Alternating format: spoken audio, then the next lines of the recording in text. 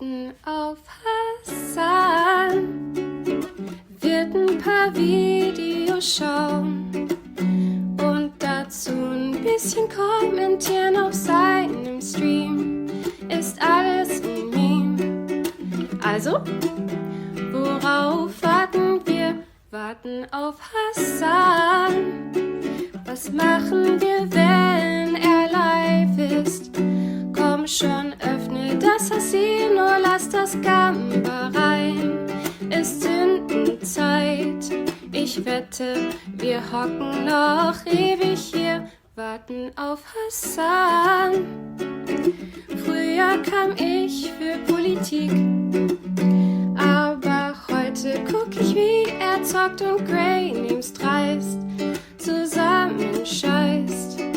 Gott, what's going on, everybody? Ich denn doch hier, warten auf Hasan. I hope everyone's having a fantastic evening, a fantastic afternoon, fantastic pre-noon, no matter where you are in the world. I'm Hasan Piker, and this is the HasanAbi broadcast coming to you live from sunny California, Los Angeles. Folks, we are live and alive. It's 78 degrees and sunny here in California, Los Angeles, and I hope all the boys, all the girls, and all the MBs are having a fantastic one.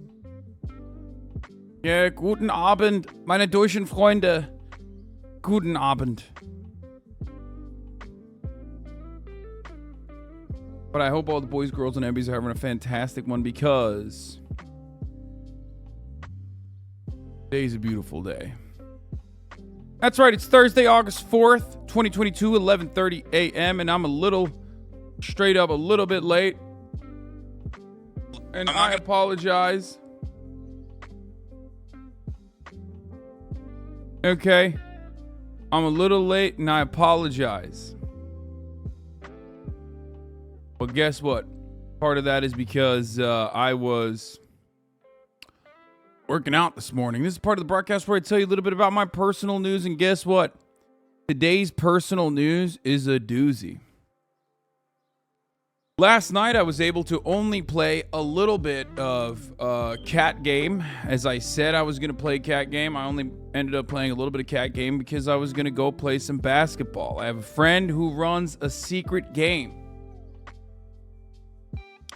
He's a baller, shot caller. You know, 20-inch rims on the Chevy Impala. Okay. And he always like... We get like indoor basketball court, which is never really like an opportunity for me. I don't really play a lot of indoor. I play a lot of outdoor, and indoor basketball is so good. So I hit him up randomly, and he's like, "Oh, actually, I was thinking about throwing on a fucking game tonight." So I was like, "Perfect." I went, and I got a couple of boys I haven't seen. Jimmy being one of them. Shouts out to Jimmy Tatro. Hopefully, we're gonna have him on the broadcast soon. Okay. But are you bragging, lol? Wait, what?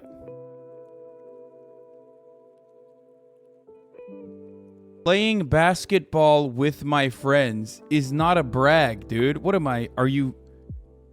Listen, if a 14-year-old is capable of conducting this exercise without very little financial acumen, it's not a fucking brag, dude. People are fucking crazy. Yeah, I got friends, bro. I'm fucking brag. I'm bragging.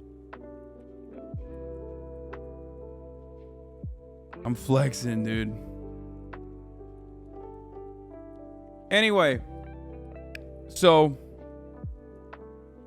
I went and I balled up, and I'm trying to get some runs in. I'm trying to get like 1,400 calories. You know what I mean? Like I'm trying to burn like at least 1,000, you know what I mean?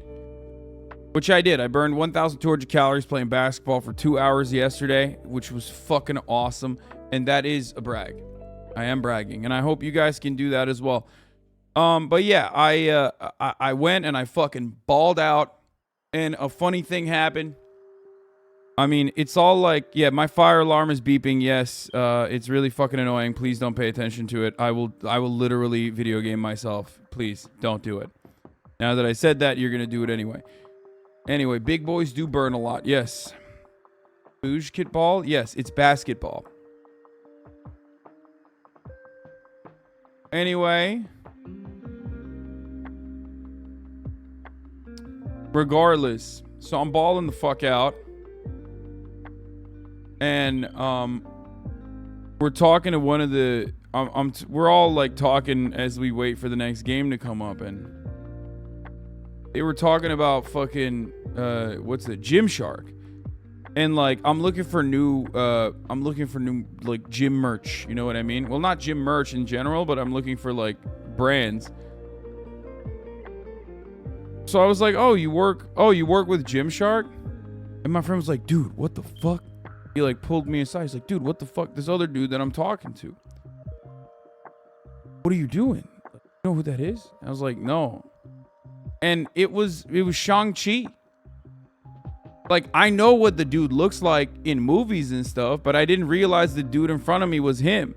So he's like, "Bro, that's like a Marvel guy. Like, you're asking him if he works with Gymshark?" And I was like, "Bro, what do you mean? That's not a weird question. I thought he was some fucking influencer guy, but like, regardless, that's not a weird question to ask. Like, we're playing basketball. We got skin on skin contact at this point. You know what I mean? We're fucking pushing each other around. You know what I mean? We're balls deep. That's a normal fucking question to ask. Also, take him down a few pegs is so dumb. That dude is literally the nicest fucking dude ever. He was not like that at all. For the record. Like, he is literally a super, super nice dude. So, it wasn't even like that. He's like a super cool guy. He literally ran up to Jimmy after we were done, and he was like, "Dude, are you..." Like, I didn't want to say earlier, but like, "Are you Jimmy Tatro?" Which was the coolest thing that's ever happened in my life, by the way. Holy shit. Like, after we balled for 2 hours, he's like, "I didn't want to say inside, but are you Jimmy Tatro?" "You an American Vandal. I'm a huge fan." That's what he said to Jimmy, which is so sick. Oh God, I probably shouldn't be leaking any of this, but no, he is really great. He's really great. And also, not only is he really great, but he's also a fucking baller, dude. He had his 2 boys with him, too. They were pretty good as well. Especially the dude that I had to fucking guard, this guy named Chris, his homie that was like around my height. But he was draining, dude. Absolutely fucking drain gang. Like he's listening to Blade. My dude was dropping threes. I was not guarding him well. It was fucking bullshit, okay?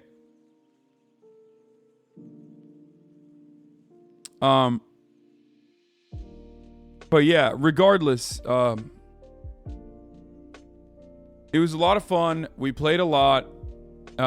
We played a lot of ball last night. That was like a fun little random story for you guys. Did you get to watch Cody's latest video on Jordan Peterson? No, because I don't have 3.5 hours. It's 3 hours long. Cody, I love him, but his videos are 3 hours long. I'm not going to watch a 3 hour long. He does, in fact, have a Gymshark sponsorship. Wait, this is literally... Is this from last night? What the fuck? No, this is from 3 days ago. He was balling. He was wearing this exact same gear. I don't know how I wound up at this workout with NBA trainer Drew Hanlon and RJ Barrett, but it was a dream come true.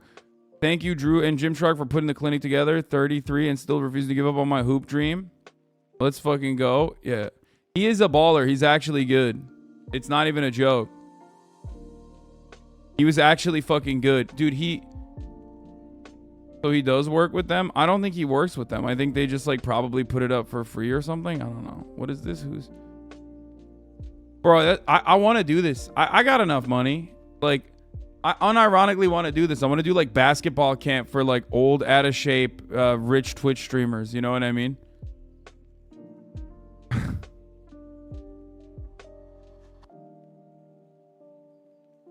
I was literally talking to my normie friends about this. Not like a Camp Canute thing. Just like straight. No, not a Camp Canute thing. This is a long time ago. This is something I've talked about before because like I guess Drake has like a basketball trainer. And I was thinking to myself, like, what stops people from fucking... What stops people who are like older from like doing basketball camp? You know what I mean? Oh, bro, the mental illness is high today. Oh my God. Wow, dude. Whoa, look. There's like people saying Mein Führer in the chat and shit. This guy goes, "Rich ones, huh?" Not your average Twitch streamer. Yeah, dude, that's what I meant. I have so much disdain. Only the rich ones, brother. Yo, we got some good ones today in the chat. I mean, straight up. Back to back, dude. Back to fucking back.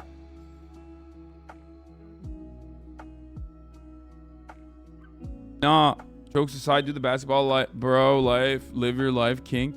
No, my point was like, what do you call it? Like, you go to basketball camps when you're younger, right? Like, what's stopping you from doing similar shit when you're older? I guess bad knees. That's a big one. Injuries. Anyway, regardless, so something to consider. Okay, what is this Canute on Hasan? I've even been training with Hasan in 2019. Should be said, it wasn't my hardest workout. It was a light one. It was his workout. But I used to be a leisurely workout boy for sure.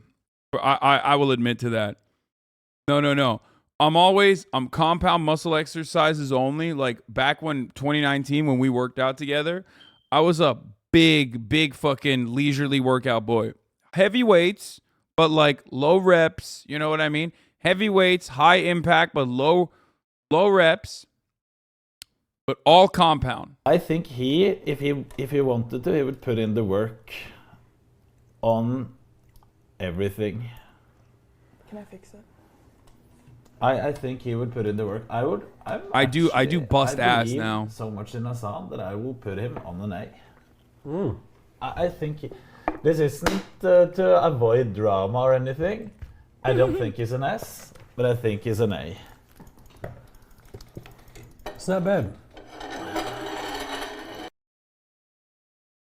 Is that not good? I do that? Oh my God, I've never heard him talk. Only your impression of him. Thought you were exaggerating, but it was spot on. That's the funniest thing. That's the funniest thing that people think that like I exaggerate Knute's accent, but like he actually sounds like this. And it's also not even just Knut. This is just how the average Norwegian speaks. Norwegians always talk like this. And it's not because of just Knut. It's because I watch so much Norwegian comedy. And they always do the sound editing both in Norwegian and also in English.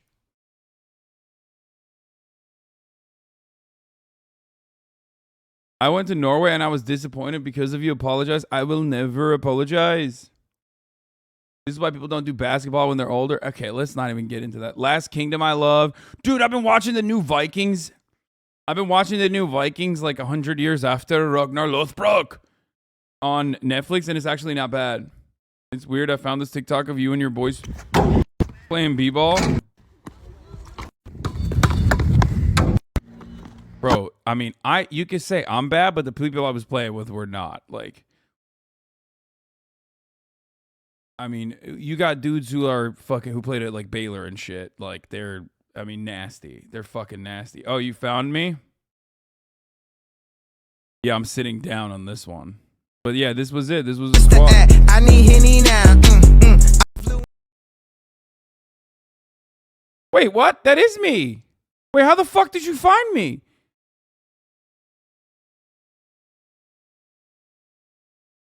How the fuck did you find me playing?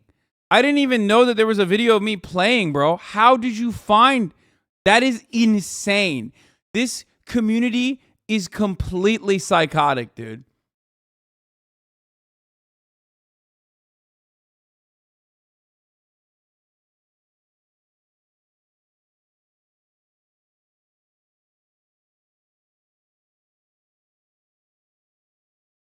This is what, dude, Austin Mills is so fucking nasty. Look at him. Look at him. Dude, when he look, when he runs down the court it's like a ballerina, dude. I hate that. I'm so jealous. Look at how graceful he is. Like, he just doesn't even he just doesn't even fucking he moves like it's nothing for him.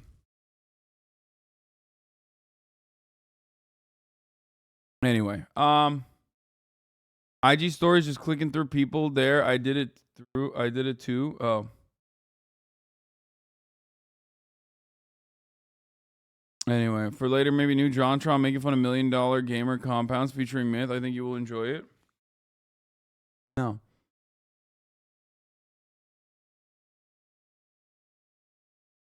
Did you see DeSantis, Andrew Warren suspension? Not yet. What is this? XQ's ready for Camp Canute? I see. Uh-oh. Yo.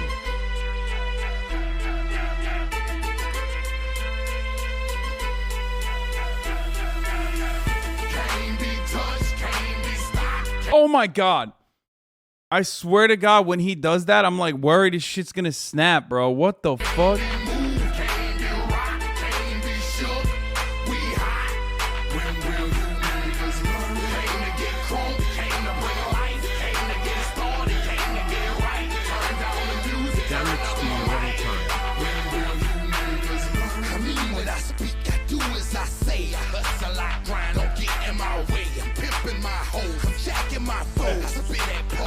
I've never seen a thigh gap like that, bro.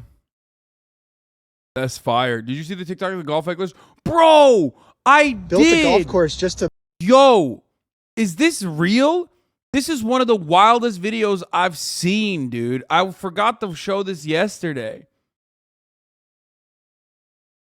That's not a gap. That's a gulf. Bro, there's no way, dude. This is one of the most insane fucking TikToks I've seen. Hold up. I was going to show you this yesterday. Okay. We're going to get to the news in a second. Okay. We're going to get to the news in a second. I'll blast off in a second after these 3 TikToks. Okay. How about that? And then why is that golf ball putting a smaller golf ball? Oh, good one. Ayo, thank you, Themasius, for the fat playlist, for the big one. Okay. Here. Chat, look at this shit.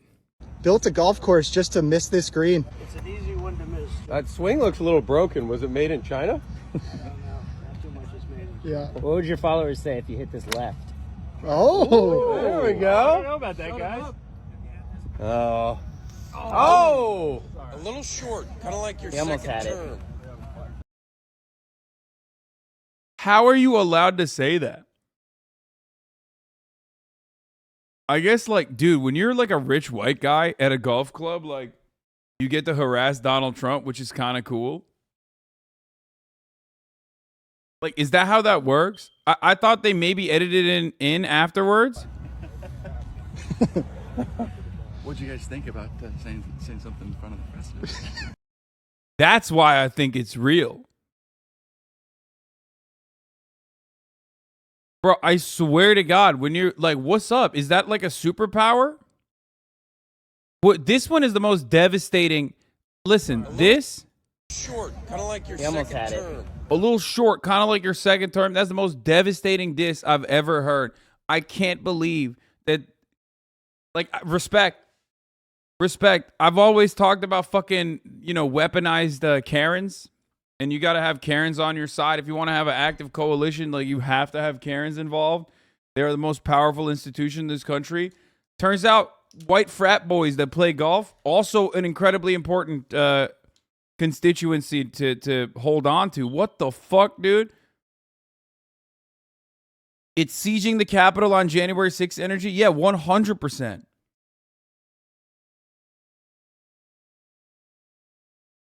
It made me think, like, how much money do they fucking have that they get? Wait, what the fuck? I know who that is. He ain't rich. He's broke as fuck. That's Blake Vapes. It's Aristotle. What the fuck? Why are we here? Why are we here? What are we doing? Why are we here? There's like our whole career is how do we keep getting invited back? Yeah. We don't know. I don't think we're going to be invited back. No. Yes, we will. We're doing. Okay, We're okay. doing a great All right, job. well- Oh, I didn't realize. I thought they were like legit. I thought they were like legit fucking. Yeah. I thought that those guys were like legit like white boys who fucking go to the country club. I didn't realize it was just like comedians that were invited to the event. Okay, we'll look at all this in a little bit. What is this?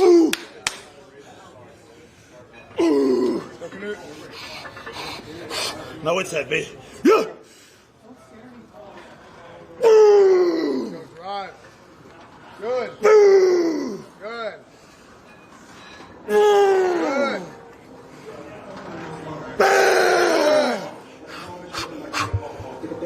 Bro, this is porn. For me. Good.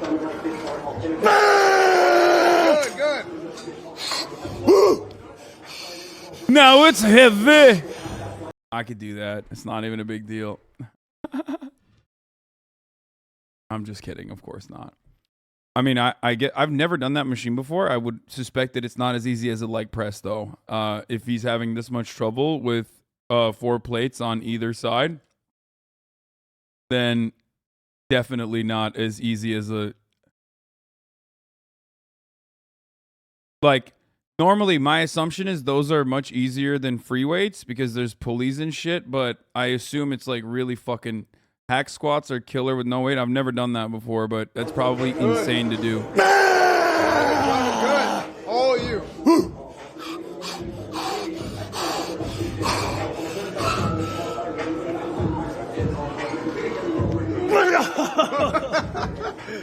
That was over.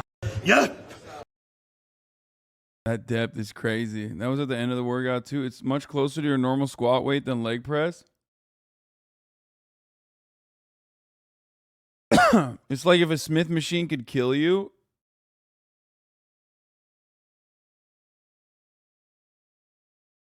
Yeah, I've never done that before. It doesn't matter. I'm just like, I know that Canute is an incredibly powerful being. So if he's having a hard time with that, my immediate assumption is that it's not that the fucking, look at your tier. We already saw. It's not that the fucking the workout is. Or it's not that Canute is weak, it's that the workout is really fucking hard. That's my immediate assumption.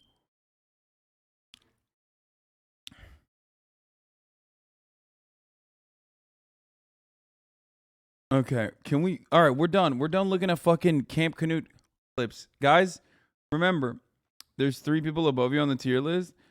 I don't care. It's okay. They're right. I like fun too much. I'm a hard worker.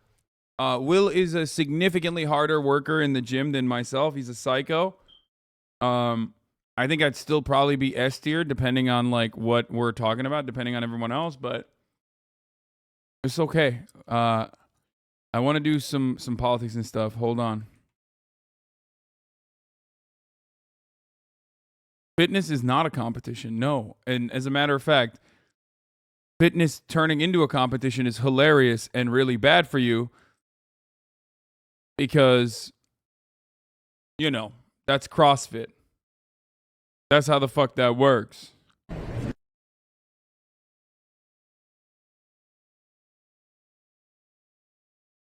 All right, who's got a fucking good blast off meme for me?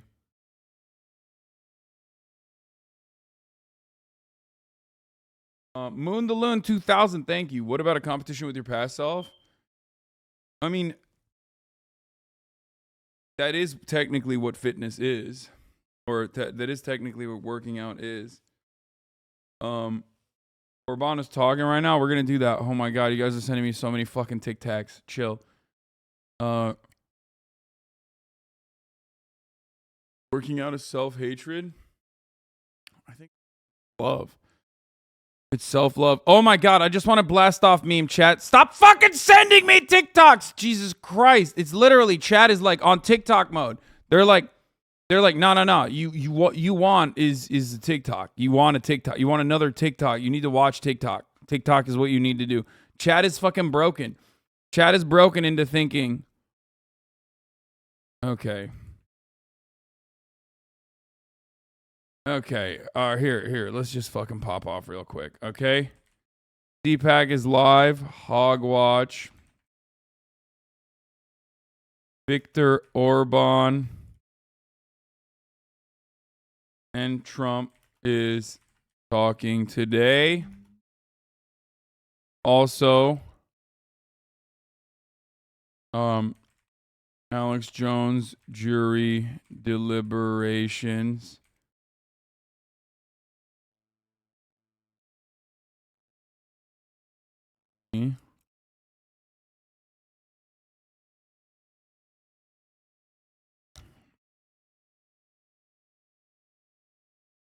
How about instead of worried about fitness competitions, why don't you fit in this ad break at the top of the hour? Dude, it's 30 minutes in. I'm not going to fucking run the ad break right now.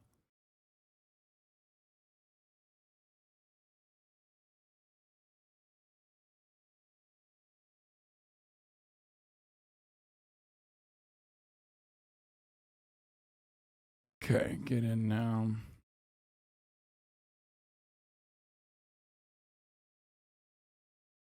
Okay, here you go. Blasting off. Blasting off. Blasting the frick off, dude. Decided to 1v1 my girlfriend on National Girlfriend Day.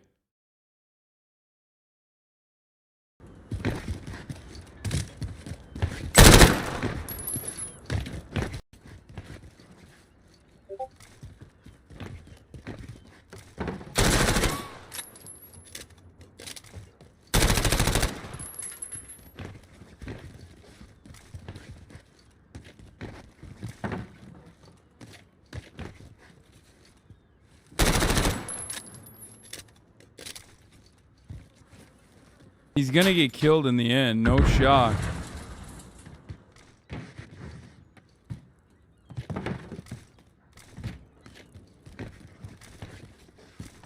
What is he doing, dude? Why is he such a fucking sweat loader?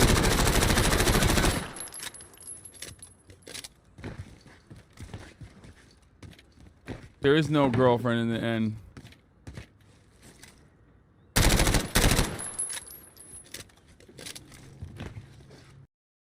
Oh. I was waiting. I was waiting. I was waiting. I literally thought that there was like something was gonna happen. I was wondering like how she's able to so expertly fucking evade when he's doing full coverage. I don't know if you're interested for later Love Island playlist for you because you said you want one, maybe. Anyway, here, there we go. Fucking blast it off. Come on, chat. What is this? Juice this shit. What are you doing?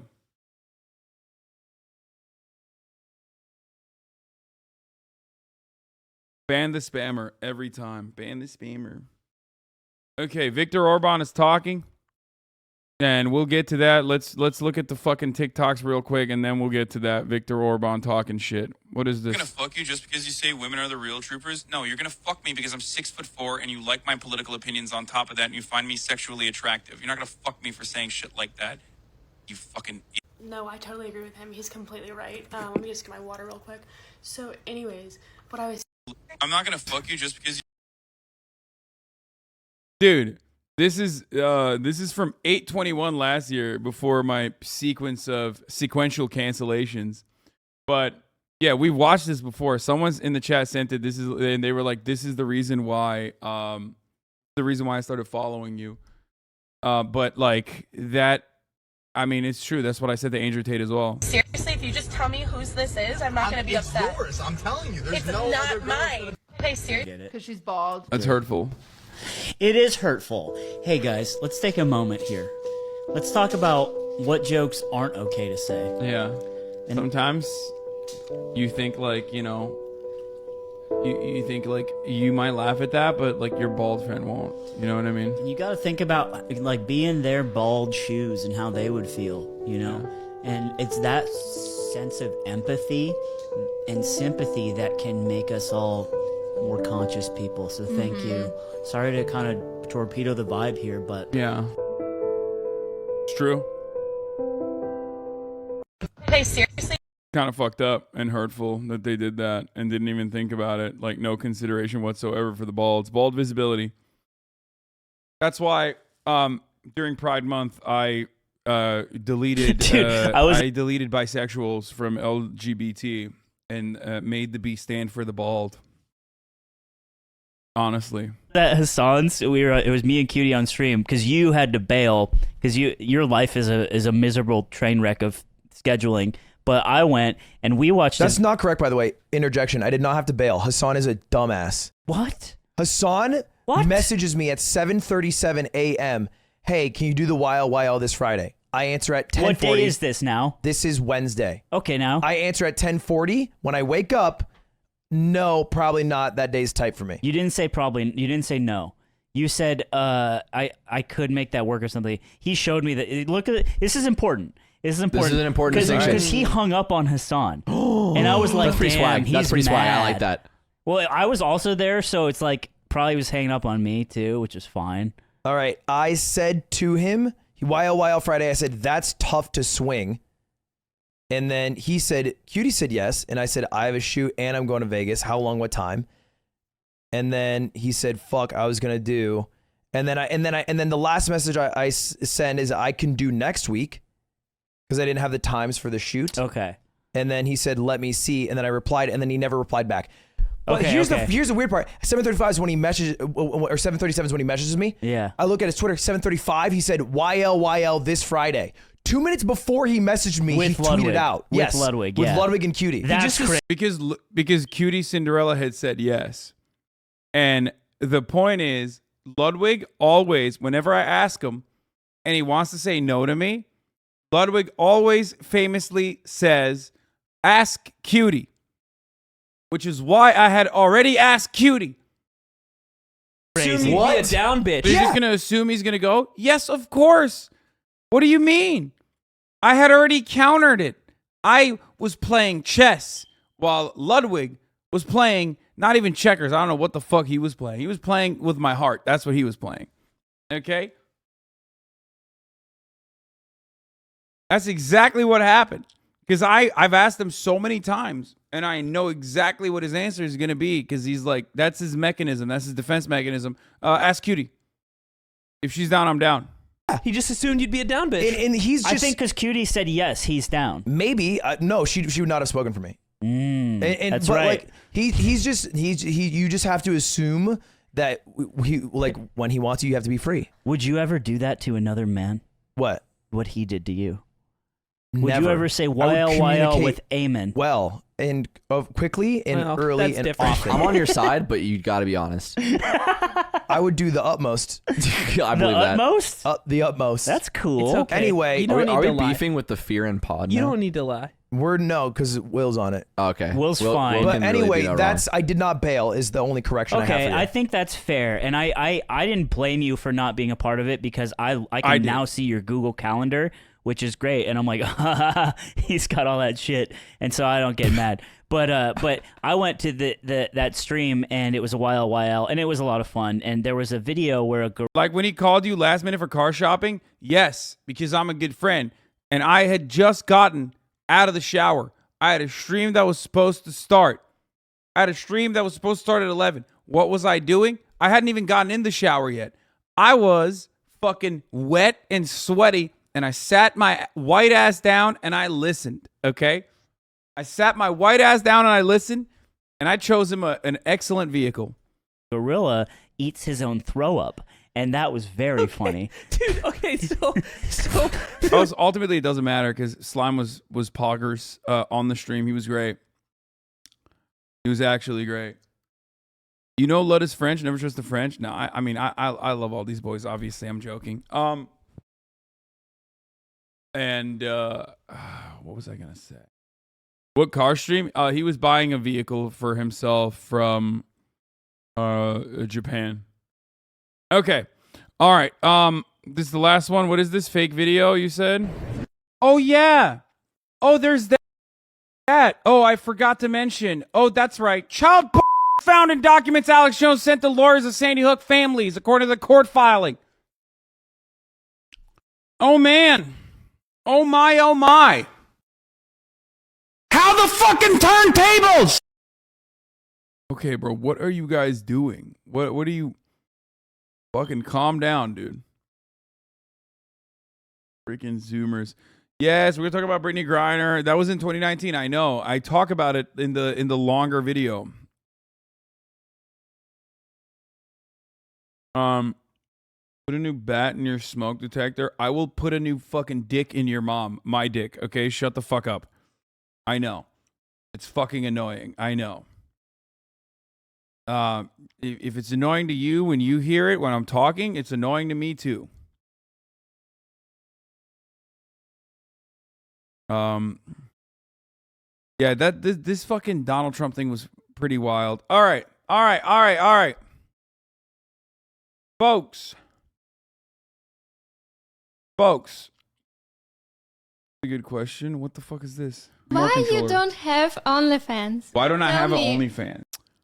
Bro, I told this motherfucker, yo, Austin Ox, let's post podcast clips on my fucking TikTok. And he instead, took the memo and posted it on his? What is happening? That's a great question. Yeah, Hasan. This is a question on everybody's mind. Yeah. I'm not even kidding. Like, This is my first question I asked you when we were hanging in real Yeah, life. you're so big and so handsome. Why? I am. Yeah. Thank you. Thank you. More Why you controller. don't have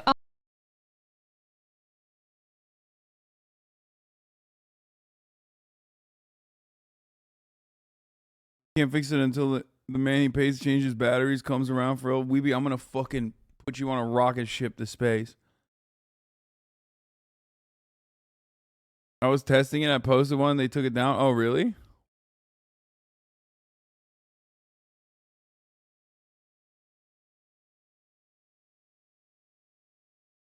Okay. Viktor Orban is 3-time champion. I saw Austin Ox's thing. Why don't I change it? Because I don't know where the fucking batteries are.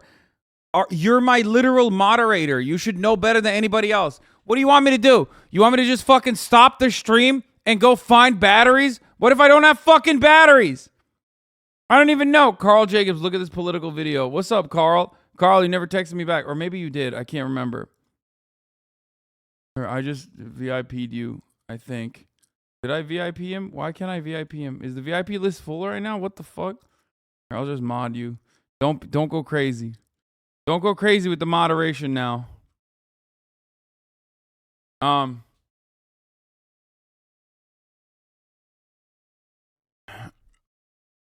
He was already VIP? Okay, well, anyway, god damn it. I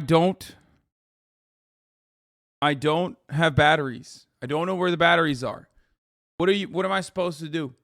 You want me to fucking end stream right now? Go look for batteries? Go search for batteries? We haven't even gotten an hour into the stream. Is that what you want?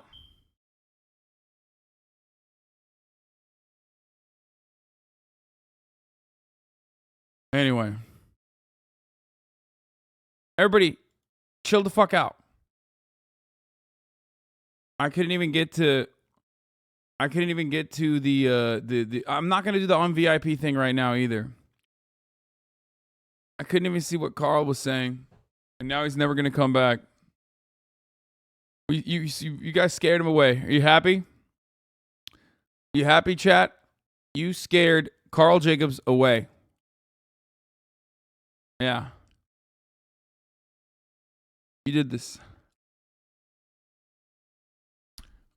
Anyway.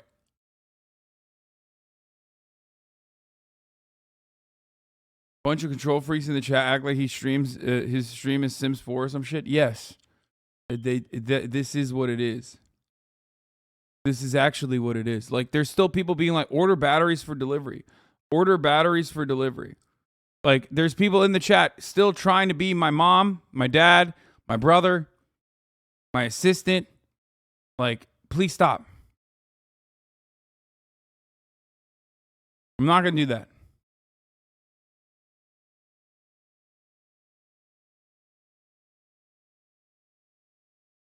Anyway.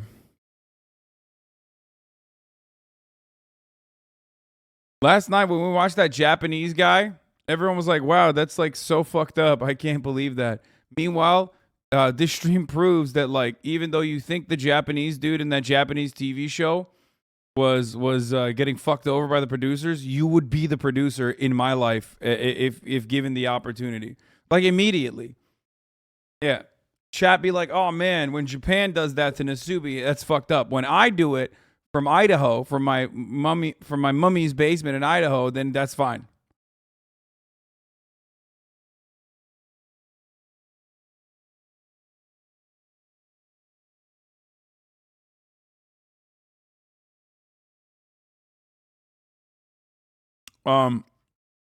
Yeah, Biden administration has declared the current monkeypox outbreak to be a public emergency in the U.S. I don't even know what the fuck that means.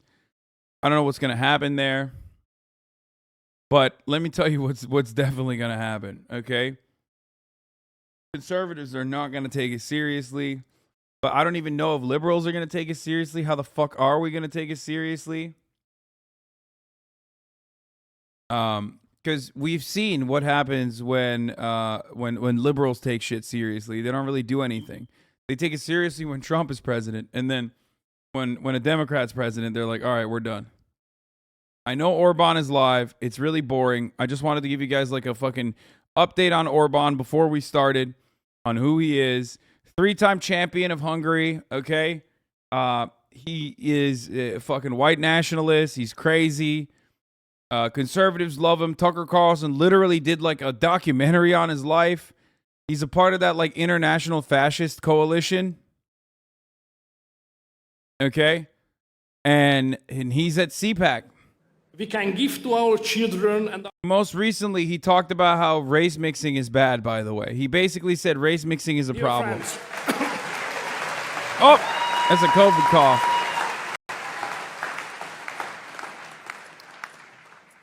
Let's move on family policy, which is the heart of our politics. Progressives claim all over the world that families should not be protected. In Europe, they say there is no such thing as family, because love is love and family is family. If you cannot define family, nothing is a family. Add subtitles, I'm deaf. I mean, it kind of is once you consider how bad genetic diversity is for you. Are you okay, man?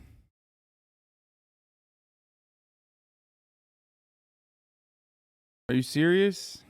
Forget to put a fucking /S on here. We know that family is the place to transfer the values of parents to the next generation. If traditional families are gone, there is nothing that can save the West from going under. Therefore, last year in Hungary, we spent more than 6% of our GDP on family policy. All subsidies are already available to families following conception. Families automatically get tax breaks. Wait, what the fuck? The state takes over your student loans after your third Bro, child. does he know where he's at right now? Why is he talking about this? From paying personal income tax. Republicans are not going to like that, dude. After the birth of their fourth child. Republicans are be like, wait a minute. To extend the same zero tax policy for mothers with... I guess they're talking about it as like tax breaks, right? So, they're not talking about it like If subsidies. you are not married yet, you should immediately find a Hungarian wife. In the last 10 years, ladies and gentlemen, the last 10 years, the number of marriages has doubled and the number of abortions has halved in Hungary. It's not a bad start.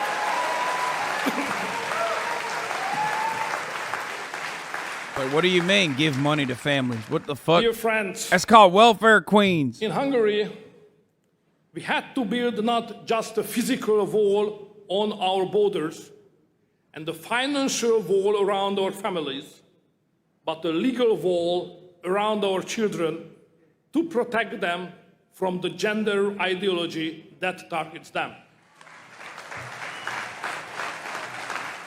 Let's be clear, they think that parents should follow the progressive way of parenting. If they refuse to do so, they should be forced by the state. We Hungarians know this old communist trick and we reject it. Hungarian people rejected sexual orientation programs in schools without parental consent at a referendum again. Never before has there been a referendum in the long history of Hungary Wait, where such a huge majority of without people parental said no to consent? gender or anything. Now the Hungarian constitution protects families and children. Let me quote a few sentences from our Hungarian fundamental law. Our constitution reads, "The family and the nation constitute the principal framework of our coexistence. Hungarian state institutions are obliged to protect the Christian culture of Hungary. Hungary shall protect the institution of marriage as the union of one man and one woman. Family ties shall be based on marriage or the relationship between parents and children. To sum up, the mother is a woman, the father is a man, and leave our kids alone. Full stop, end of discussion."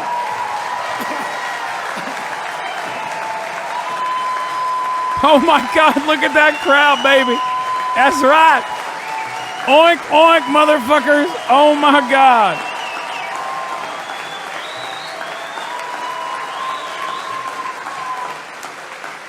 They're giving him a standing ovation. I'm getting up from my mobility scooter, Bertha. Hold me.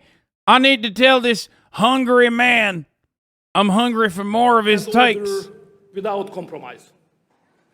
We decided we don't need more genders, we need more rangers.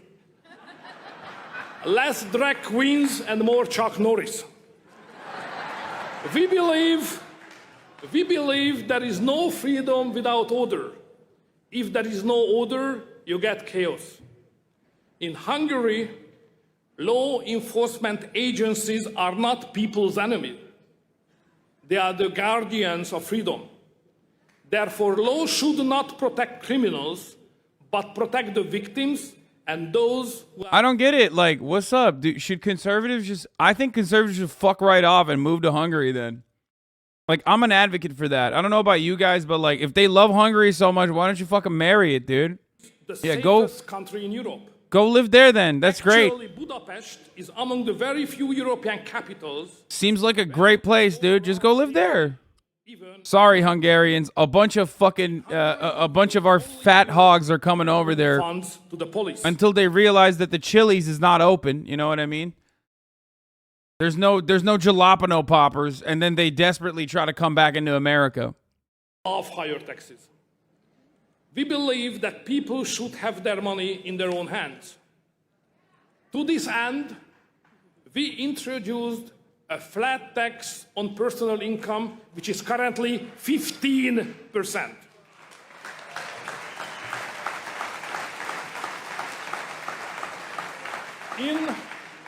In just 10 years' time, we reduced the tax wedge by 10%, which was the biggest tax cut in Europe. We have the lowest corporate income tax in Europe, which is flat, 9%. With this low corporate income tax last year, we had a 27% investment rate, which was among the best in Europe. Just recently, we came under fire again when we went again. Yeah, someone should ask what the VAT's at then. Yeah, European countries oftentimes hit the VAT pretty hard. I don't know why he's saying like corporate taxes are super low. Hungary is the last man standing.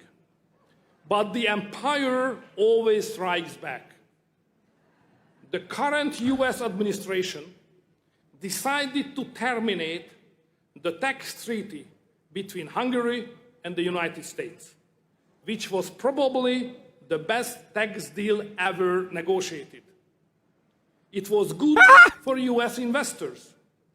Dog, Hungarian VAT is at fucking 27%. I think it was That's their standard VAT of the left. Okay? Because the US Treasury, these motherfuckers out here being like, oh, we take down the corporate tax rate. It's like, okay, well, that's not your main fucking funding mechanism anyway. Shut the fuck up. Anymore. Funny, isn't it? Ladies and gentlemen, finally, we need to talk about the war. The war. All the Amerifats saying, what the fuck's a VAT? VAT is a value-added tax, okay? Same with Turkey, same with a lot of European countries. There's a lot of fucking value-added taxes, the tax you get hit with. It's a sales tax. Currently, more than 10,000 refugees every day. The majority of these refugees ventures further into Europe, but 1 million people entering a country of 10 million is a lot. In my view, the globalist leader strategy escalates and prolongs war and decreases the chance of peace. Without American-Russian talks, there will never be peace in Ukraine. More and more people will die and suffer, and our economies will come to the brink of collapse.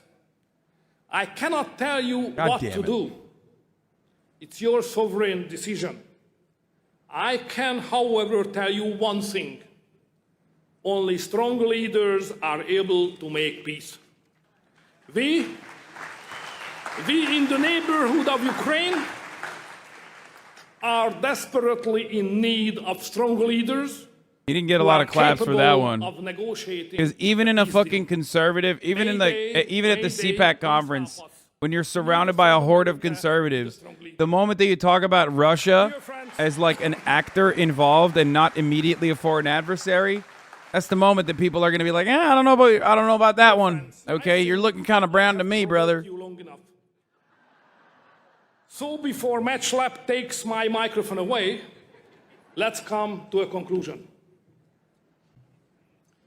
The world has several great nations, but none with the power and influence of the United States. Guys, I've never seen Gru or Minions or Despicable Me memes and shit, so I don't know. Stop saying that this guy is exactly like Gru, okay? I don't know. I don't know what that means. The future of the West is in grave doubt. We in the West have not faced a crisis like this for a long time. The ideological wars of the 20th century against the totalitarian powers of Nazi Germany and Soviet Union were terrible. But democratic West rallied and defeated them both. Now the West is at war with itself. We have seen what kind of future the globalist ruling class has to offer. But we have a different future in mind. The globalists can all go to hell. I have come to Texas. Bro, what do you mean the globalists can go to hell? You're the Hungarian... Bro, what is so funny about this is that he's the Hungarian leader in America urging Americans to talk to the Russian leader about the war in Ukraine, and then immediately after goes, the globalists can go to hell. Just say Jews, man. Just say fucking Jews. We know what you mean. You ran on it. We know what you mean when you say global. You're a fucking globalist, idiot. You're doing globalism. We know what you're talking about when you say the globalist. What do you mean? You are engaging in a globalist act right now. Why the fuck should any of these diabetic, geriatric, mobility scooter riding motherfuckers care about what the fucking Hungarian leader has to say?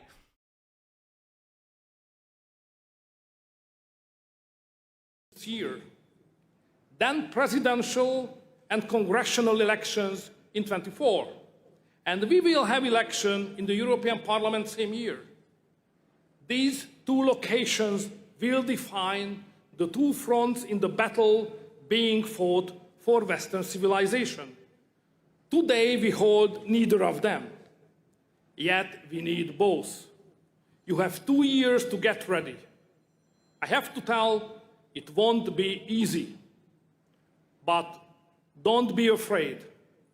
Just believe in Saint John Paul's, the Polish Pope's teaching.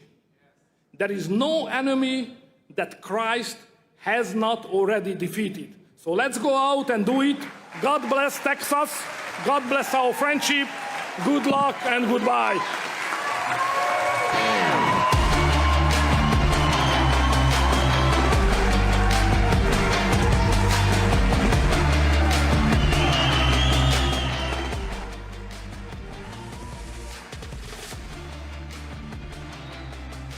Also, this anti-globalist leader collects more EU welfare dollars than any other country other than Poland, the other anti-globalist EU country. Bro, they are literally Poland and Hungary. And the way that they govern themselves in the most reactionary ways are identical to the way that red states govern themselves. Do you get it? Do you understand? That's exactly the same. It's like red states being like, I hate federalism. Meanwhile, like they literally cannot survive without federal government. Without the federal government giving them tax dollars that they're getting from, like, you know, fucking California and shit. Yeah, it's Europe's Mississippi and Europe's Alabama coming in to Texas or wherever to Dallas to talk about how great it is to be Europe's Alabama.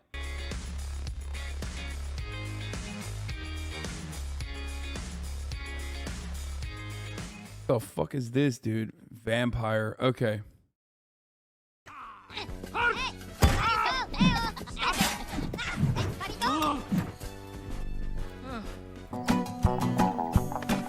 What, does he talk? Okay, that's enough, little girl. Let go of my leg. Come on, you can do it. Just release the grip. Wow.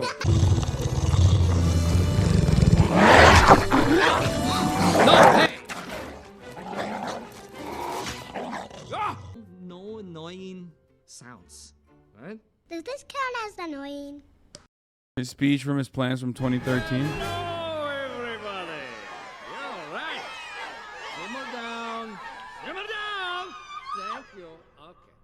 Now I realize that you guys have probably heard about this other villain who stole the pyramids. Apparently it's a big deal. People are calling it the crime of the century and stuff like that.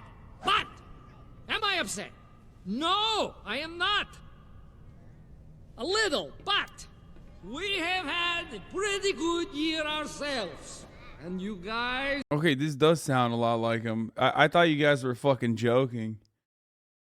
Bro, this straight up, yo, that's fucked up that the Minion franchise just ripped Viktor Orban. This is literally just CPAC. Are all right in my book. No raises. You're not going to get any raises. What did we do?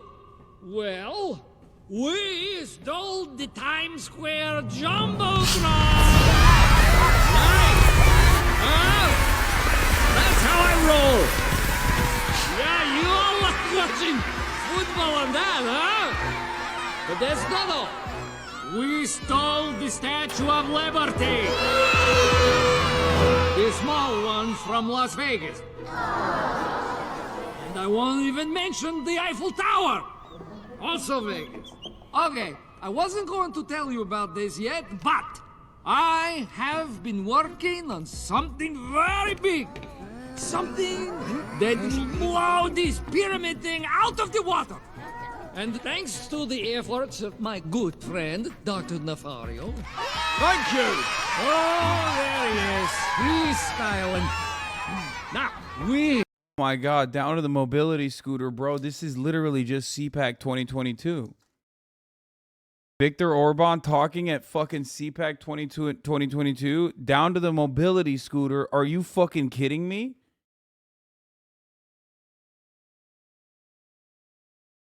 Wait, weren't you calling the Sandy Hook children liars today? Shaking my head, fake news. Wait, what? Stop.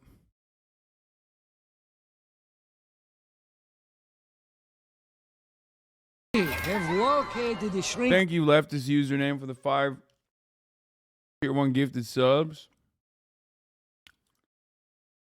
Allowing 5 people to no longer see the middle of the hour ad break. That's right, we're doing bottom of the hour ad breaks today. Get fucked. Okay. Also, minions canonically serve the biggest villains in the world, so very much CPAC. Ray in a secret lab, and once we take this shrink ray, we will have the capability. Okay, we got it. Minions, dude, yeah.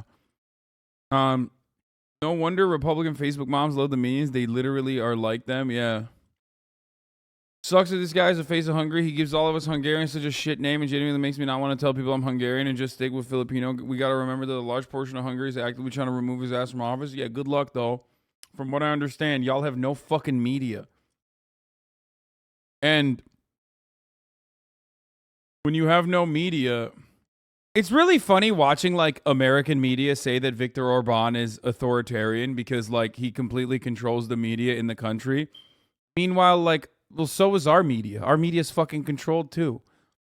So like, while technically it's a free election, like, well, it's being, you know, heavily influenced by the media itself. And it's like, okay, well, you know, this is America. Not so different, is it?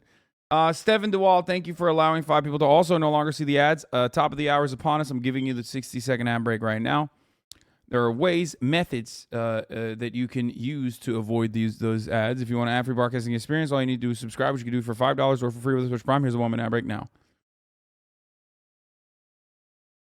Level of control is much more hands-on, though. Osman. Yeah, no, totally. Can you increase the noise gate? We can hear you chewing sometimes. Please and thank you. No, but I will ban you, though, for a week for you to think about that a little bit instead. Especially because, like, I know for a motherfucking fact that, like, the chewing noises are so marginal. If you are if you're hearing the chewing, you're looking for it.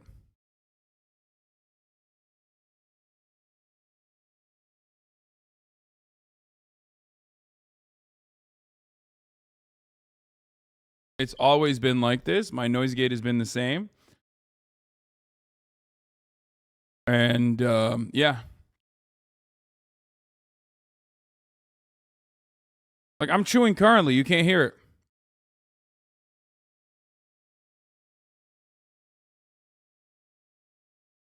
So shut the fuck up.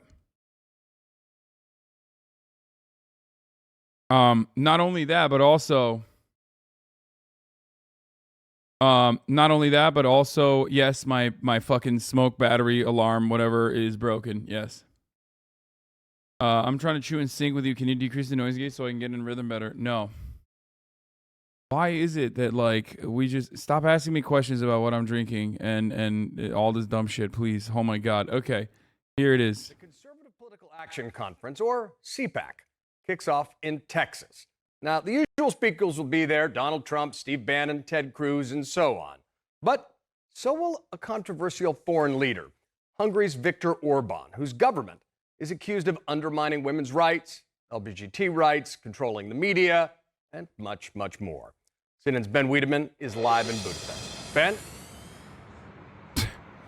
Wait, why is he in Budapest? Why did they... Wait, what? Orban's in America, so we sent the guy to Budapest. What?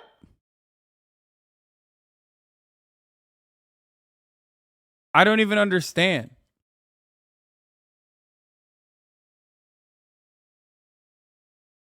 Like, he's familiar with local politics, maybe? Yeah, probably.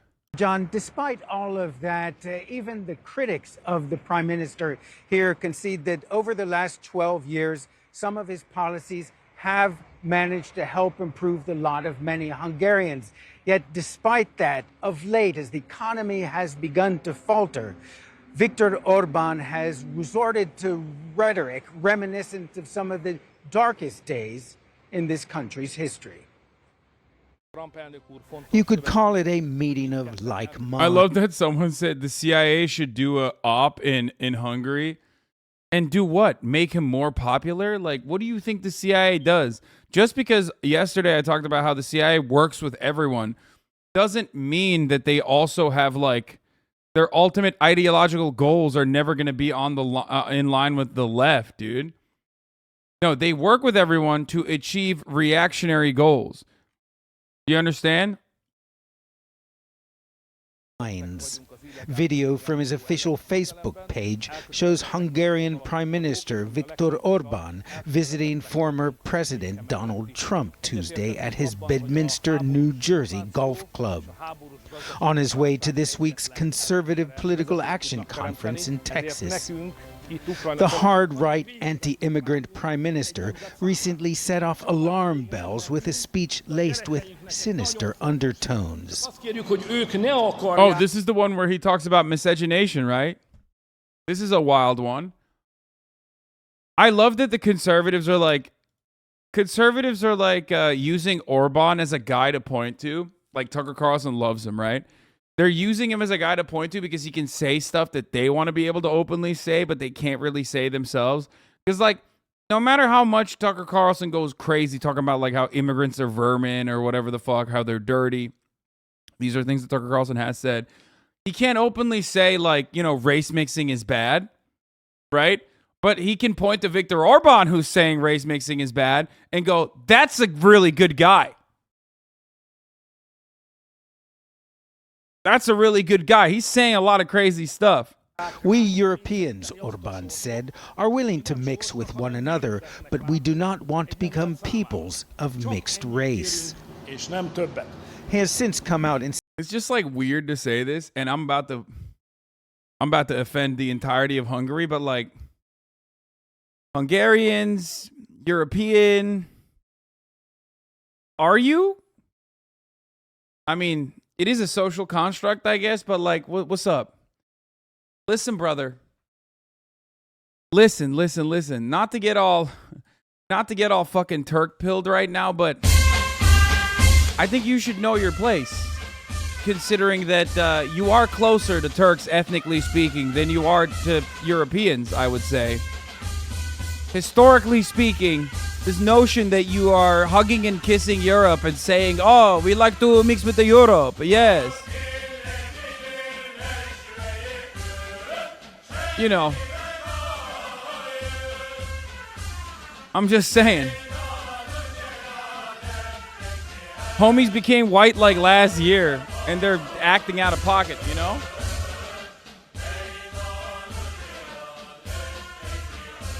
They are close to Finns from Finland. Okay, same with fucking Finns. What do you mean? Oh, I'm sorry. Oh, close to Finns like in Finland? Oh, shit. I didn't realize. That extends to fucking Finland, too. Shut the fuck up. They are closer to the people of the steppe than they are to the fucking Europeans and the Anglo-Saxons and shit like that.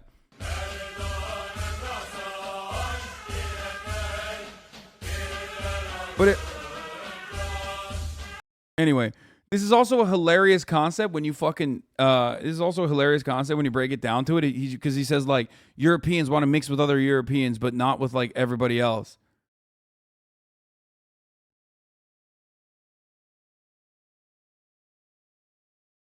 This is like when the white kid gets accepted by the black kid group and acts crazy.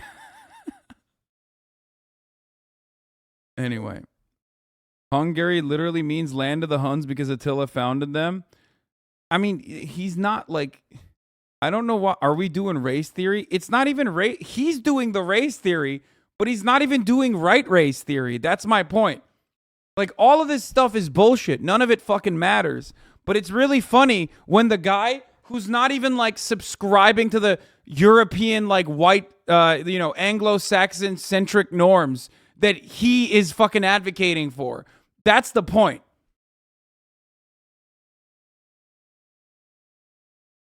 He quite literally comes from a incredibly diverse, multi-ethnic society. Okay? Now, our understanding of race in contemporary history revolves around like the Portuguese and then the American understanding of race, you know, the American adaptation of the Portuguese slavers' understanding of race. But that is a more complicated conversation. We're not going to have that conversation. What he's trying to fucking say currently is literally just that, like, the European, we want to mix with European. Like, he's using that.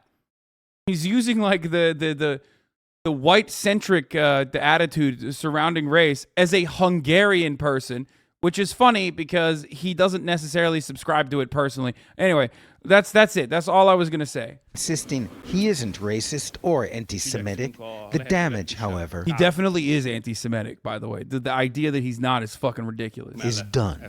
Viktor Orban's talk about most of this, we don't want to mix, originates from the fact that Hungarians have never actually won a war. All the L's we took throughout history have made this national pride, literal Nazi racism, kind of the way to go. You can see it live and alive when you come to the U.S. and talk to fresh off the boat Hungarians. Yeah, it's just funny to be like, Hungarian and be like, no, we do not want to mix. It's like, bro, what are you talking about? Like, who haven't you mixed with? You know what I mean? Like, my point is, if I'm the sluttiest person at high school, I would rather probably want to fucking, advocate for sexual liberation rather than just be like, yeah, it's actually the worst thing you can do. Okay? The worst thing you could do is have sex with people. For Hungary, that's the point. They are an incredibly diverse people. And the idea that like it's the idea that it's there's like this Aryan based or fucking Eurocentric racial construct that they want to abide by is a ridiculous one.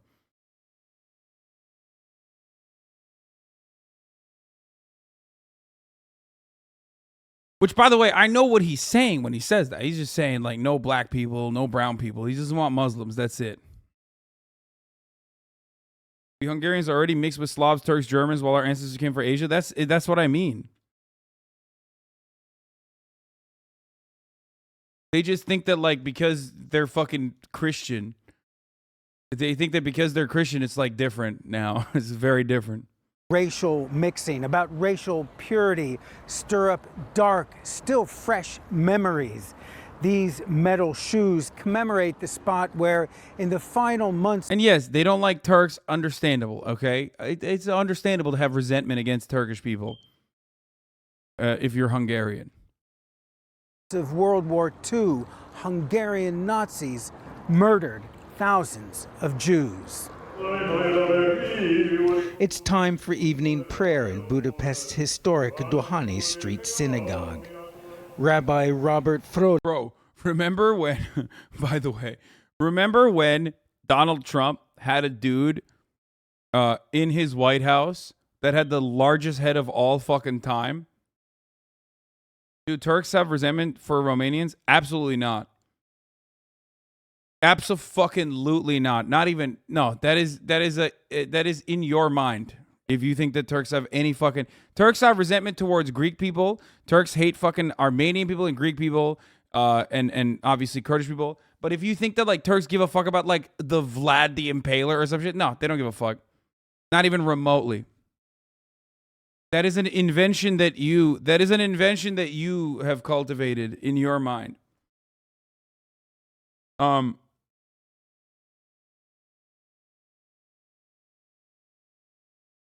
But, which is weird because Romanians have resentment for Turks. Of course Romanians have resentment for Turks. Because, you know, the Ottoman Empire fucking spanned across that entire area.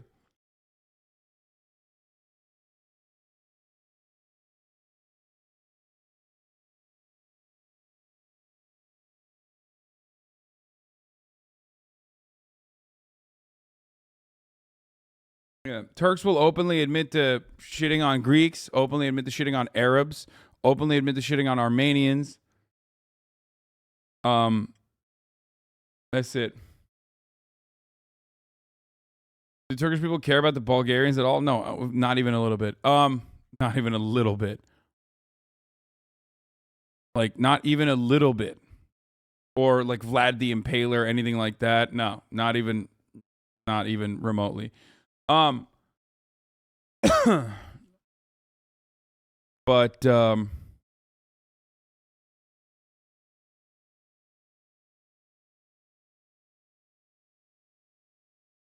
yeah, so remember, the point I was going to make is, remember when Donald Trump had Sebastian Gorka in the White House, and he literally, on Donald Trump's inauguration, wore a Vitesse Rend pin that his father had? Just remember how they were on the site of where all those Jews were massacred? Yeah, that's Sebastian Gorka's grandfather, or his father, actually. Nazis murdered thousands of Jews. That's like an American dude wore a fucking pin celebrating this action. Okay? An American in the White House wore a pin celebrating this action.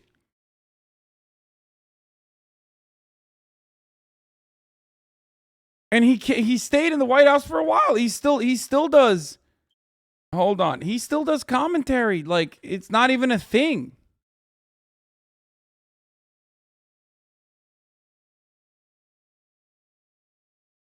Sebastian Gorka made Nazi-linked Vitesse Rend proud by wearing its medal. Controversy has swirled around Sebastian Gorka, the president's top counterterrorism advisors, ever since he's a top counterterrorism advisor. Bro, what's he going to do? Fucking... They make him the top counterterrorism advisor because he has the largest head? What is he going to headbutt every fucking head of a terror cell? Is that how he's going to... How is he the counterterrorism advisor? Okay. Anyway, ever since he attended the president's January 20th inaugural ball wearing the honorary medal of Hungarian nationalist organization Vitesse Rend, NBC News traveled to Hungary to dig deeper in the Gorga's ties of the group, speaking with members of the organization as well as locals who knew him when he lived there.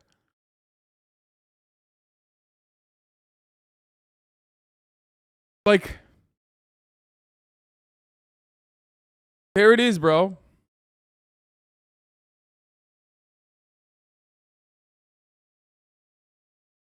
Man, this shit was, 2016 was fucking wild, bro. They were just like straight up saying that they were Nazis and stuff. It was crazy.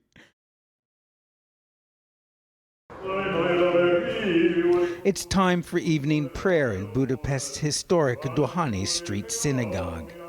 Rabbi Robert Frolich says Orban's words hit too close to home. You saw the small congregation here who come here every evening, every morning to pray. They are older people. Most of them are Holocaust survivors. And they are worried. They heard this before. And it didn't end well. Often described as an authoritarian, Orban has been in power for the last 12 years, re-elected in April. His economic policies have won him support, but with inflation rising, that's beginning to change, says economist Zoltan Pogatsa.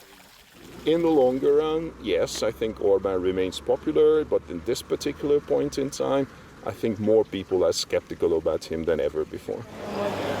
In Budapest's central market. By the way, this is one of the things that people don't understand, even about Turkey as well. And I know Hasan always bringing shit back to Turkey, but it's like these dudes, regardless of how fucking right-wing or how reactionary or how authoritarian they are, will often have a fuckload of people that like counter him, right?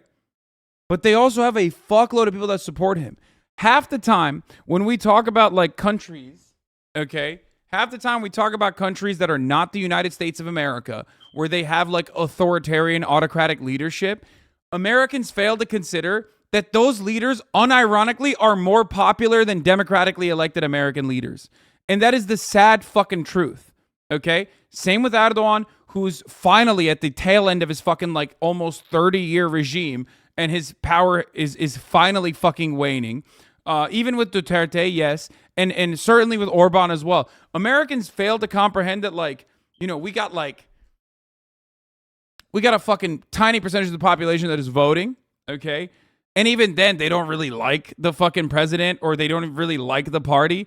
Meanwhile, when you look to countries like this, they got ride or die homies that are like, no, I love this guy. I fucking love this guy. Yeah, same with Xi, same with fucking Putin, same with Recep Tayyip Erdogan, and certainly same with Viktor Orban as well. So don't try to comprehend this with like an American perspective. If you're trying to understand like these guys, how do they get away with being so authoritarian? Is it the authoritarianism that is like leading to them being so popular? No, outside of the flow of information being carefully controlled, same with Turkey and same with Hungary as well. Outside of the flow of information being carefully controlled, these guys are also popular. Now, it might be because they are controlling the information carefully, but there is definitely genuine momentum and genuine support for people like this as well. Opinions vary. To be honest, Viktor Orban is not... And by the way, I don't mean like Donald Trump. I mean like popular, okay? You have never seen, as an American, in your lifetime, you've never seen a popular leader, okay? You've just never seen a popular leader. Like maybe George W. Bush post 9/11. For the brief moment. Like that's a popular leader, okay? Like we're talking 50% of the country unconditionally supporting this person. That's like FDR. I thought Turks didn't really like Erdogan. No, dude. The Turks in this chat don't like Erdogan because they're Western-facing Turks. Of course, Turks in this chat don't like Erdogan, but Turkey is so much larger. It's 90 million people. Yeah, go to Trabzon and see if they fucking like Erdogan or not. You know what I mean? Like,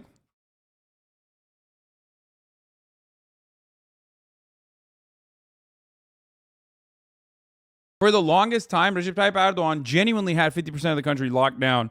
Then he had to build a coalition with MHP, with the ultra-nationalist party, to maintain a 50% coalition. And even then now he's like pretty fucking popular. Donald Trump was popular like that, though. I don't like him, but still, no. Bitch, Donald Trump couldn't even win the popular vote. What do you mean Donald Trump was popular like that? Get the fuck out of here. You guys have no clue what this means, okay? Donald Trump lost the popular vote to Hillary Clinton. What a fucking loser, dude. Can you imagine losing the popular vote to Hillary motherfucking Clinton, dude? Y'all are clueless. This is on a different level, okay? The only reason why I'm describing this to you, and that same divide between rural and urban voters exists in places like Turkey as well. By the way, if you're an American, I'm trying to explain this to you in American concepts. Like, you look at like motherfuckers living in like, you know, Arkansas and shit, and you're like, why do they like Donald Trump or can land vote or whatever? Now imagine if there was enough people that actually were fucking voting.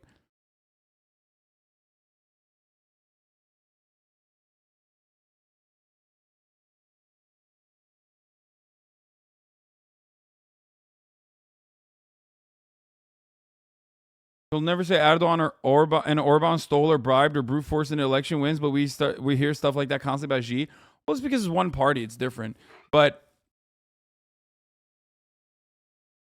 basically, the approval. That's why I said in our lifetime. Stop saying Reagan, Chad. I'm talking about our fucking lifetimes. Most people. What do you mean? Who was around during Reagan? Like, what the fuck? How many people in this chat were around? I know you guys are going to say, yes, me, but like, what the fuck?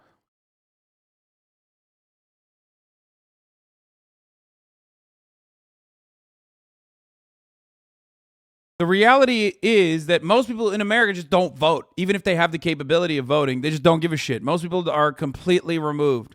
And that is by design. They're completely removed from political action, taking political action in any meaningful capacity. They have no history. They have no association of with any semblance of political action.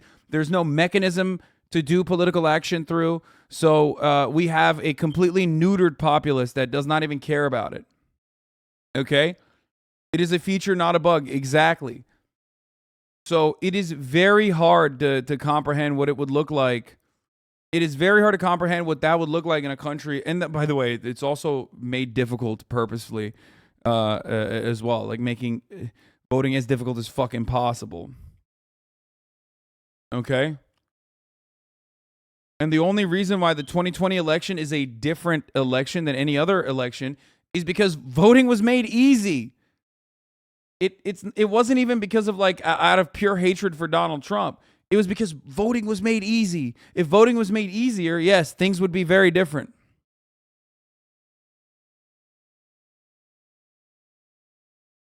Like in our own country. Margareta Krajnik, the butcher, begs to differ. Viktor Orban is doing everything for his people, she says. He loves his people.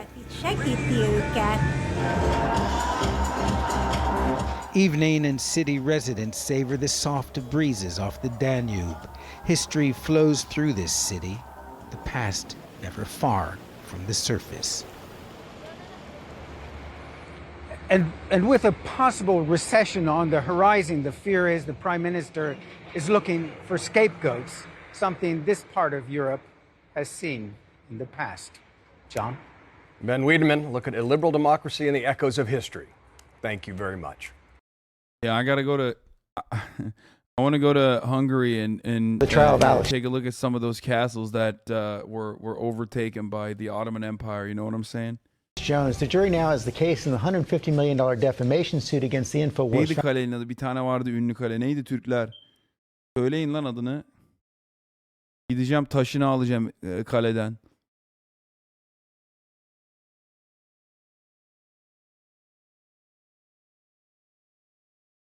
Founder, and this morning, there are new questions about whether his lawyers may have made a big mistake, revealing text messages apparently showing Jones. Okay, this is the best part. Okay, let's get to the best fucking. Let's get to the absolute best, most goated. Absolute best, most goated fucking shit. Okay. Get var kalesi? Bilmiyorum, belki olabilir. Friend of the show, Alex Jones, is in a little bit of a trouble, okay?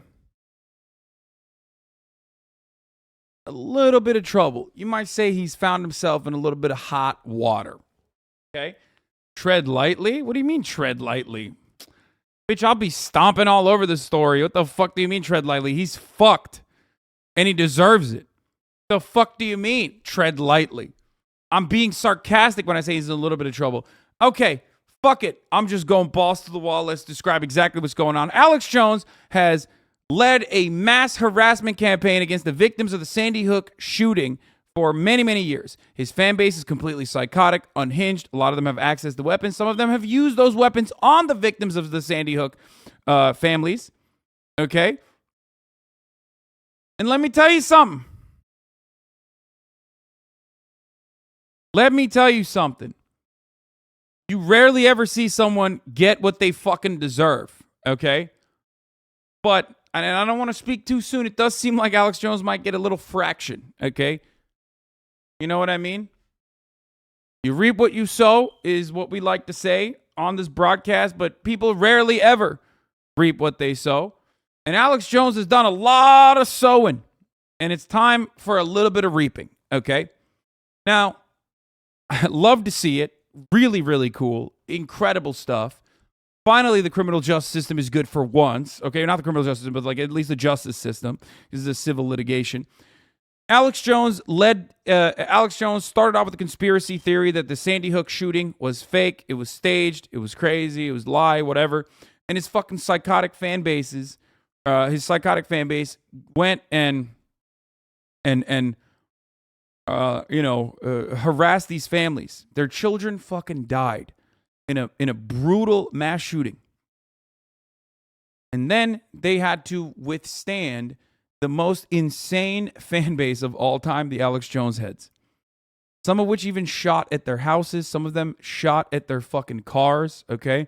So just understand all that before we get into it. Then there was a defamation trial. Alex Jones lost it. Now this part is the award that damages the victim's compensation trial that is ongoing right now. And during this process, while they were trying to figure out how much money Alex Jones is supposed to give to the families, which the families are asking $150 million, okay? Alex Jones's incompetent lawyers, and this is like the third group of lawyers that he is, I think, going through at this stage. He's straight up. He has straight up went through multiple fucking teams of lawyers. And this last team of lawyers fucked him super hard. 11 lawyers is what someone is saying. 11, really?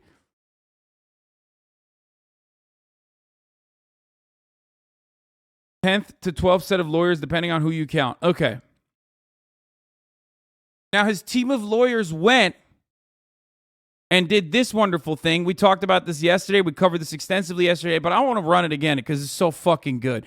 During the defamation trial proceedings of Alex Jones, a lawyer of the parents of one of the children killed in Sandy Hook school massacre said, 12 days ago, Alex Jones' attorneys messed up and sent me a digital copy of every text and email from the phone of the InfoWars host. Now, why is this important? Well, because Alex Jones is a liar. And goddamn, this is a treasure trove of fucking data. I want to know how much trans porn he was looking at, okay?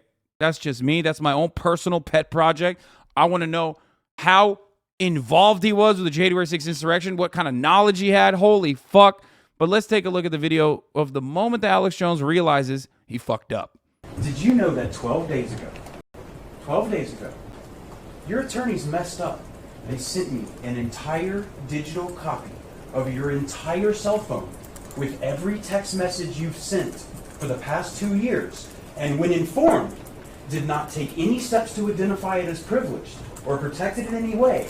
And as of 2 days ago, it fell free and clear into my possession. And that is how I know you lied to me when you said you didn't have text messages about Sandy Hook. Did you? Look at his fucking face, bro. Look at his face. Look. When you said you didn't have text messages about.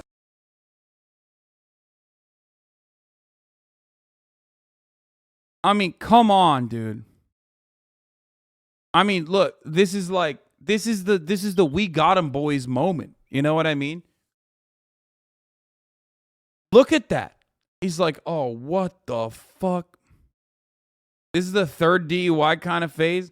Bro, this is the face of a man who's like, I might actually go to jail. Like, depending on how much information my fucking dumbass team of lawyers actually sent over to the other side.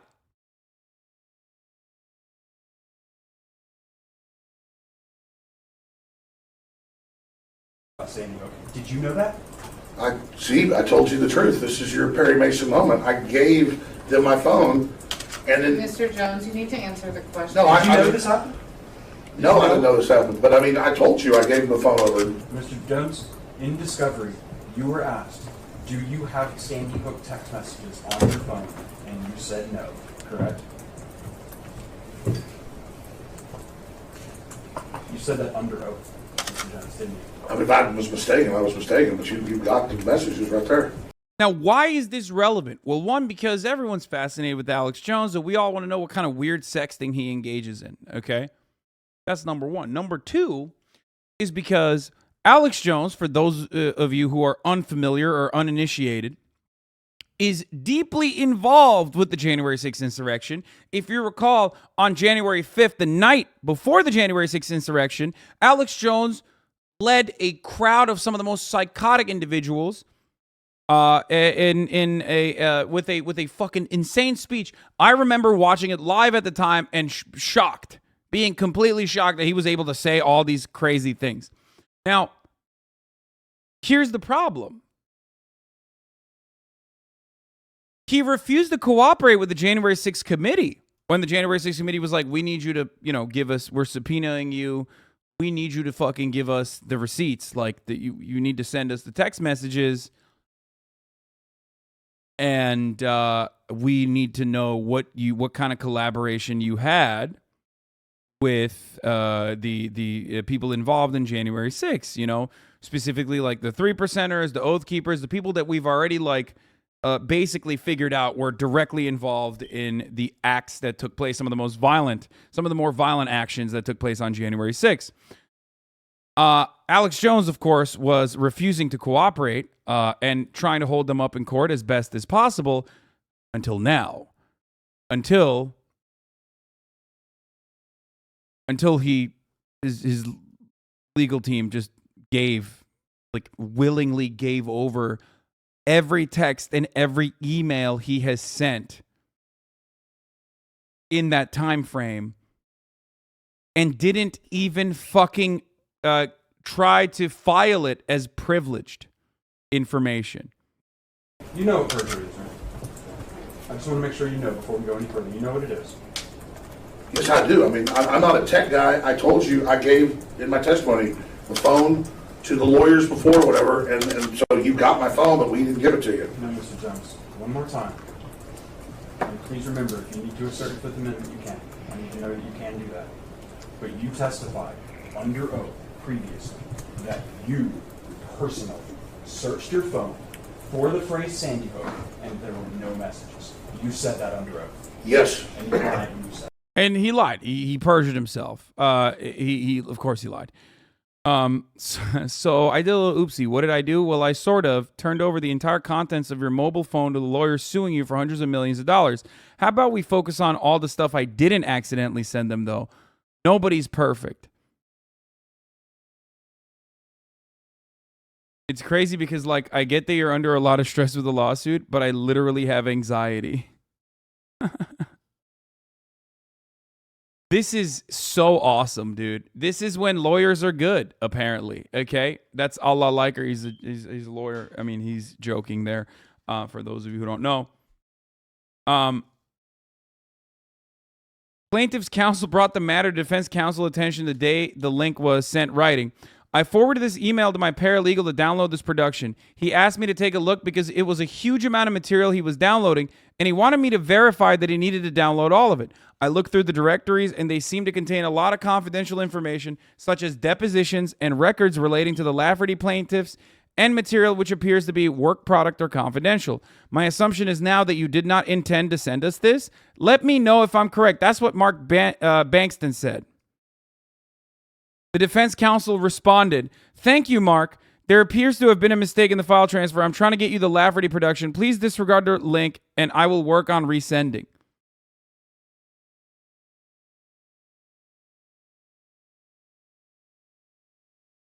Hey, the 30 gigs of data that we sent over to you, just disregard it. Just, can I get a oopsie there? Can we get a mulligan on that one? Can we get a mulligan on that? Can we do that? Can we just, can you disregard 30 gigs of data that I sent over of my clients' confidential information?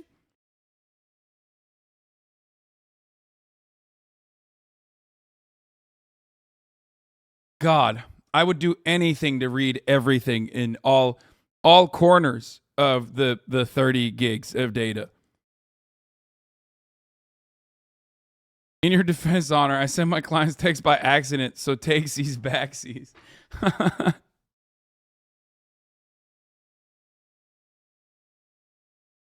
So there's two different schools of thought here, okay? There's two different schools of thought here. We're going to look through the emergency file motion here, because yesterday they tried to earlier today, they tried to file an emergency motion, Alex Jones's lawyers, to claim that because they leaked this information and then didn't even call it like privileged or anything like that, didn't even try to hide any of it, that like technically it's grounds for a mistrial. And which of course was denied in the end. They tried to pull a oopsie motion, okay? They literally were like, Your Honor, I fucked up. None of us are perfect. Okay? Which, of course, with respect to this trial itself, I don't even know how you can use that as a fucking grounds for mistrial. Because, like, it doesn't change anything. Because Alex Jones, quite literally, during the process of this trial, created, personally and individually, new evidence directly relating to the matter at hand, as he went on his broadcast and said the judge overseeing his defamation award trial was a pedophile. He also in graphics talking about how the judge was a pedophile in the news segment, had her on fire. So it doesn't even fucking matter if there was no salvaging the situation. When your client is literally quadrupling down on defamation with full knowledge of whether or not the person with full knowledge that his statements might be harmful, considering that he had already lost the defamation suit, engaged in what he knows best, which is defamation. Okay? The right is so entertaining. The left will never reach these levels. No, it's awesome. I've never seen anything like this. It is so funny to literally sit there on the stand and be like, Your Honor, I know I called you a satanic pedophile with all your work in the CPS, but like I was just asking questions.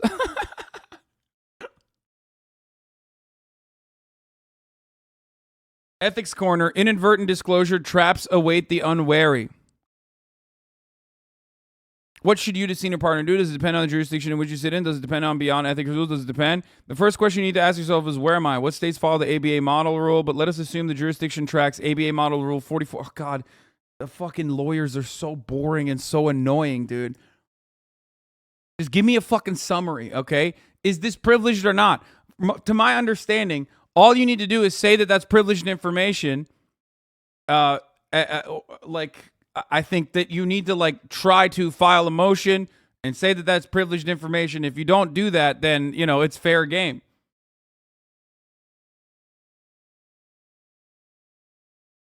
This is the summary, lol. That's what I'm saying. I can't do this. Thank God. Oh my God. There was a time and place when I was going to fucking go to law school. Holy shit. I would have died. This is the best clip of the judge picture. Oh, this here. You're taking these court proceedings seriously. You're approaching them in good faith. But the truth of the matter is, you've been broadcasting repeatedly a picture of our judge.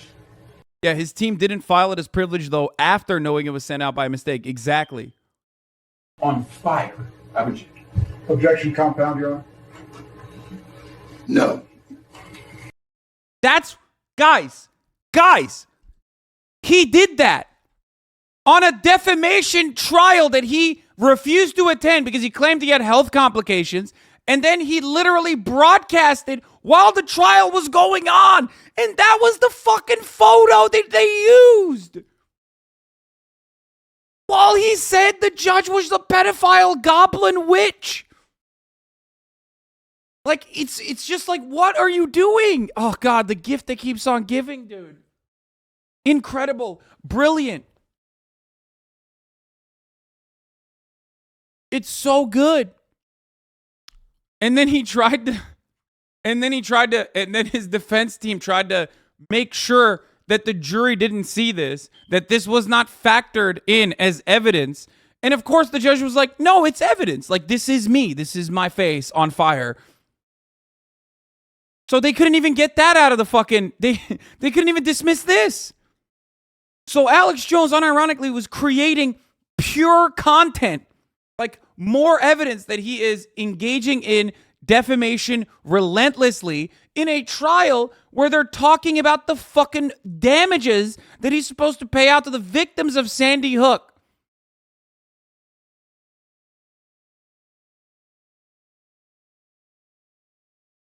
TLDR, it doesn't seem like they took the reasonable steps to prevent inadvertent disclosure, so it would be a waiver, and thus the evidence should be admissible, but with everything in law, it depends. I'm sorry, dude. This is the greatest. I'm so happy. Man, this is really what her Depp trial was to TikTokers for you. Bro, this is literally...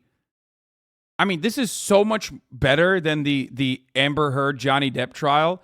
Because the Amber Heard Johnny Depp trial was a trial between two fucking rich assholes, okay? Literally playing out their weird, like, narcissistic desires over and over again for the entire planet to see. This one, there's a clear evil here, and the clear evil is really funny and hilariously losing, and then the clear good is winning. So this is actually, like, you know, a lot better than the fucking Heard Depp shit.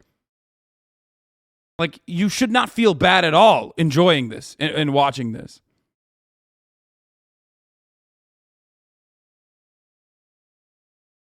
But like I said, you're right, Haas. The producer of the docs has the onus to assert privilege prior to production. Jones probably has an ineffective counsel grounds for appeal. Yeah. Why isn't the fact of the child sex abuse material being brought up more? Wouldn't that also open him up for legal risk? I don't know what the CP that they found in his like in the shit that he was sending. I don't know where that went. We can look into it a little bit more. Are we sure that this isn't reality TV with how perfectly everything is unfolding? No, it's awesome.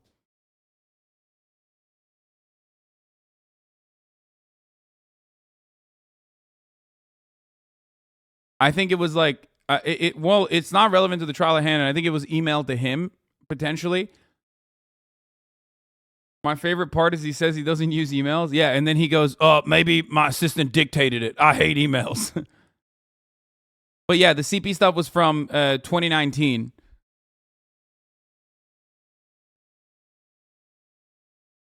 Anyway, I know the CP stuff was from 2019. I covered it yesterday. I know.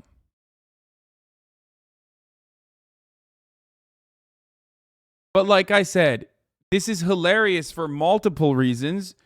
But one of them is of course the fact that his legal team is incredibly incompetent and gave a treasure trove of data that will now be used against Alex Jones in criminal proceedings.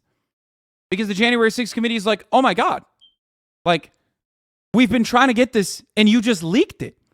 We have been trying to get this information out of him, claw this information out of him for fucking a year and a half now.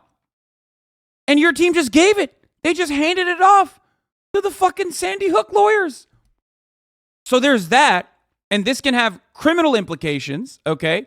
So boom, all of a sudden you have the federal government looking into him as a criminal. He was also defaming the jury. That's another one. That's so good. It's so good. When he was getting roasted, Alex Jones is getting roasted on cross-examination of Sandy Hook lawyer Mark Bankston. Bankston plays a video for the jury of Jones slamming the jurors as blue-collar people who don't know what planet they're on. He can't help himself, dude. He literally cannot help himself.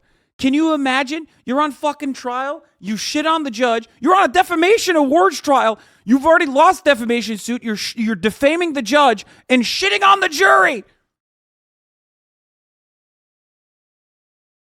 It's fucking awesome.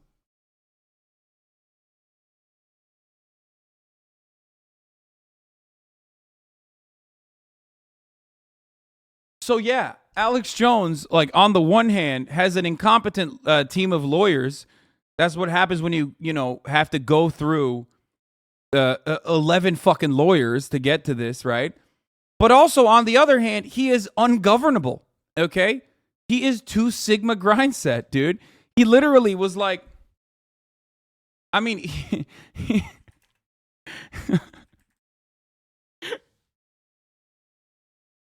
my man said, listen,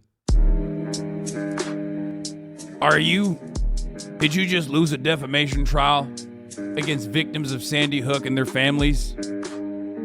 And now you're in the awards trial? And you've decided to take matters into your own hands? Defame the judge. Shit on the jury. Defame the judge first. Call her a pedophile as well. Shit on the jury. Say that they're rubes. Become ungovernable. Sigma grind set. Shit on them. Who cares? You're fucked anyway. What are they gonna do? Demand $150 million in damages? Oh wait, that's exactly what they're gonna do. Oh fuck.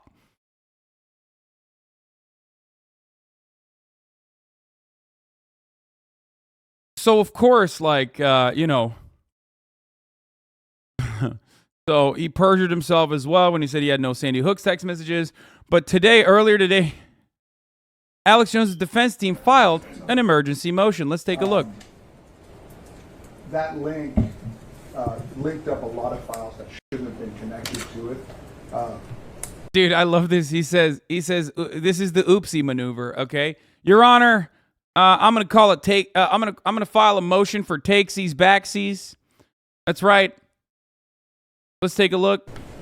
Mr. Bankston immediately recognized that the files contained therein were confidential, attorney-client privilege, and contained medical records of people, a whole variety of things that should not be turned over. And he pointed that out to me. And I responded to him. He said, I take it this was sent in error. And I responded to him and I said, it has been sent in error. Please disregard the link. I will work on preparing a new one. I believe, based on that communication, that's what was going to occur. I mean, we have a situation here which is akin to me mistakenly giving him the key to a room, and he opens the door to the room, and instead of finding what he expected to find, he sees other doors. One door is marked confidential medical records. Yeah, and there's just crimes in those other doors. Why the fuck wouldn't you open those other doors? Another door is marked attorney-client privilege. Another door is marked attorney work product. Another door is marked confidential communications. And he recognized that and told me, I don't think you meant to give me this key. And I said, please throw it away. And apparently, at some point thereafter, he said, you know what, I'd kind of really like to see what's behind those doors. And so he took that key and he went back in and he unlocked and went into each one of those doors. And that's why we're here seeking protection under the Texas Rules of Civil Procedure as well as the court's confidentiality order. We are... Alex Jones's lawyers, bro. Alex Jones's lawyers was like, bro, 30 gigs of data. Just an absolute treasure trove, dude. Let's just send this and not even fucking try to be like, hey, there's some privileged information in here. Like, just straight up send it. Hit the fucking raw link. That is awesome. This guy's for sure a COVID graduate from DeVry. Very concerned about the records that have been disclosed, particularly the medical records. It's very, very concerning to us, and that's why we are asking for the relief that they return all the documents, that they destroy any copies that they have. Another thing that's concerning, and I have to. Yeah, I hate to be put into this position by the conduct of plaintiff's counsel. It appears that they want to have a mistrial in this case. At any time, they could have come to the court and asked for a ruling. Instead, they rooted through attorney-client privilege materials, work product materials, and then put them before the jury and said to Mr. Jones on the stand, that's how I know you lied to me. Your attorneys screwed up and sent this to me. That is grounds for a mistrial, Your Honor. And that's why, in addition to the request that they delete the information from their servers and delete the link, we're also requesting at this point, unfortunately, a mistrial. Okay. Mr. Mason. Sure. Let's correct all of that, Your Honor. First, let me just go through the facts that they were said. This link of materials was sent to me. It was sent to Mr. Ogden. It was sent by Mr. Reynolds' legal assistant, also to Mr. Reynolds, also to Mr. Maglio. Okay. As I informed Mr. Reynolds, we started downloading those materials. Bro, homie was on the CC, okay? He was CC'd in on it. I was busy on Chopra. I told my paralegal, get these on our server, download everything there. All right. A little bit after he gets this stuff downloading, it's like, wait a second, this file that we now have on our server has clogged up our entire server. It's like 300 gigs. What's going on?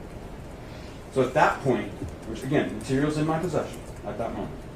At that point, I notified Mr. Reynolds, and under Rule 193.3 about inadvertent production. All right. It's funny to me that in this motion, Mr. Reynolds actually blocked quotes 193.3. Wait, I thought it was 30 gigs. 300? Bro, you know there's some weird shit in there. 300 gigs? What the fuck?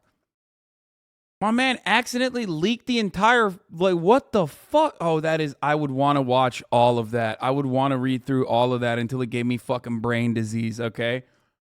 Oh my God, that is so much. What does he have in there? What is he texting? He's like 50 years old. How is he texting that much? That's like a fucking, that's literally like a Call of Duty Warfare, like update pack, dude. What the fuck? COD Mobile. Yeah, he's just playing Call of Duty on his fucking Warfare, whatever, Warfront. I was about to say Warframe.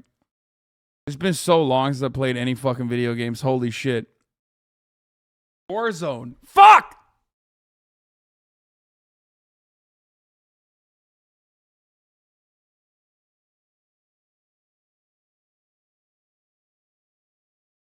See, now, because I'm this much of a fucking boomer, I don't have 300 gigs on my fucking phone. Okay? I don't have 300 gigs worth of data on my phone. What the fuck does Alex Jones have? How much trans porn does he have on his phone? How much? I need to fucking know, dude.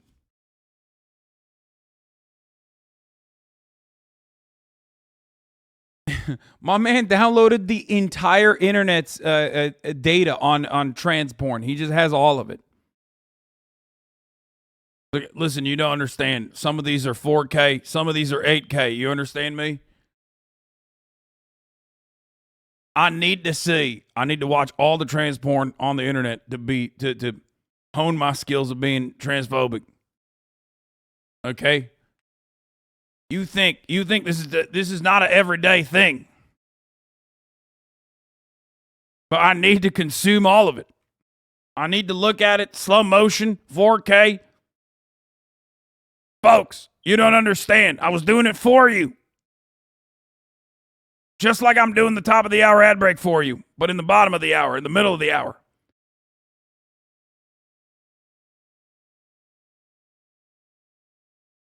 Because right now there's a 60-second ad break coming, folks. I'm trapped in a FEMA facility. This is AlexJones.com, Infowars.com. I'm trapped inside of a FEMA facility, and let me tell you something, folks. I got no access to trans porn now. Down here. Absolutely devastating. I can't be saving the internet from such things. But listen, you no longer want to see. They're forcing me to serve the top of the hour, folks. You no longer want to see those ads, though. All you need to do is subscribe. You can do that for $5 or for free with the Twitch Prime. Folks, you can also get gifted a sub if you're lucky. All right? But the ad break is coming. Doesn't this mean it will be public record? I'm not sure how it works in a civil case. Well, I mean, I don't know if it will be public record, but I will tell you that it certainly will certainly will get into the hands of the important criminal litigators, investigators on the January 6th committee. That's for sure. Okay, that is actually going to happen. So yeah, Geek Greg, thank you for the 10 gifted subs. Here's the 1 minute ad break now, folks. Geek Greg allowed 10 people to no longer see the ads, folks. Here's the 1 minute ad break now.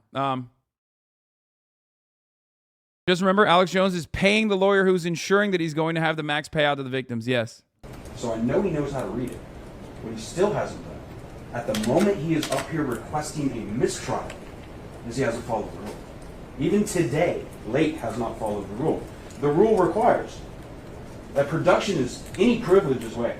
Any privilege is waived if within 10 days, or if you order a shorter time, but within 10 days, the producing party of when they actually discover, so 10 days from the moment I told them, that they identify specifically the material or information produced and state the privilege asserted. Alex Jones' lawyers be like, in my defense, it was 300 gigs. Okay?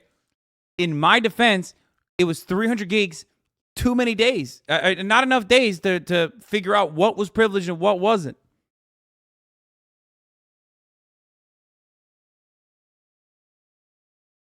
That's awesome.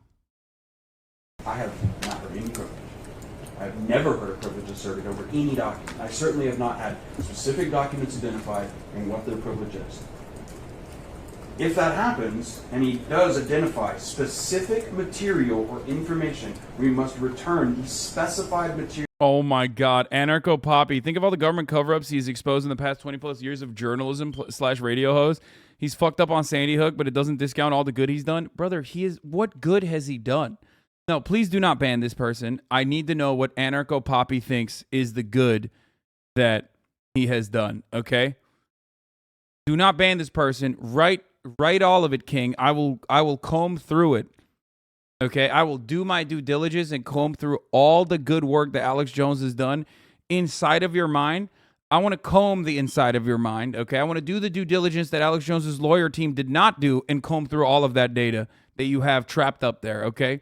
Information while the court rules on the privilege. None of that has happened. What's interesting to me is this is not the first time that materials like this have been inadvertently produced in this case. As you may remember from prior hearings, Mr. Barnes inadvertently produced materials.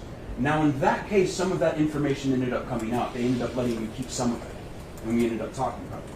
But there were attorney-client communications in there, which you don't know about, which I do, which they did follow 193.3. And they did identify those by page numbers, said here is the privilege, and when that happened, I promptly returned them and destroyed all my copies. Mr. Reynal is right now using a fig leaf of this motion to say I violated things, to put a fig leaf over his own malpractice, over his own absolute breach of his duties to his own client. And he's attempting to put that on me and doing it in front of a televised audience. That's what he's trying to do. So we have that first issue, which is the privilege. That privilege is waived. And at 10 days, I was not required to get a ruling on it. The only time I'm required to get any ruling is when privilege is asserted. And it has never been asserted.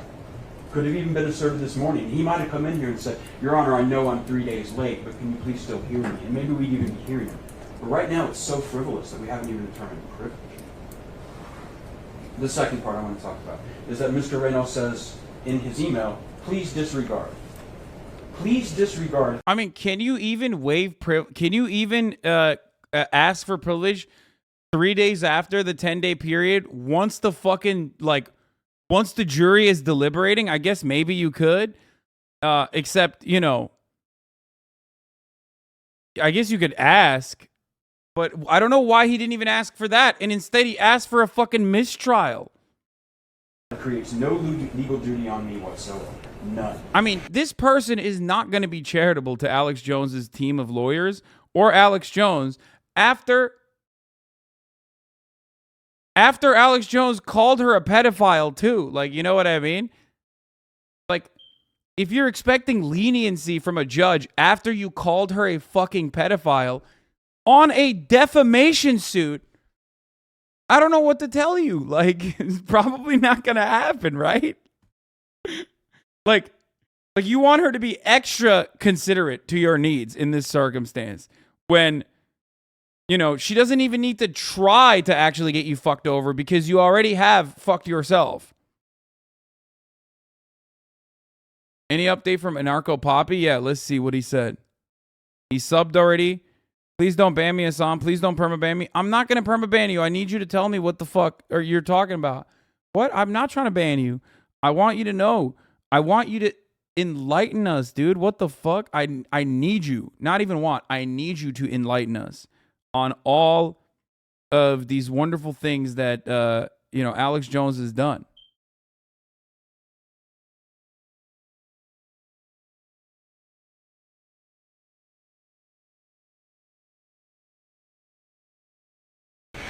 And Mr. Reynal should know this if he's going to come in and try to protect his client's information. And he does know this because, again, he quotes the rules.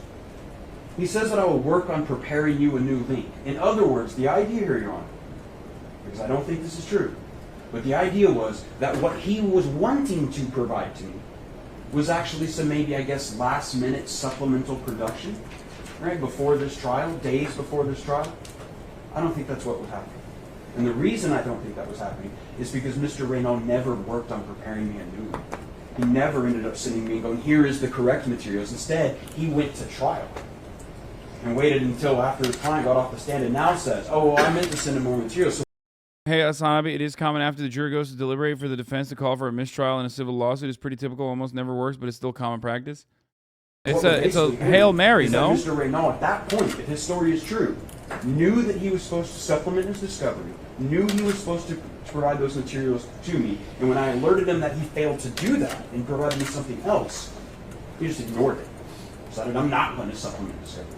So if that's true, if that story is true, we have a willful violation of discovery by Mr. Reynal to allow this case to go to trial with documents that he says he needed to provide to me. That in and of itself is sanctioned. But that's not the real story of what happened. It's just not. We know what happened here. Norm Pattis up in Connecticut was passing this file along to Mr. Raynaud. And I know that because the directories contain like SharePoint OneDrive backups of Norm Pattis' computer. He's providing it to Mr. Raynaud, and that, Your Honor, is also independently very troubling. Because Mr. Raynaud talks about these medical records. That's what he's concerned about, is these medical records. Well, one thing I can tell you right now, Your Honor, is when I figured out that I had the confidential psychiatric records of all 9 Lafferty plaintiffs and their confidential depositions, I immediately destroyed them. And I told Chris Maddy, plaintiff's lawyer up there, that I've done that. He is on notice that those materials are not in my... Wait, this makes it worse. This makes it worse that he, like, they also did ask for privilege on certain pieces of information. So that means that they, like, knew what the fuck they sent, some of which was privileged information, which they claimed was privileged information. So then he destroyed it. So then it's, like, doubly all good. What the fuck? So isn't it... Wait, am I misunderstanding this? Doesn't that mean that, like... Doesn't that mean that the rest is just totally fair game? Like, you might as well have sent an email saying, like, nah, just use the rest of it, King. Like, it's all good.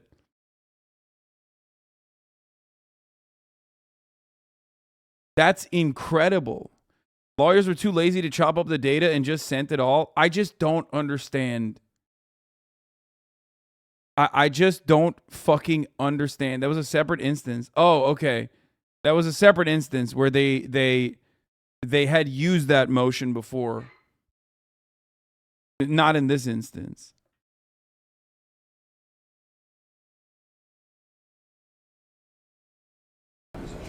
But I told him, look, I trust my staff. They're good people. And I trust that those materials will never leak.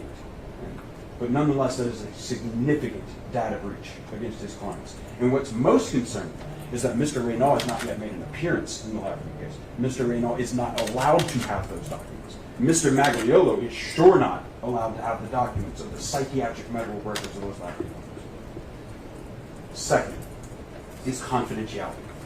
Defendant's motion attempts to say that I have somehow violated the spirit of the confidentiality order in this case. The confidentiality order in this case provides a method that if a party believes that it has inadvertently produced confidential material, it should be designated confidential.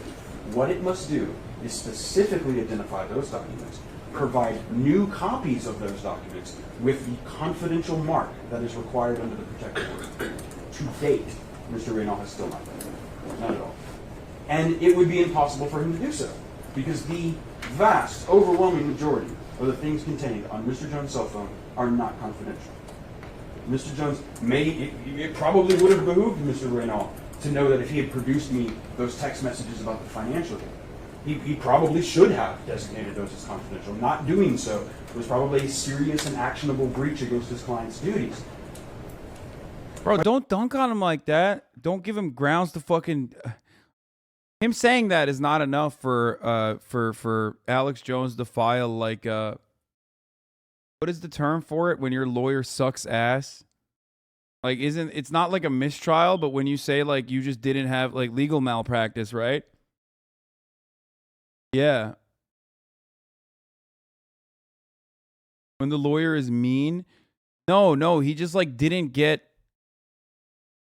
When his lawyer is too incompetent... Can you do ineffective counsel in a civil trial? I guess you could in a civil suit. Or is that just the criminal thing? I actually don't know. I guess you could try to get an appeal off of that. I understand what you mean, but I don't think so in this case. I don't know. It is a mistrial and you get a retrial for ineffective counsel.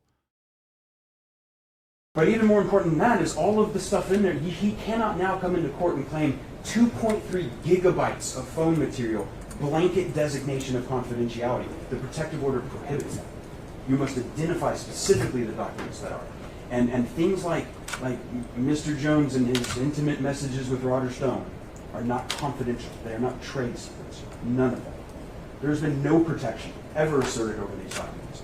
And frankly, Your Honor, I think you realize that this is not the first time that defendants have come into this court with a frivolous motion accusing me of misconduct over the handling of confidential materials. Pre-trial, we dealt with this exact same issue, where they tried to claim that the release of Mr. Jones' third deposition was a violation of confidentiality. Again, they asked you for the same thing. They asked you to dismiss the case last time. And in that, we proved that they weren't up to speed. They didn't know that it had already happened 2 times, completely consistent with the protective order. For right now, I can tell you, Your Honor, I have, as I've told you, there are people interested in watching this right now. I am under request from various federal agencies and law enforcement to provide that fund. Absent a ruling from you saying you cannot do that, Mr. Banks, I intend to do so immediately following this. I believe that there is absolutely nothing that Mr. Reynal has done to fulfill his obligations to protect his client and prevent him from doing that. I believe that what we saw yesterday on the stand is not a basis for any mistrial. Ineffective assistance is criminal. Malpractice is the remedy, and it is not available because Jones cannot prove he would have won but for the lawyer. Ineffective assistance of counsel relates to constitutional right to defender in criminal cases. You got a lawyer but a bad one, so your rights were violated. Wait. But there is no fucking shot that Alex Jones would have won this because he already lost with a different set of lawyers the defamation suit, and this is just simply the awards trial. And not only that, but also this is a civil case, and there's no way he would have fucking won. And in any case, considering that he himself personally defamed the judge and made a fool of the jury during the fucking trial proceedings happening.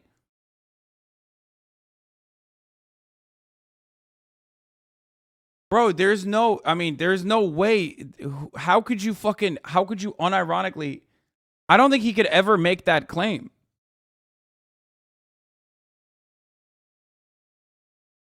You know what I mean? It's pack watch for him because he is ungovernable. He is unlawyerable. His ex-wife is salivating about this. Of course, dude. If I was Alex Jones' ex-wife, I'd be fucking salivating about this too.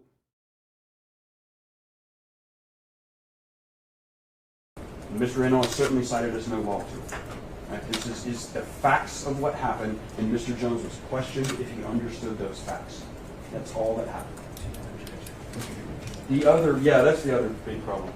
There was no contemporaneous. Your Honor, I took too many alpha male brain supplements. Your Honor, if I'd taken less male vitality pills, I wouldn't be beside myself, Your Honor. Objection to any of this, of course. Literally sat through it and stood mute during the entire time. Oh, he's back. Anarcho Pappy's back. I discovered him when I was 16. He opened my mind to the government cover-ups like Gulf of Tonkin, Bay of Pigs, Bohemian Grove. He was anti-Bush, etc. He says some crazy shit also. He's great content for gifts and gaffs also, I guess. Bro, this is why there needs to be an age limit for Alex Jones content. I swear to God. At Risk, thank you for the 10 gifties. Danny Penguin, thank you for the 10 gifties as well. The other problem... Like, bro, this is, by the way, that's proof of what I told you. A lot of times conservatives do this thing. And I do this too, like, except I use it for good to educate you. But conservatives often will like give you a crumb of truth on certain things. Okay? They'll give you a crumb of truth. And if that's the first time you fucking heard about something so mind-boggling, right? Not Bohemian Grove. Fuck that shit. I've talked about Bohemian Grove already. But the other stuff, like remember, I talked about MK Ultra, for example, yesterday, as an example of this exact same thing. If that's the first time you've ever heard about it, you're like, wow, this guy knows a lot. That's crazy. Like, he's teaching me so many things. Okay? Except Alex Jones will give you like one real conspiracy that the government is engaged in. Okay, that's already unearthed, right? Like, that's open. It's not even up for discussion. It's just like historical facts. And then 100 other fucking fake bullshit slapped right on top of it. Yeah, the stuff he listed was declassified, and then the rest of it is just like bullshit.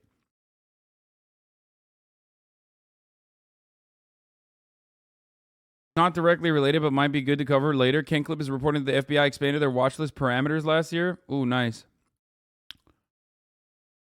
Yeah, his good deeds were literally talking about like declassified information. problem, Your Honor, is that we have Mr. Reynal now asking you to seal up an entire universe of things which should have been produced at minimum 6 months ago. One of the things you also, I know you remember, is that for multiple prior discovery hearings, beginning as early as October of last year, we've been talking about text messages every single hearing. And then you remember we had that hearing in January where we had the disclosure that, wait a second, Don Salazar, or no, Nico Acosta, the producer up in Connecticut, had produced some text messages up there that seemed to be responsive. Should have been on Rob Dew's phone, Alex Jones' phone. Why don't we have them? What's going on? And you'll remember in those series of hearings, right, when Mr. Reynal came here in March and told you, no, those were only on Mr. Acosta's phone.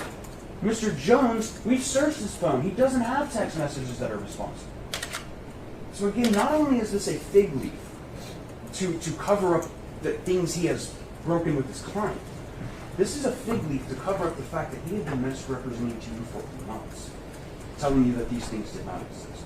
Under these circumstances, not only do I believe that this motion that's being brought is frivolous, plaintiffs believe it is downright perverse. We ask you to deny. Thank you. Mr. Reynal. Yes, Your Honor. I think it's instructive to That's what I find so funny about the right. Like you said, they incorporate crumbs of truth in their arguments, but then they draw completely psychotic conclusions from them. Instead of blaming an unjust system, it's somehow all about already oppressed minorities. Exactly. And it's a really successful method of propagandizing certain positions.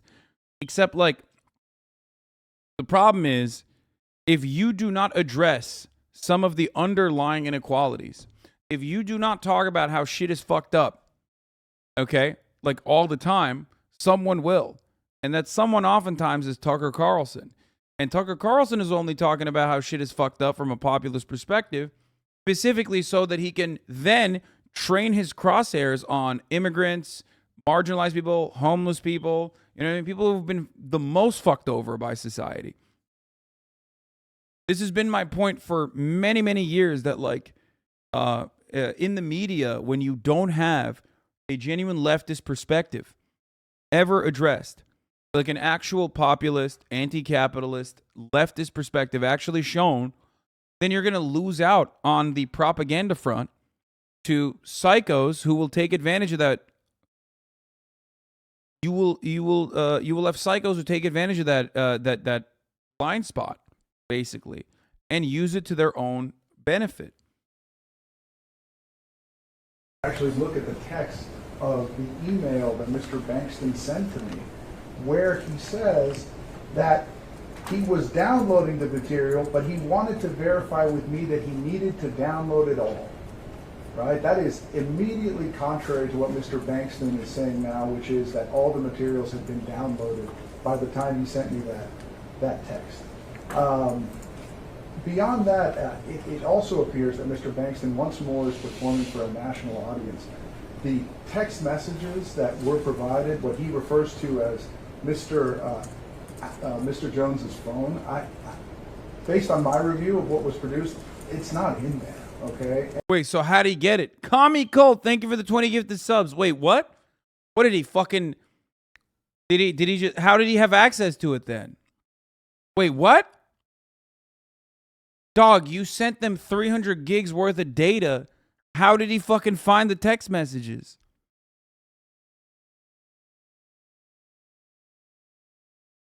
And what was in there was a review copy of text messages from a 6-month period between, August of 2019 and the first quarter of 2020.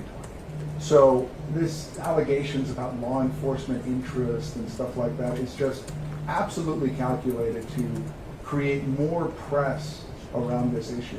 Oh, shit. What the fuck is buzzing? Yo, homie's getting a phone call right now, too. Wait, that's kind of bummy. First quarter of 2020?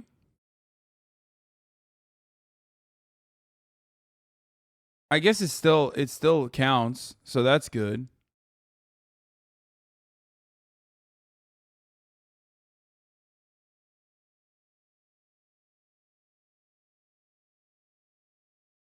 But I mean, that means that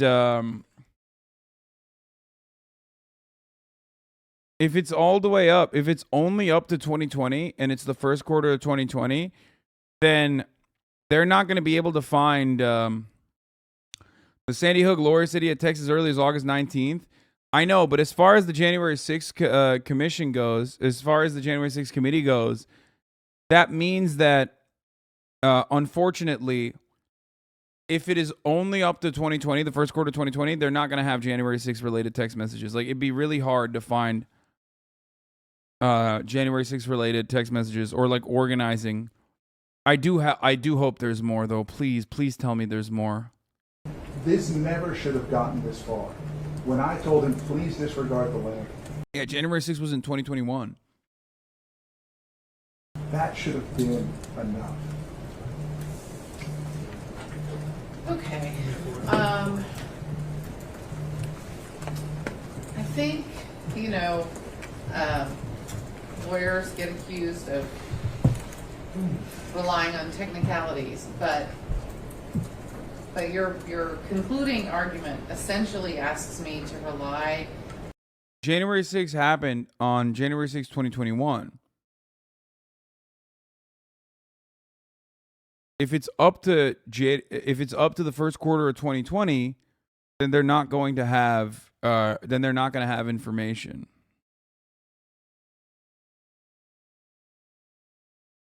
From 2019 to 2020, if they only have information leading up from 2019 to 2020, then 2019 to 2021 is 2 years. I know, but he just said information via text messages from 2019, 2020, the first quarter of 2020. So we'll see. I hope that it's up to 2021. On the technicalities of Mr. Bankston's language in his email, his counter-argument asks me to rely on the technicalities of your language in your responsive email and in the orders. I think that's the safest way to go. So I don't think that you have complied with the protective order. I will let you do so now. If there are documents and you would like to mark them as confidential, and we can go through the process and I can review them and make a decision, but I'm not going to seal the entire quantity of information without knowing what's in it when the rules weren't followed properly. Medical. Imagine the planning of January 6th actually did go back that far. Brother, what are you talking about? First quarter of 2020? It 100% would not have happened. What are you talking about? In order for them to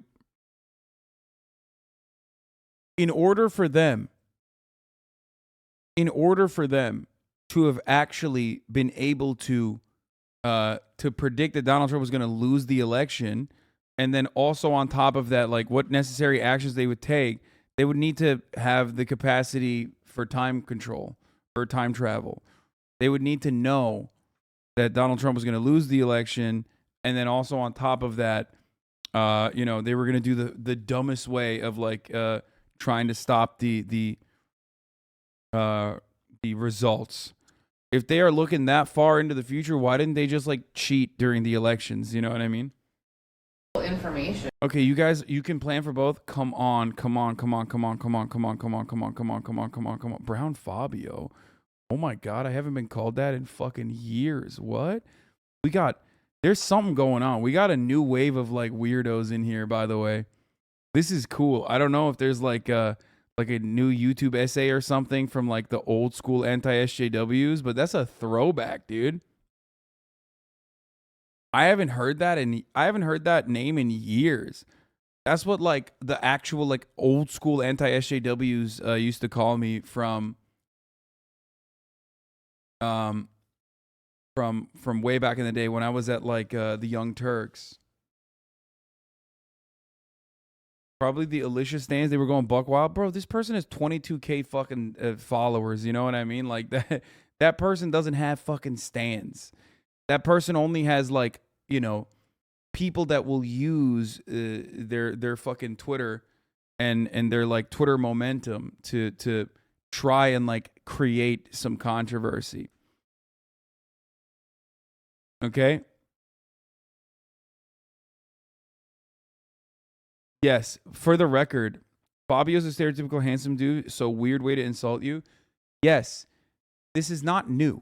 Conservatives and reactionary people have been insulting me in the weirdest ways while literally fucking hyping me up for 10 years now. Back in the day, they used to call me Brown Fabio. Fabio, ironically, is a very conservative guy who goes on Fox News, and he's hot, literally a model. And now they fucking yell at me for how much money I make. So it's always like, it has not changed at all. Like they just like change their. It's very weird. It's very weird. They've always done this weird shit.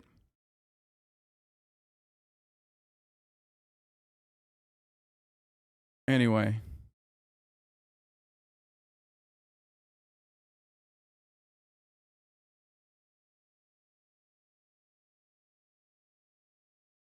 Oh my God, did you Google it? Yeah, I wonder what happened to this guy. Probably fucking died.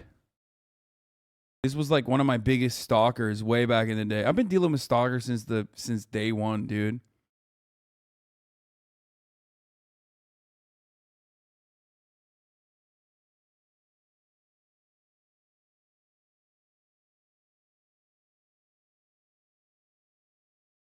To be fair, a lot of leftists also complain about your wealth, proving horseshoe theory. Yeah, it's because everyone's a fucking lib. That's it. Ultimately, everyone cares about aesthetics.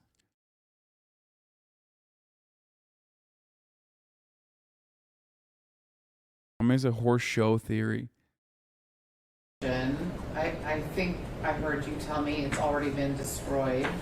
If that's not true, I will order that because I don't think the medical information of any individual who's not a party to this case is relevant in any way, shape, or form to this case. So that I can do easily. The rest of it really depends on what's in there and circumstances and the rest of it.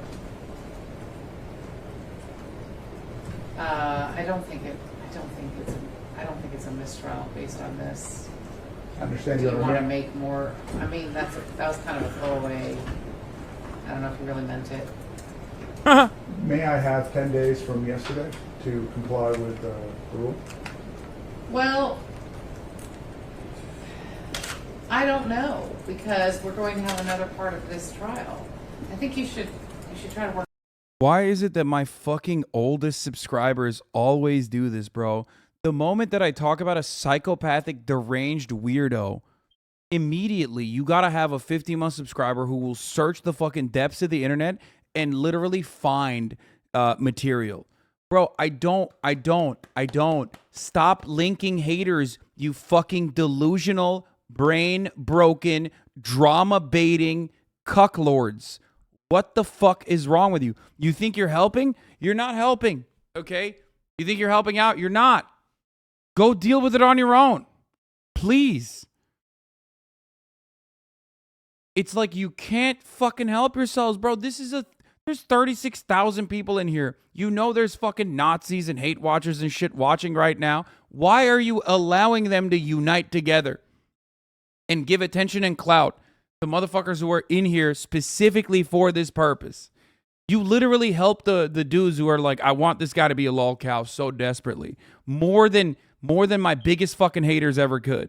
Straight up, my longest term community subscribers are unironically regularly fucking helping my haters unionize, bro. What is wrong with you?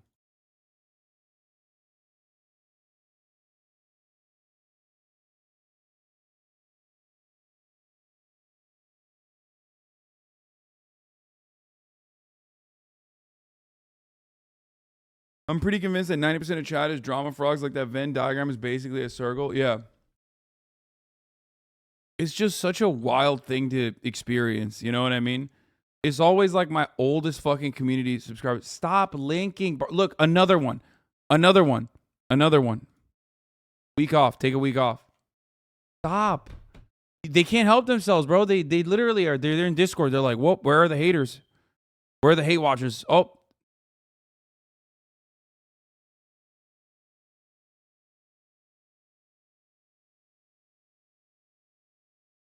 Stop it. What's wrong with you? The funniest part is there are so many people, those very same people that literally. Okay, Palace lol, good one. Take a day off for that. The funniest part about this is that like these are my longest term community subscribers are literally the same people who are like, Hasan, why do you always look at the negative comments? That really bums you out. I really want you to, you know, not be so fucking bummed out. And then they're like, here, look at this deranged psychopathic weirdo who has like made it his life mission to just like literally constantly fucking make videos about you. Let's give him some clout. Oh, that was a meme. Work on it today. See what you can get done. It's a tremendous amount of information, Your Honor. I know. The problem is it probably should have been disclosed a year ago or longer, and then there would have been plenty of time to look through all of it. I understand. I mean, some of the things we're talking about are core attorney-client privilege. I mean, emails and text messages back and forth with lawyers. I'd just like a little bit more time to look. Well, I'm not saying you can't have more time. I'm saying I'm not going to treat it as confidential until you get your review done. You can make you can mark documents confidential late some reasonable amount of time. If I have to come up with a certain number of days, I will. But I don't know that I'm going to say they can't use anything. We can talk about it before it gets used. Can we have a hold on disclosure for some brief period of time until I can start marking documents? Because if not, the cat's out of the bag. By the way, this lawyer did the classic. Didn't this guy also in his closing statements yesterday, which we forgot, say that they did the classic, like, first they came for the socialists. I didn't say anything because I was not a socialist. Like, he did the fucking classic Nazi poem, like the anti-Nazi poem, which is awesome. I do think that he gets stylistic points for that.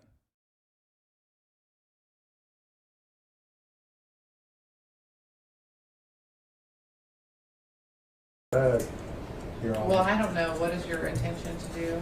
I've been asked to turn them over today. I certainly intend to do that unless you tell me not to. I don't see how the protective order can be applied in a way that would prevent me from doing that. I think they've dropped the ball completely. Turned it over to authorities. Turned it over to who are you turning it over to? Are Right you now, allowed to say? I've been asked by the January 6th committee to turn their I mean, I don't know that you get to stop that anyway. Well, if they subpoenaed them, it would be a very different story. Well, they're going to now. They know about them. They know they exist. They know you have them. I think they're going there either way. Can we wait until they actually do it, you know? I don't know about that. The other party, which I believe there's no way to stop this in any way through his confidentiality arguments, is obviously. Bro, the judge is literally laughing, dude. That's when you fucked up big time as a fucking lawyer, okay? When the judge is laughing at your incompetence as you desperately attempt to call for a mistrial, you fucked up. Your oopsie is so bad and so belligerent. Your defense is so belligerent of your own oopsie that, like, the judge is fucking laughing at you, dude.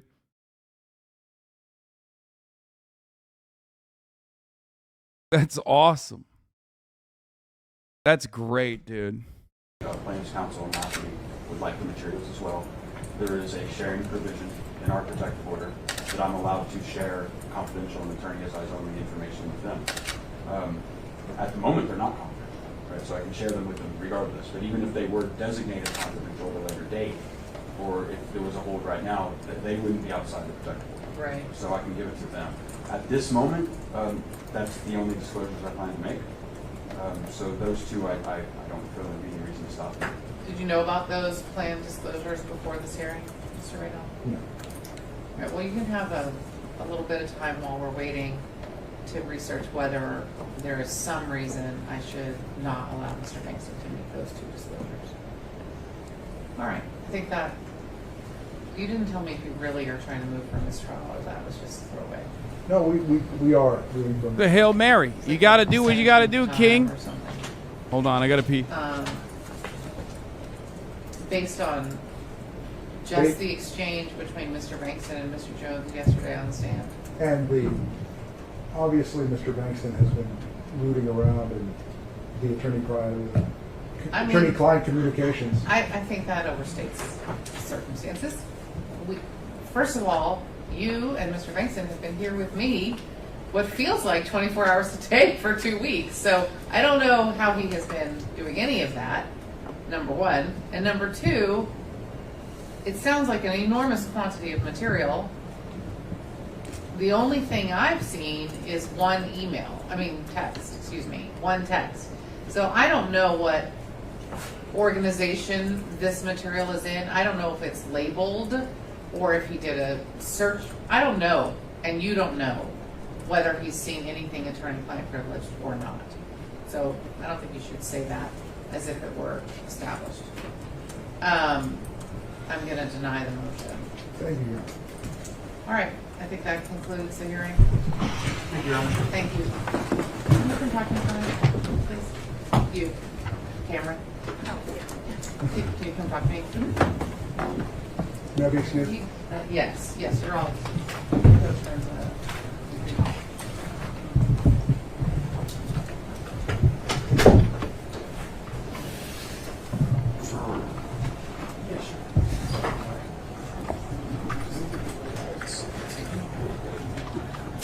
You're not in trouble.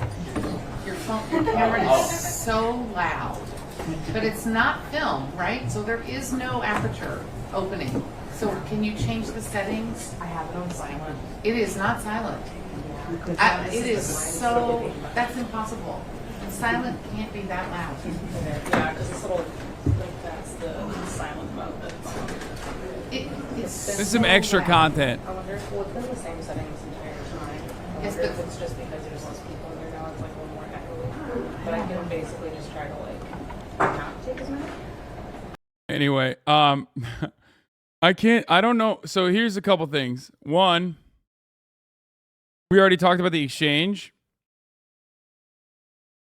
Jones has already been deposed by the January 6th committee, and he claimed he pleaded the fifth more than 100 times.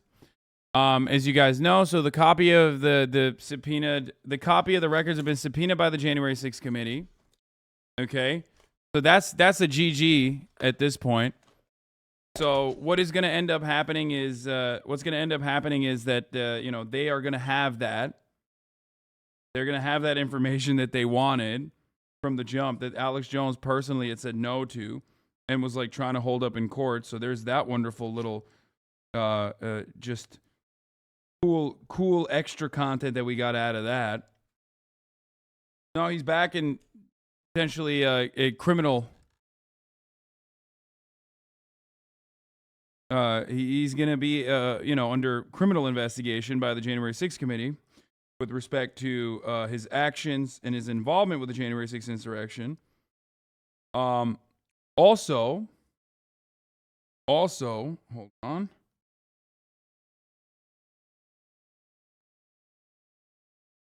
I can find the rest of them. Okay, in here.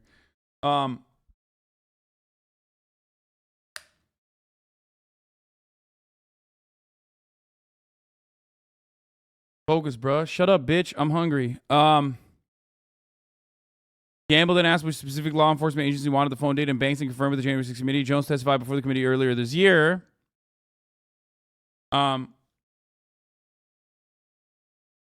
And now there's another part of this too, by the way. This is a fun part. Okay. The live stream for the courtroom is off, meaning nothing is happening right now. And as an aside, I'm sending a thank you note and flowers to the woman who let me work in her middle school. Okay.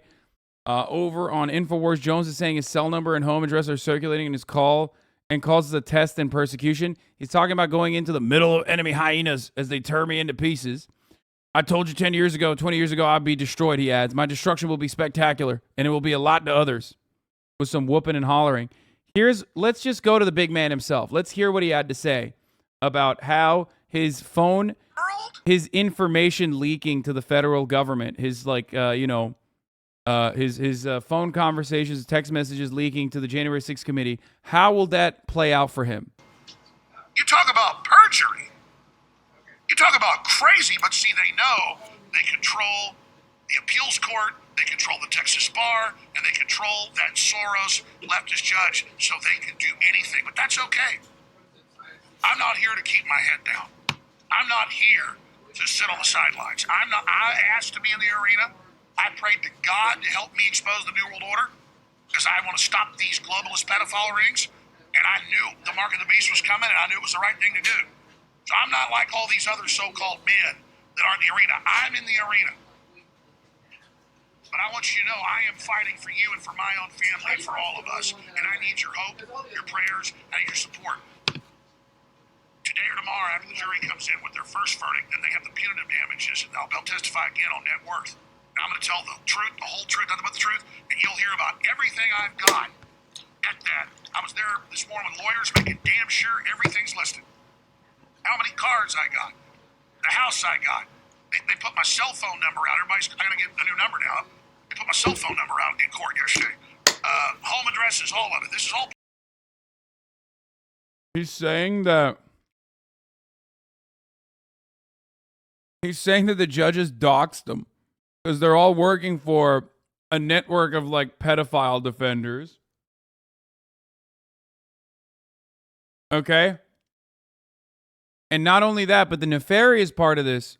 Now, to the uninitiated who is not familiar with Alex Jones, you'll be taking victory laps.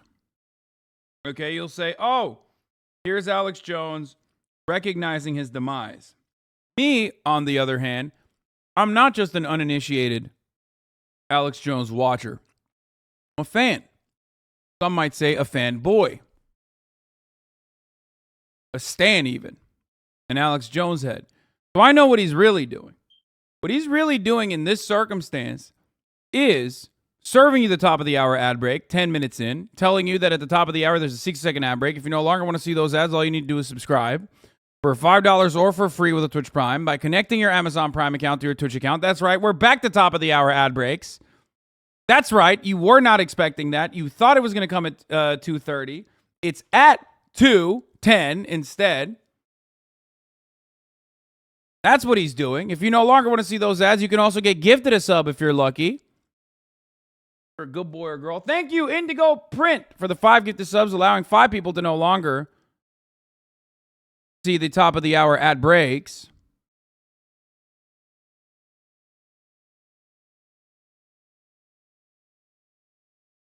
Okay, here, I'll tell you what my true take is in a second. Here's the moment ad break. Now, Dinor Spesh, thank you. Pearl, Snap, ATX, thank you for the 5 gifted. And Dinor Spesh, thank you for the 5 gifted. Here's the 1 minute ad break. Now, here's a globalist ad break.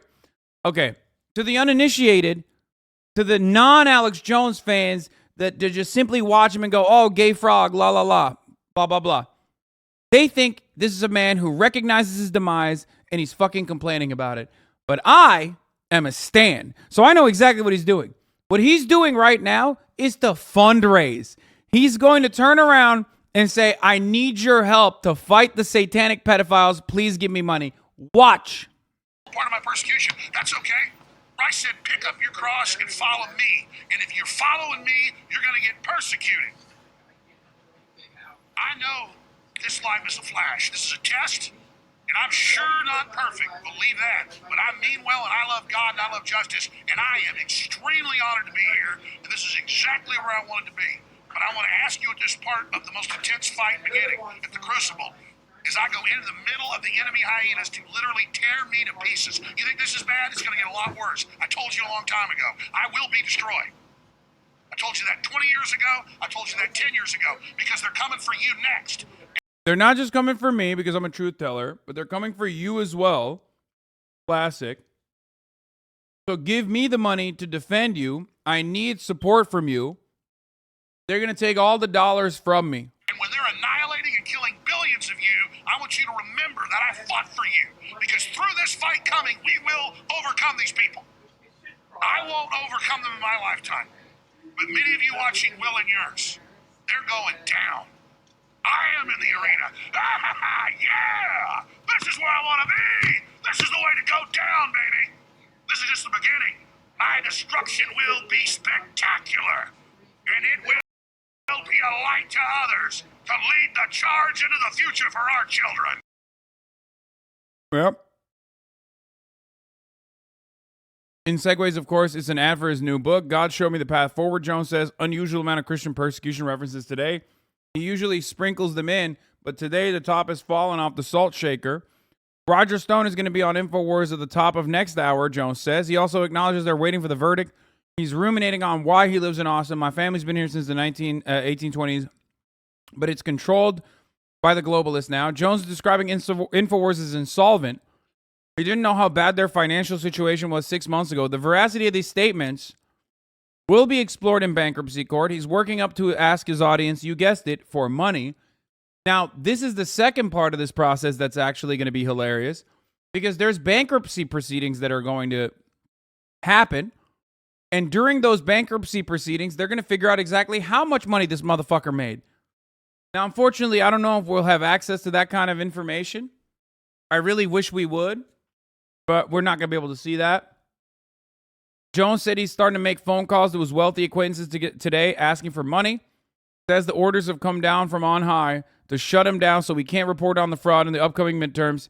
He's called this new fundraiser Operation David. Bankruptcy proceedings are public, but I just mean, like, I don't know. I don't know if we'll be able to have information for this. Also, newsflash, verdict is in, and we are awaiting the announcement. Who's got a link? Who's got a link? Who's got a link? Who's got a link? Oh my God, oh my God, oh my God, oh my God, oh my God. Who's got the link? The linky, the linky, the linky. Anyone? Anyone? Anyone?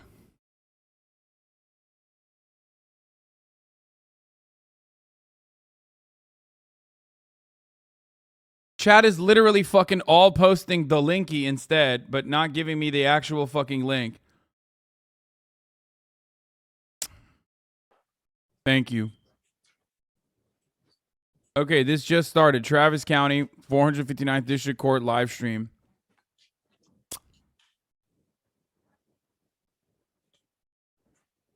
Thank you. All right, we are now awaiting the finale, the conclusion to this wonderful trial, specifically the damages. Right off this sentence.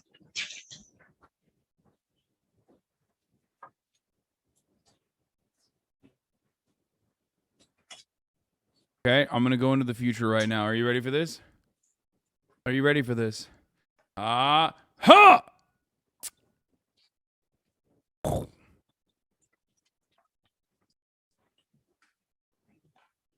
Yes. What do we think, boys? What do we think? What do we think? Are we thinking like full 150 mil?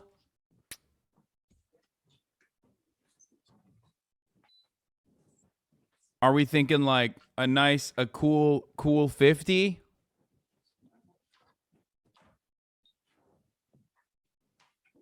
Why is this on right now?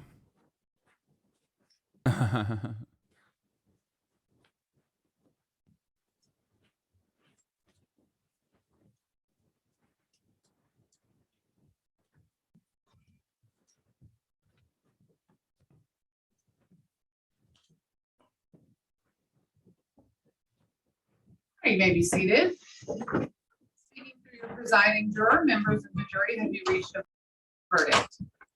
All right, Ms. Uplow, will you please pass the verdict to Ms. Mashek-Steele? Thank you. All right, I'll look through it first and then I'll read the answers.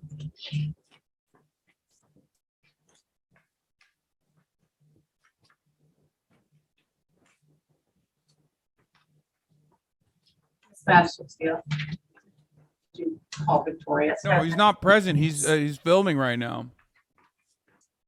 right, the verdict is signed by 10 members of the jury, who are Anthony Brown, Gabriel Munoz, Thomas Henson, Ronald Baxter, Greg Valentine, Dora Lopez, Deanna Rowley, Sharon Bayless, Selena Camarillo, and Teja Utola. I'm now going to read the answers given by those jurors, just the answers. Question 1A, $50,000. Question 1B, $10,000.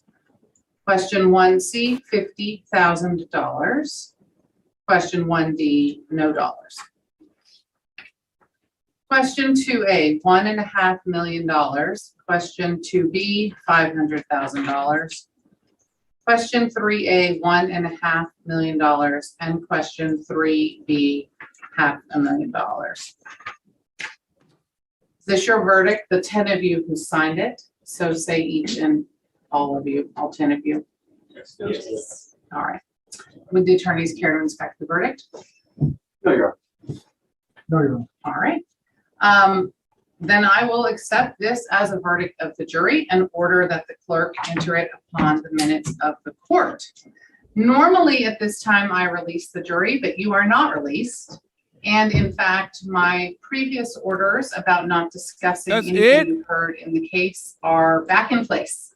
You can no longer discuss anything you've heard in here, your decision, or anything at all else about the case. I am going to release you from the courtroom, however, and order you to return at 8:45 tomorrow morning. Sorry, 8:45 tomorrow morning to continue the case. There's some more evidence and another charge at that time. Okay, you can head back. Miss Matashek Steele will help you with whatever you need for tonight, and we'll see you tomorrow morning. Thank you. All right. Remember, that's it. Wait, there's another one? Wait, I don't understand.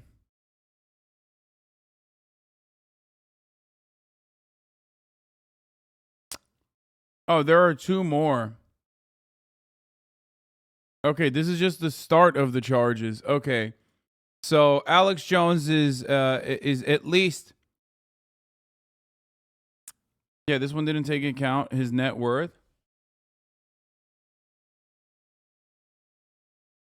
We got Scam Harder Than Ludwig Scams, his YouTube channel. 5.11 million judgment against Alex Jones. Just compensatory damages. Punitive comes later. Okay, well, hopefully they will be able to milk that fucking cow for everything he's got.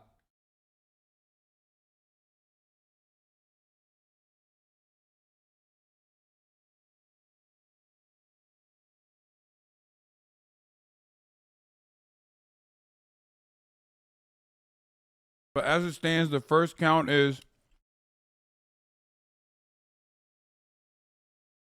5.11 million. Jones said yesterday during questioning that anything over 2 million would destroy him. Although this is obviously a lot less than 150 million.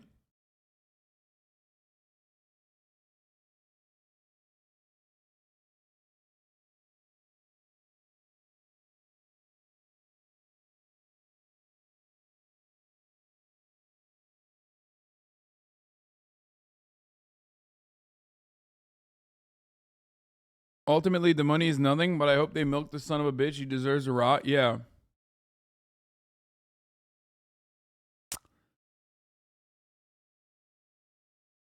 If it was signed by, that means there's an info warrior on the jury. What? What are you saying? These are the damages for the Alex Jones defamation suit. Okay? These are the damages for the Alex Jones defamation suit. Okay? He lost the defamation case, and these are some of the damages, like the awards that he's going to get.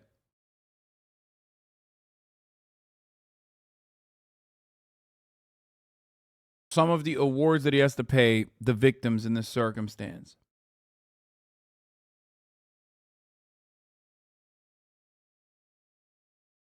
What is worth if compensatory is 5 mil, you can only get 10x the compensatory and punitive, so max will be 55 mil. 5 compensatory plus 50 punitive. The judge said that after sentencing was normally when they would be released, but they were not because there's new evidence and new charges, so the case is continuing tomorrow.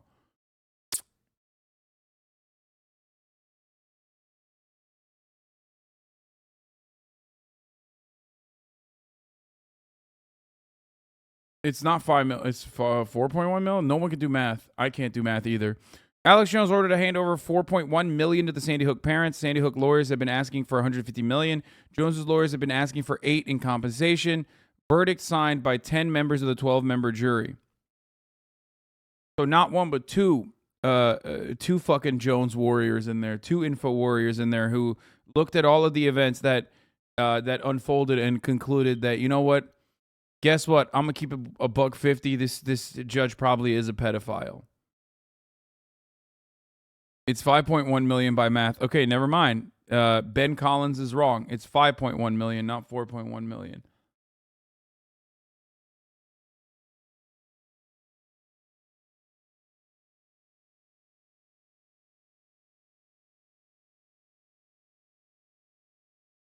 Or maybe they just didn't agree on the amount.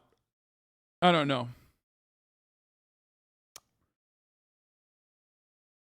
But there we have it, folks.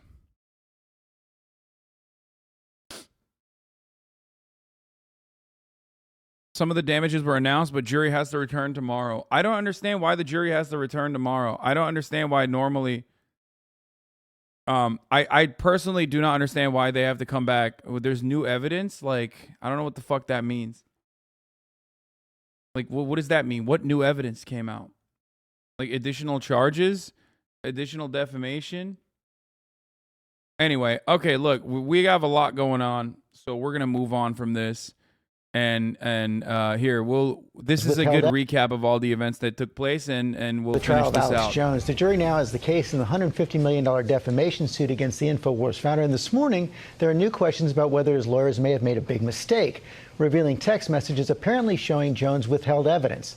Ariel Reshef has the story. Good morning, Ariel. Good morning to you, George. After years of trafficking and mistruths, Alex Jones conceding that the massacre of children and staff at Sandy Hook was in fact 100% real, coming face to face in court with parents who lost their little boy, who say they were tormented as Jones spread lies about them and the tragedy to his millions of followers. This morning, a dramatic about-face from conspiracy theorist Alex Jones.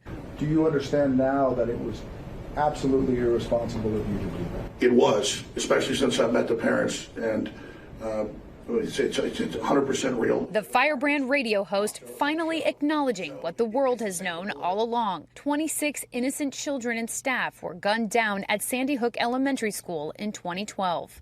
Jones now facing a $150 million defamation lawsuit filed by the parents of 6-year-old Sandy Hook victim Jesse Lewis, who told a Texas courtroom how Jones compounded their anguish by calling the 2012 school massacre a hoax and calling them crisis actors, inciting his millions of followers against them. I can't even describe the last 9.5 years of the living hell that I and others have had to endure. For the family, his admission is too little, too late. The parents saying they've endured violence, harassment, and death threats as a result of his toxic rhetoric. My hopes and goal is to hold Alex Jones accountable. Jones shaking his head as Scarlett Lewis, Jesse's mother, directly addressed him from the stand. You keep saying it. Why? Why? For money? Jones testifying in his own defense, claiming the suit is an attack on his free speech, claiming he'd lost nearly everything after he was banned from Facebook, YouTube, and Apple platforms, his company filing for bankruptcy on Friday. But then a shocking twist from the family's attorney. 12 days ago, your attorney... Turns out he didn't actually fucking lose everything, for the record. And he had his best year in 2018.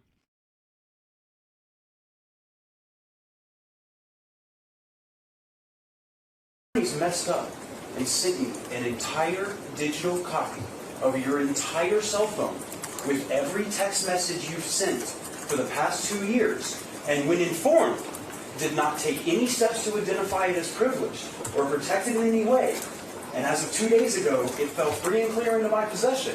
And that is how I know you lied to me when you said you didn't have text messages about Sandy Hook. Did you know? Bro, we've seen this video so many times over the course of the past 24 hours. And for some reason, it still doesn't, like, I still enjoy it. Like I'm watching it for the first time ever. This is your Perry Mason moment. You know what perjury is, right? The attorney also presenting evidence that Jones's InfoWars businesses apparently brought in roughly $800,000 in one day from sales. Jones claiming in court that amount was not the norm and that he is indeed in financial distress. But earlier this week, the judge already admonishing him from the bench. You may not tell this jury that you are bankrupt. That is. I just don't understand how, like, what kind of operation he had that like 800 grand a day was not enough. Like, what was he spending 801 grand a day? Like, what was he doing?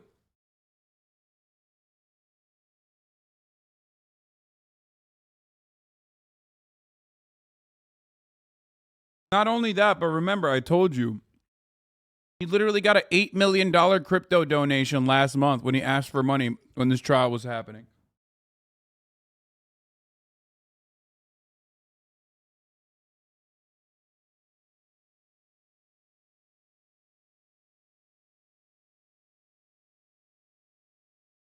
The thing is, you can't defeat this man.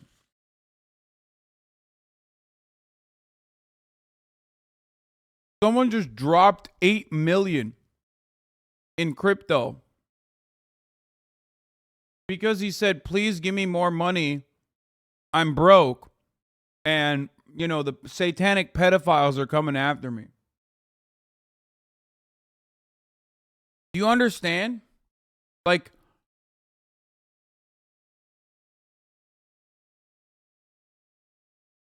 good thing Jones already admitted he's only filing for bankruptcy to avoid the damages. Alex Jones said he filed for bankruptcy, so his appeal bond on the Sandy Hook judgment will now only be half his net worth, allowing him to tie it up for years and stay on air. And the damages. Shut the fuck up. Are you serious? That's fraud. Bro, why is he admitting to fraud? Why does he think he can... Dude, if he keeps getting away with this, I'm going to lose my fucking mind. Portion and say, I got hundreds of millions of dollars. That's why they do this, so they'll come up with some giant judgment on the already guilty Alex Jones that they hope is too big for us to even get a bond on. Well, once you're in bankruptcy, it's all there in the court, and the bonds for the appeals are half your net worth.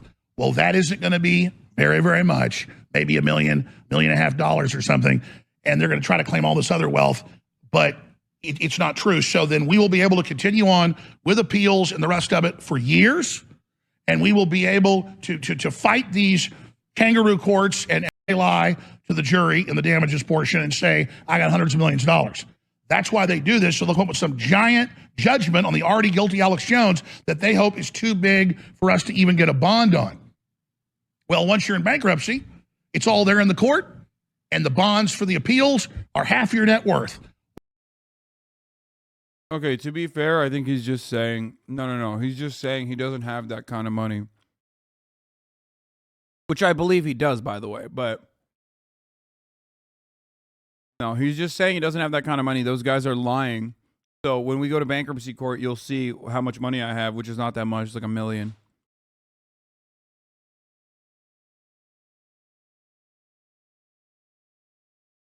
He does this, but people get mad at you for buying a house. Yes, bro. Because people are fucking deranged, okay? It's much easier to stalk me than it is to stalk Alex fucking Jones, who also has an army of, like, psychotic fans with guns and shit. So, obviously, if you're, like, a fucking TERF or a Swerf or, like, a weirdo radfem on the internet or a weirdo, like, Twitch watcher who loves stalking Twitch streamers and you have personally built this narrative in your mind that, like, Twitch streamers are the most, like, successful form of like media broadcasters or some shit, you're just, you know, it's more gratuitous. It just gives you more immediate feedback. They don't realize that Twitch streamers are the fucking closest to like the average fucking paranoid psychopath on the internet. considering how much goddamn time we spend on the internet. It's instant. Yeah, it's instant gratification. I'm too accessible. That's it.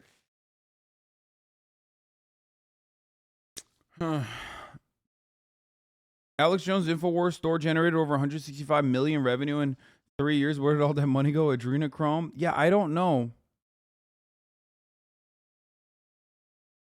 Well, that isn't going to be very, very much. Maybe $1 million, $1.5 million or something. And they're going to try to claim all this other.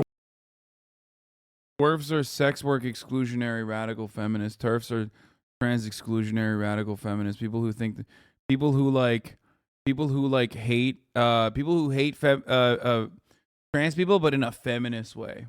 Okay, that's what that is. Anyway, let's finish this up. Oh, before we finish this up, actually, hold on. I got to show you another thing. And if you want to understand, like, Alex Jones doesn't give a fuck about anything. Here it is. Here he is confronting the Sandy Hook parents, getting cut off by the lawyer. I think all the stuff you said and then manipulated. That's it. I'm not talking to you. You're not doing this. He literally went up to a fucking to the parent who his fans have harassed and said all the stuff you said have been manipulated. Let's be honest on here. I think all the stuff you said and then manipulated. That's it. I'm not talking to you. You're not doing this. That's not even a thought. That's not the way this goes. Why, you can't feed them fake videos anymore? No, shut up. That's what you're trying to do, shut my mouth. You'll never succeed. My son's autistic. I think I'm autistic too, buddy. Oh, that's it. That was pretty funny when he said, I think I'm autistic too, buddy. Not in the corporate. Oh, yeah, he said the parents were autistic.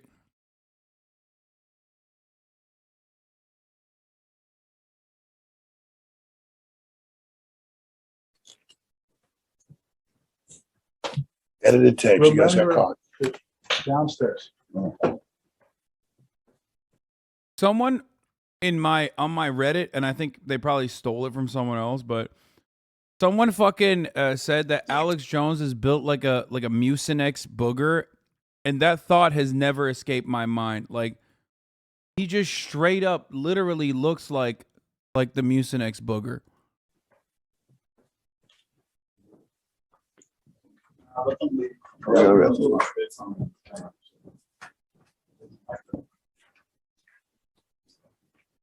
I mean, Alex Jones famously once said, Listen, I'm going to be honest with you. I'm kind of retarded. He's built like a fall guy. Yep. Chat, don't get mad at him. He's neurodivergent is his word. It's also not true. Yet here I am. You must tell the truth while you testify. This is not your show. And Jones has already been found liable in this case. The jury will now decide how much to award in damages. Again, the family is seeking $150 million. Jones has also been sued by 8 other families as well as an FBI agent for defamation. He is also now facing tens of thousands of dollars in fines issued by judges in those cases and potentially millions more in damages. George? Okay, Arrow, thanks very much. Let's bring in our chief legal analyst, Dan Abrams. We just saw that trouble Alex Jones is in. He probably wants to fire his lawyer as well. Sending those text messages to the opposing lawyer? This whole case is insane. And then you have this thrown into it, right? That you have one lawyer, his lawyer, send the opposing lawyer all of Alex Jones's text messages for the last 2 years. Now remember, this was relevant because the other side had specifically said, do you have any text messages that relate to Sandy Hook, that mention Sandy Hook? No, no, no. Have you searched for them? Yes, I have. Now suddenly, oh, what do you know? Look at all of these text messages that are it's politics and history. I was kind of socially retired. So immediately you have now proof that at the very least Alex Jones has not been telling the truth. Is that perjury on its face? Criminal charges inevitable? I would say that criminal charges are certainly possible, maybe even likely, but not necessarily inevitable. The prosecutors have to decide whether to bring charges. Now, one of the interesting things is going to be, does the judge refer a criminal case, meaning say to the prosecutors, I think that you should consider this. It's up to the Texas prosecutors, but this sure does seem to fit the definition of perjury, which is it's an official proceeding. The big question as to whether it becomes the felony is, would it have an outcome on the proceeding of the case? Meantime, InfoWars is still on the air. Oh, absolutely. Alex Jones continues to go on and not just talk about some of the things related to this case. He attacks the judge. He's attacked the plaintiffs in this case. And so what happens is, on cross-examination, Alex Jones is on the witness stand, and the lawyer will say, wait a sec, last week, didn't you say this? And last week, didn't you suggest that the judge may be involved in a pedophilia ring, et cetera? And so that's part of what makes this case so insane, remembering, of course, that this isn't about, is he responsible? That's already been determined.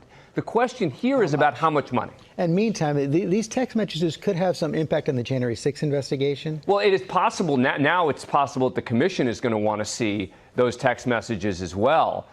Because suddenly you have this trove of information that people didn't even know existed before. Dan Abrams, thanks very much.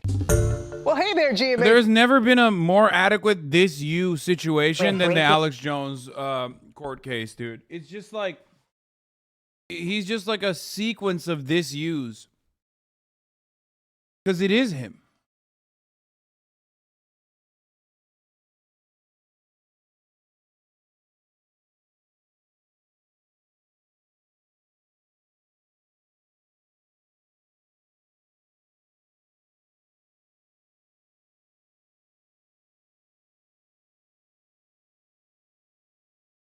What? Have a chat, just a gentle reminder. What are you guys doing? What is this? Okay, I'll add this later. Okay.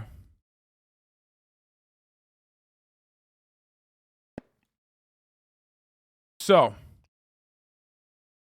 Brittany Griner has been sentenced to 9 years in Russian prison on drug charges, for the record.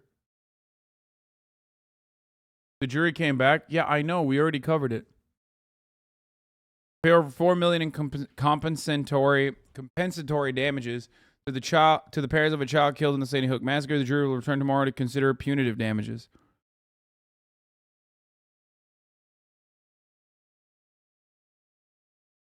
Okay.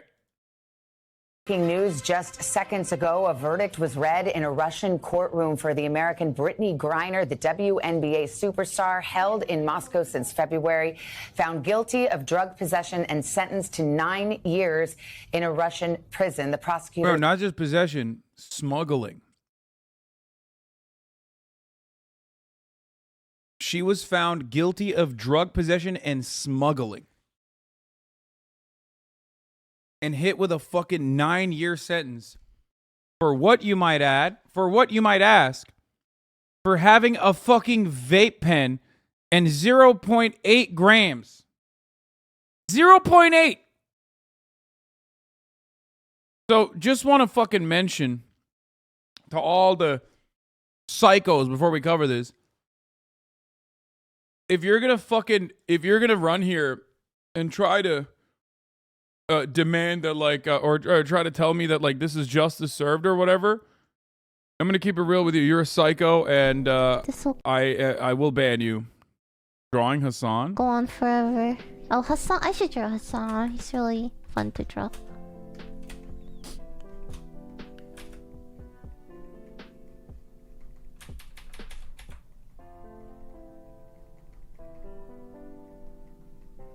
Uh-oh.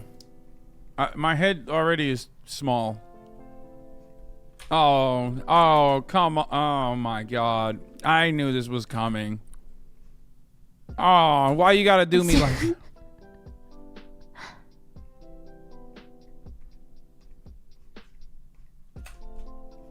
Wait, okay, I'm just gonna drink.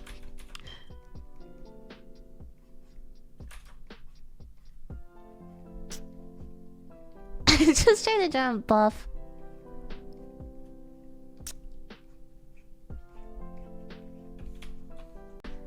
This will go on for. God damn it. Even as a chibi, I can't get fucking a normal size head. What is this?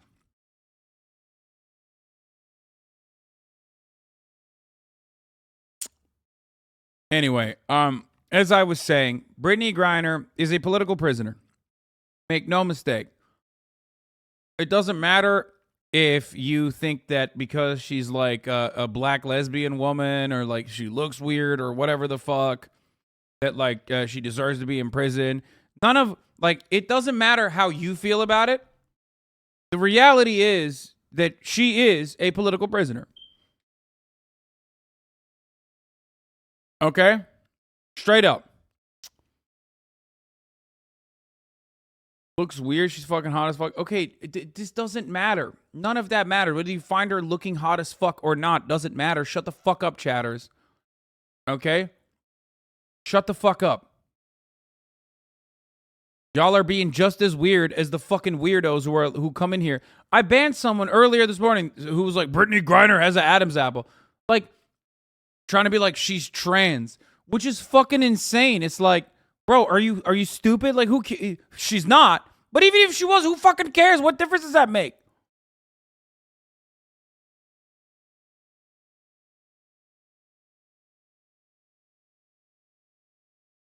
Now, this had to happen for the prisoner trade swap to happen, for the prisoner swap to happen, basically. That she had to have been found guilty and, you know,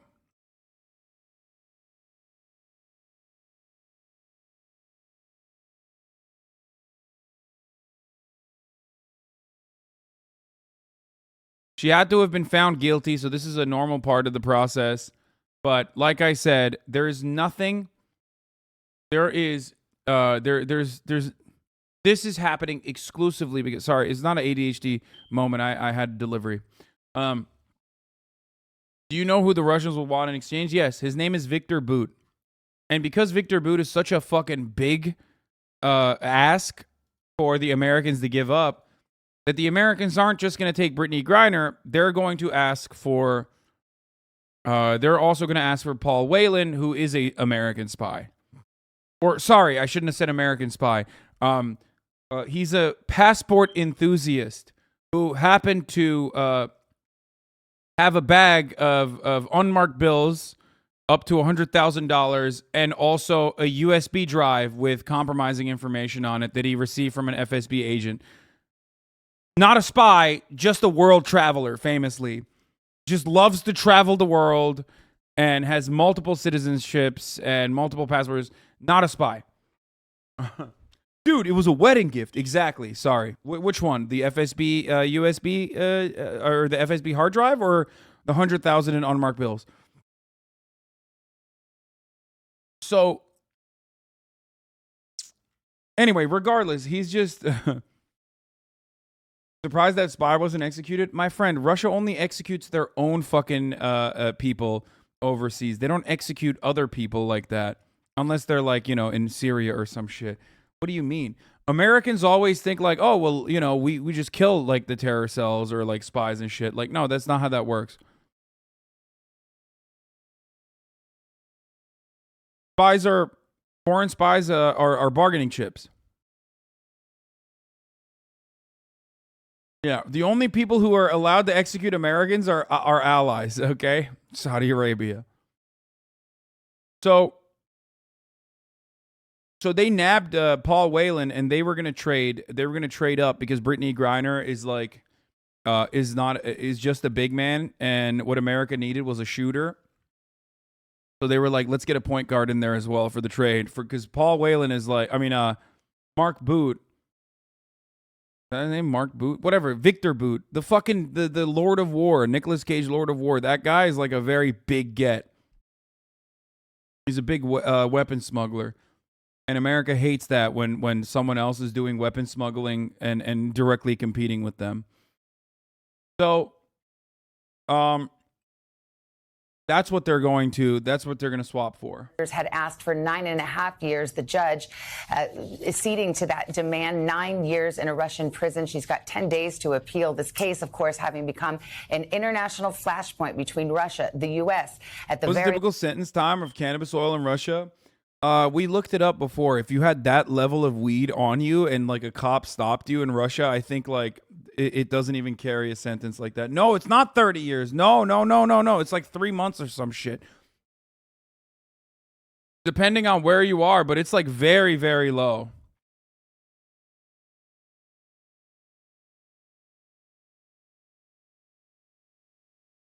Here.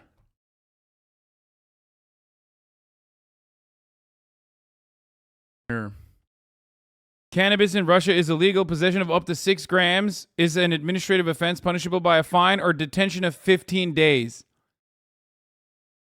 I was wrong. I said 30 days, I think. It's 15 days. Up to 6 grams.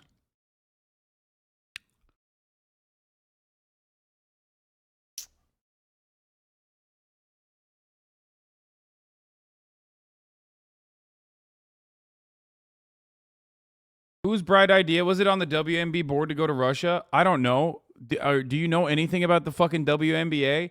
They all go to Russia because they make way more money in fucking Russia and in Europe. The fuck are you talking about?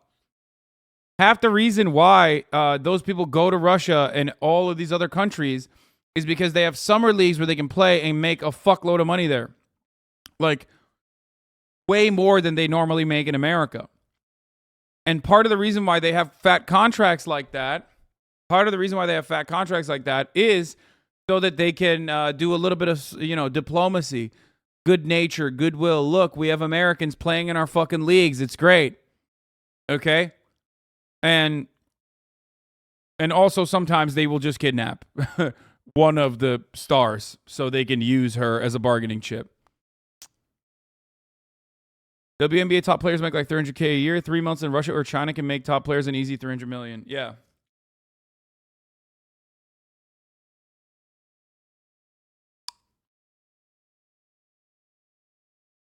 Should the U.S. exchange deal with the arms dealer? Yeah, fuck yeah, 100%. I said this before. Bro, I need you guys to understand something. No, not 300 million, 3 million. I think I misread it. 3 million, not 300 million. 3 million. Isn't 300K enough? Dude, what the fuck do you mean? Bro, let's say you're one of the best basketball players on the fucking planet. Okay, woman, man, doesn't matter, right? And you're getting paid 300K a year, and then you have the opportunity to make 3 million from one summer fucking league. Why would you not take that? Shut the fuck up with your dumb, fucking, idiotic, small-brained, like, anarchist attitude here. 300K enough? What's it to you? Don't do it, BB. I'm doing it. Fuck you. I hate these motherfuckers so much.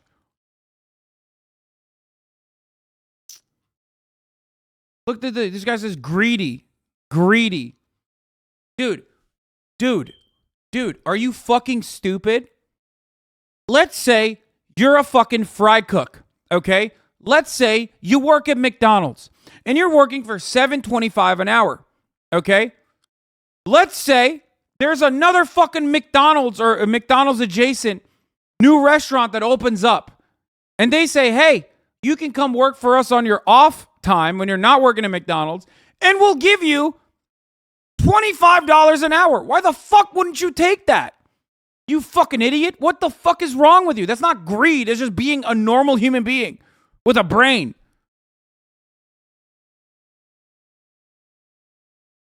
So-called left is not, by the way, not even understanding the value of labor. It doesn't matter. 300K isn't 750. You are mistaken. That's why I reduced it down to $25 an hour from $7.25. I am bringing down the barriers to something that even your unwanted loser fucking ass can understand. Okay? I am doing the nice thing here and trying to describe to an entire community of fucking neets who have never worked a day in their lives the value, okay? And I'm trying to use an example from maybe the past, You know, maybe the last time you actually accidentally worked because you wanted to buy a bicycle or something. That's why I changed it on you. You've never worked and you never will work, especially if you're making idiotic arguments like this, which is why I'm trying to, you know, reduce the numbers down to a number that you will understand. Okay? Because the last time you worked was when you were 14 and your dad, who left you, forced you to go work at a fucking, you know, minimum wage job over the summer so you could buy a bicycle.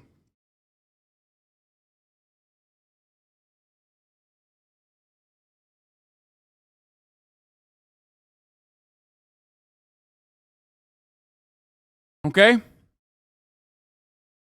tried making it simpler, but you ended up just hurting my feelings. Okay, well, if you're not chiming in here and being like, dog, if you're making 300K, why do you need more money? Like, it's not like they're asking her to fucking murder babies on the side for $3 million. They're saying, hey, you're getting paid 300K to play basketball here. We're going to give you $3 million to play basketball here. Why wouldn't you do more basketball for more money? You fucking dumbass.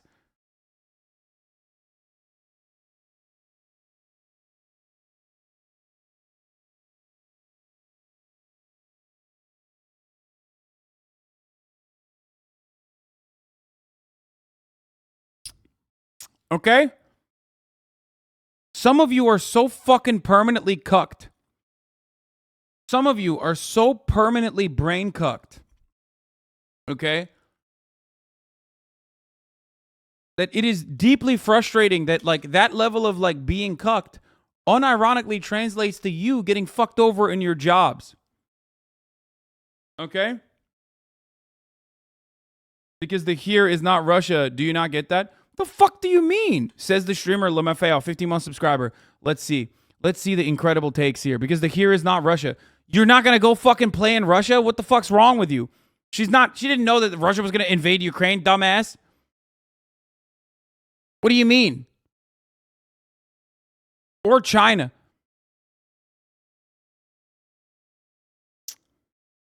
Depends. Is the McDonald's in fucking Russia? So you're just, wait, so what's up? Like, you're just like, you're just anti-Russia. Is that it? You're literally saying, like, I have no perspective. I just think that Russia sucks. And that if you make money doing the same thing in Russia, but a lot more, you shouldn't do it. That's it, right? That's your take? Okay, got it. Really good contribution to the fucking conversation, dumb bitch.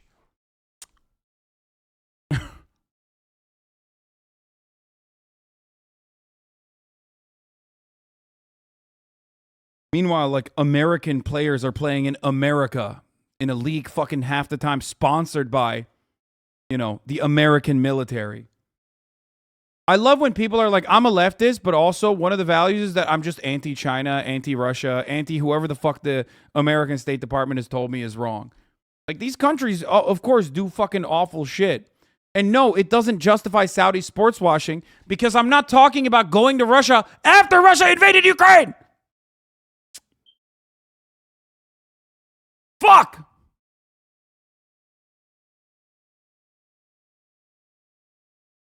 She didn't know Russia was going to fucking invade Ukraine. She literally went there to play just like she normally does. And then Russia invaded Ukraine and was like, now we have a fucking prisoner for a prison swap. And half of you dumbasses literally are just like so fucking stupid that you can't comprehend what's going on in front of your fucking eyes.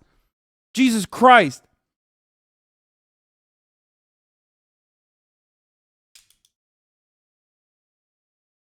Are you sure? How do you know she didn't know that? No, I heard that Brittany Griner actually went to Russia specifically because they were going to invade Ukraine. That's what I heard. And it's like a bullshit fucking law. Bullshit. It's not real. It's like a bullshit consideration that she has to fucking make now.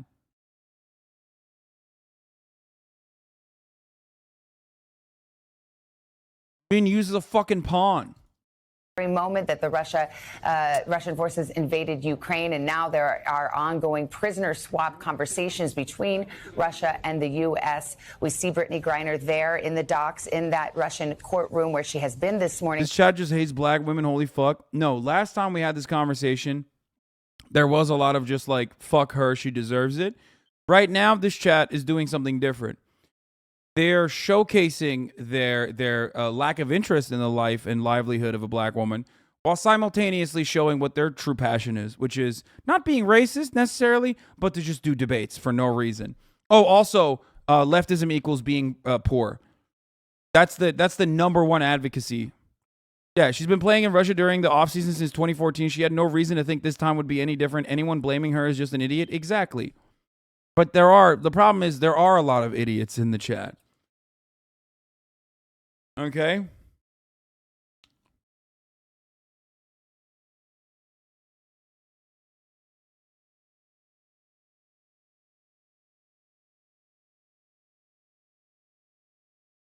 half the chat is literally on more drugs than Brittany Griner as they're typing about how she deserves the 9 years prison sentence that Russia gave her, specifically so that they can use her as a pawn in this prisoner swap, by the way.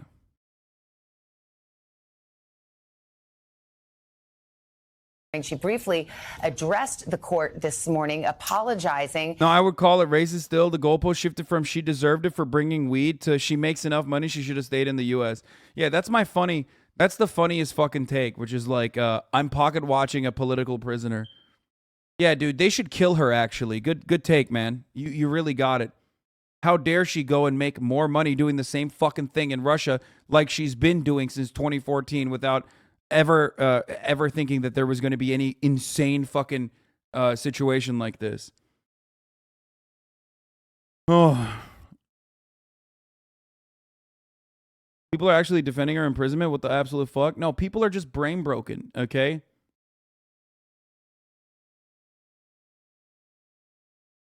Russia is literally using her as leverage, and people are refusing to recognize it for some reason. I don't know why. I don't know what it is. Saying it was not her intent to bring drugs into the Russian territory. Let's play a little bit of that. I made an honest mistake, and I hope. Yeah, leftism is when you murder everyone that made over $100,000 last year.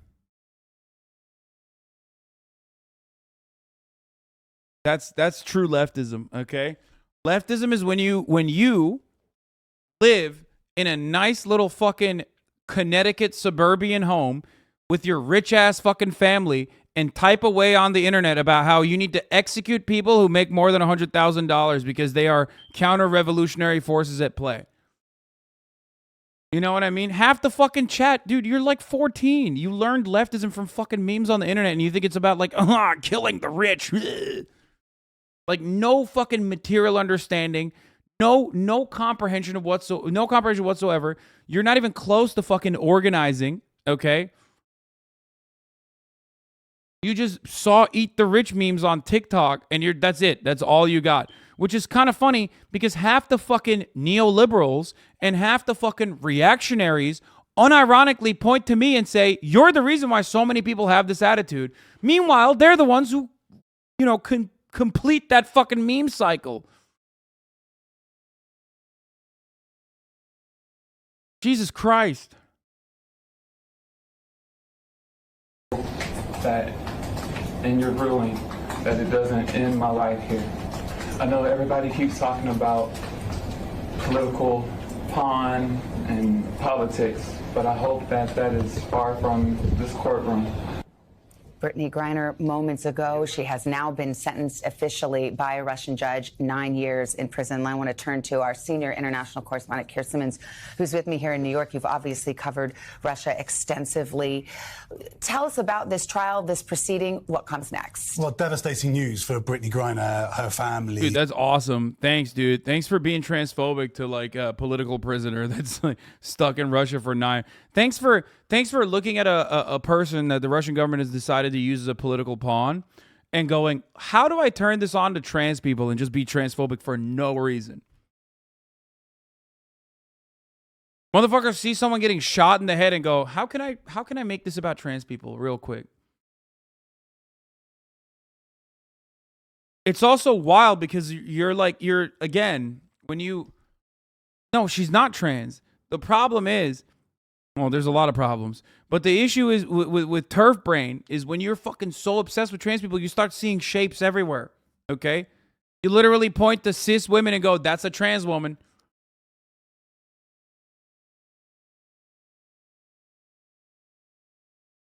Of course, the maximum sentence that she could have received, Savannah, was 10 years. As you mentioned, the prosecution asked for 9.5 years. We just heard just moments ago the judge announced that it would be at 9 years and a 1 million ruble fine, which is just over $16,000. As you mentioned, she's been told that she can appeal in 10 days' time. But as we heard the judge, and you saw her sitting in that cage there, she had to stand when the actual decision was announced. But you saw her most of the time sitting there, as you see now, her translator there with the short hair and the tie next to her to translate this hearing, this sentencing by the judge. She went through all of the evidence.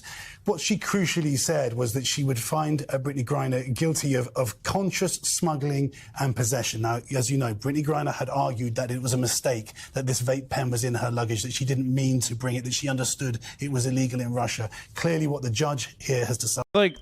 It's like her medical cannabis, too. It's her fucking medical cannabis. Like, that she has. Oh, it's like a vape pen. One vape pen, chat. One vape pen, 9 years. You're fucking crazy.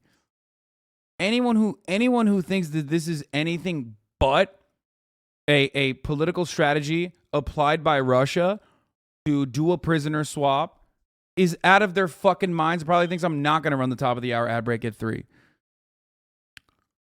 And they probably even think that they can avoid seeing the ads without subscribing for $5 or for free with a Twitch Prime by connecting your Amazon Prime account to their Twitch account to get an uninterrupted ad-free broadcasting experience. And I'm here to tell you that that's not the case. Okay? I'm here to tell you that at the top of the hour, there is a 6-second ad break. And if you no longer want to see those ads, you have to subscribe for $5 or for free with a Twitch Prime. Or, if you're lucky, get gifted a sub. Aloha from Maui. Thank you for the 5 gifted subs. Allowing 5 people to no longer see the ads. You know what I'm saying? Here's the 1-minute ad break now.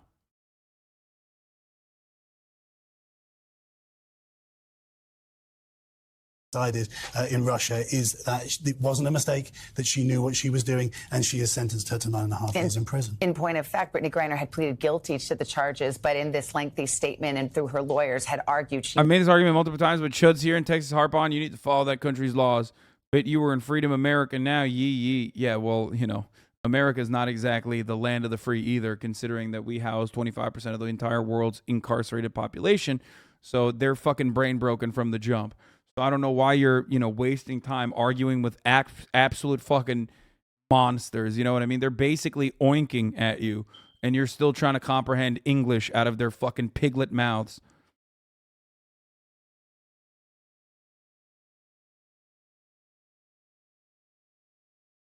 It's great. Evo1, thank you for the 5 the subs. Someone said, you make politics actually interesting. Thank you. No, thank you for watching. Didn't do it intentionally. That is an argument the judge has clearly rejected. Yeah. Brittany Griner almost got the same sentence as like a cannibal murder guy in Russia. This isn't political. People are just scared of marijuana. That's not true. That's literally not true. There's a 15-day fine for up to 6 grams. 15-day and a fine. Shut the fuck up. Shut up. Shut up. Shut up. Shut up. Shut up. Shut up. Shut up. The backlash to the Supreme Court's decision to throw out Roe v. Wade has taken on new shapes. One day after Kansas voters rejected a measure to remove abortion rights from the state's constitution, President Biden announced a new executive order to assist abortion seekers. Stephen Portnoy of CBS News Radio. For the record, I literally do not give a shit about Victor Boot being incarcerated in America, okay? I said this already, not because I have any affinity towards the guy, but America literally jailed him for doing what America does. Okay? The idea that this guy is somehow way more evil than the CIA is a silly notion. Understand? The dude that is called the Merchant of Death was only arrested because he was cutting into the CIA market, okay? He was the one who was giving guns to the Taliban before the CIA was giving them guns. So that's the only reason why they arrested him. And they arrested him so quickly and so promptly because they had assets that he was working with because he was already working with America. Okay? So the idea that this fucking guy is like somehow, way more evil, way worse. Like, he's a fucking arms dealer. Of course he's awful. But this notion that he's like was arrested because he was arms dealing and that's somehow bad or wrong and totally different than what we do in America is ridiculous. They literally could not fucking, they were just mad that he was, they were mad that he was arming the Taliban while the CIA was also arming the Taliban. Where did the fucking Taliban get $50 million to purchase Victor Boot's arms? I wonder. How did they figure out how to traffic opiates? How did the Taliban opiates only make its available to European markets? Where were the drug trafficking routes? Who set those up? How did they learn how to farm poppy like this? I don't know. They must have just figured it out on their own. They probably have they were born with a copy of fucking how to make heroin and distribute it in Europe through a complicated network of dark market trades, black market trades. They probably went on Hustlers University.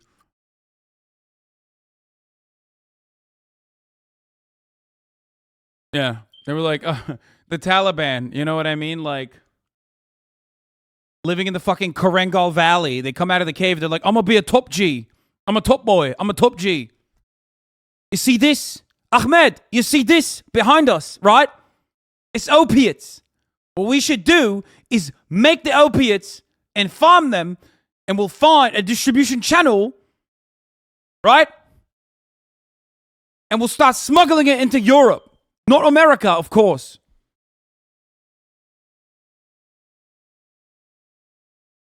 And then, Ahmed, you and I will get Bugattis. All these fucking brokies.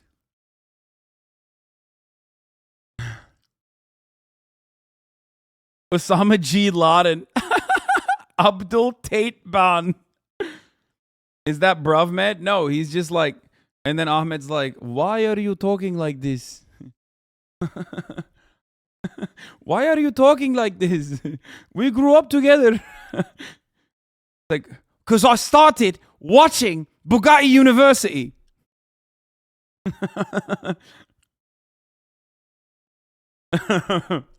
Oh, Jesus Christ. Okay, let's keep... here's the fallout for the Kansas abortion vote. A mistake that Republicans will never, and I'm calling it, never, ever allow to happen again. Ripple effects in the midterms and beyond. We're going to get through this difficult period. The loss has left conservatives flat-footed. This is absolutely surprised, and I have no explanation. And again, it was just a gut punch. More than 900,000 Kansans cast ballots Tuesday, a stunning turnout for an Yes, no disrespect to the Taliban by comparing them to Hustlers University. As this chatter correctly pointed out, they literally had the capital. They had the assets already. Whereas Andrew Tate in Hustlers University tells you to start doing drop shipping without having the actual fucking capital or having the actual product itself. The Taliban had the product. They just need to figure out how to, move the product. So they are still a more legitimate business than whatever the fuck Hustlers University teaches you. Early August primary.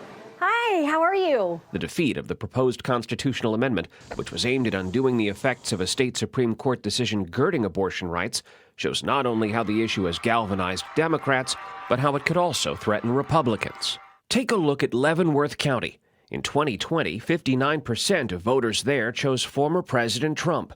The same percentage voted no on Tuesday. And in Sedgwick County, the state's second most populous, 54% voted for Donald Trump, 58% voted against the amendment. To those of us who watch politics, that abortion is not as polarizing as really we think. Patrick Miller is a political science professor at the University of Kansas. Who thinks abortion is polarizing? The only people that think abortion is polarizing are people who are lying to you to try to get you to think that abortion is a polarizing subject. It's not. What do I always say? I always tell you, like, abortion is not up for debate. It's not a polarizing issue at all. It's just like mainstream media, for some fucking weird reason, legitimately spends an insane amount of time covering what, like, literal lobbyists have to say about abortion. Like, you know how the Republicans always talk about, the abortion lobby or this lobby, that lobby, whatever the fuck, right? They're always talking about, like, big abortion or big trans. Like, they talk about how, Jordan Peterson famously talked about how, like, doctors are making billions of dollars doing trans surgery, right? You know what's an actual fucking industry? Becoming an abortion advocate, becoming an anti-abortion advocate. Like, unironically, you go to college, you become a part of this fucking network of lawyers, and then you spend your entire life harassing fucking people and using, like, any kind of legal hurdle you can to throw it in the ways of abortion providers that are almost in every single instance working as nonprofit institutions.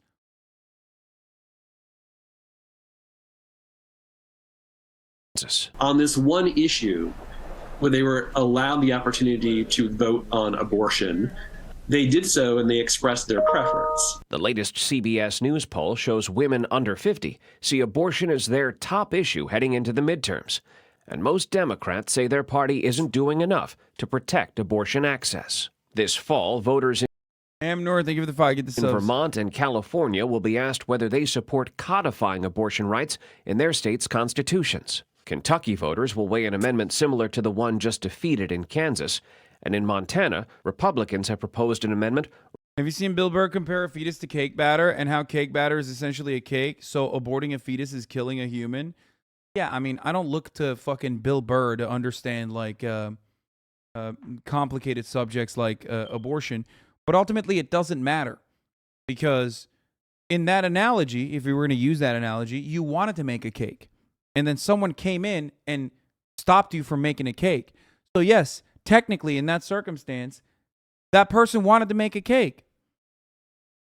That's the difference between abortion versus manslaughter when someone is pregnant and with child and wants to carry that pregnancy to term and then gets into a fucking fatality or a car accident. That's the difference. The difference is the consent of the person who's carrying. Also, Bill Burr personally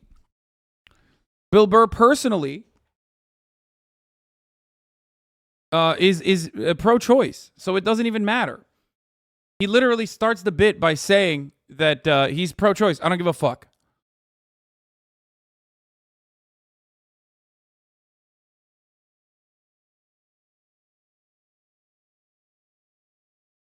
There's so many components to that argument that is, like, easily destroyable too. It's like women are not fucking ovens, you know what I mean? The oven is not attached to your body. Again, you want to make the cake, so that's different. Even if you fucking take the cake out of the oven, that's still not cake. It's batter at that point. Babies are not cake. Anyway,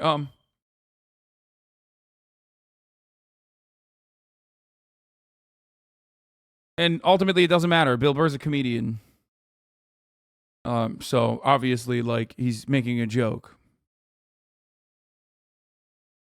Have you watched Andrew Schultz's counter to that? I'm like, bro, just explain it to me, man, why you hate abortion so much. And he goes, because it's killing a baby. And I was like, dude, it's not even a baby yet, you know? He goes, yeah, but if you leave it there, it's gonna grow into a baby. So it's a baby. And I was like, you know what? Pedophiles gotta use that logic. That's good. Yeah, she's a teen now, Your Honor. Haha, that's really interesting. But if you leave her there, she's gonna grow into an adult. So she. Oh no, this is another classic. Like, this is another classic. This guy made a joke, but now some libertarians are gonna use it as an argument. Classic. You know how, like, sometimes I make up, like, random fucking shit on this broadcast, and then a week later you hear, like, an unironic conservative use that as a talking point? That's it. Once you throw that out there into space, it's done. You know what I mean? He's an adult. Am I a pedophile or pro-life? You decide. Abortion.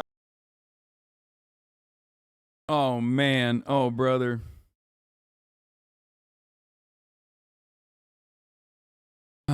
If your oven is about to break and burn the house down, there better not be a law saying you have to keep making that cake. Well, that too. That's another good one. Babe, wake up. New argument dropped. Hasan literally feeds the reactionary machine. Okay, dude. Okay. That joke will be a tweet pic and the hottest post on Reddit all in about a day's time. What about babies aren't cake? Explain this. What the fuck? Where did you even find... What Google search did you conduct to find this? Maybe the FBI, once they're done with Alex Jones's fucking text messages, should look at your phone and computer.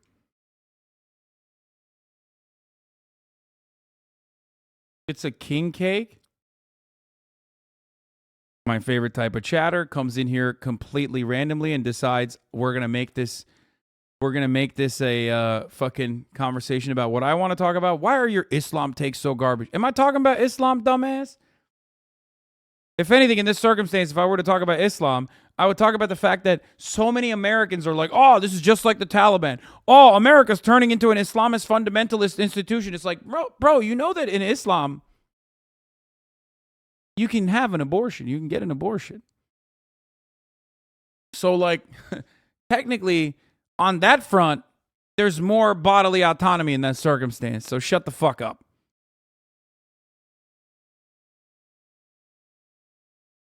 That's Rosca bread, you uncultured himbo. Okay, it derives from a Mexican thing where they hide a toy baby in a cake shaped like a ring, and they find the baby is supposed to bring good luck. That's crazy.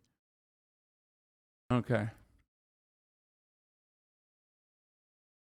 Technically, you can get an abortion under Christianity as well. It's just that they decided that that's something that they're going to fucking associate themselves with. Anyway, I'm uncultured. You know this. What is this? Glad you're friends with Gideon. You made a cameo in his latest video. Twitch banned me, so I snuck into TwitchCon. Yeah, I can't watch this on stream. I think like this will get me fucking banned. But I do make a cameo. Okay. In the latest Gideon, I have a photo with him too. Oh, here, by the way, oh God, how could I forget? Don't worry. I forgot to mention Brittany Griner. Donald Trump had a take on Brittany Griner.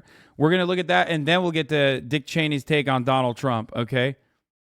Would you have made, by the way, the offer for Brittany Griner and Victor Bout that Russia has put forward, where they'll trade this arms dealer's 25 years for arms dealing all over the world for the WNBA player and also, I believe, a former Marine who's being held there?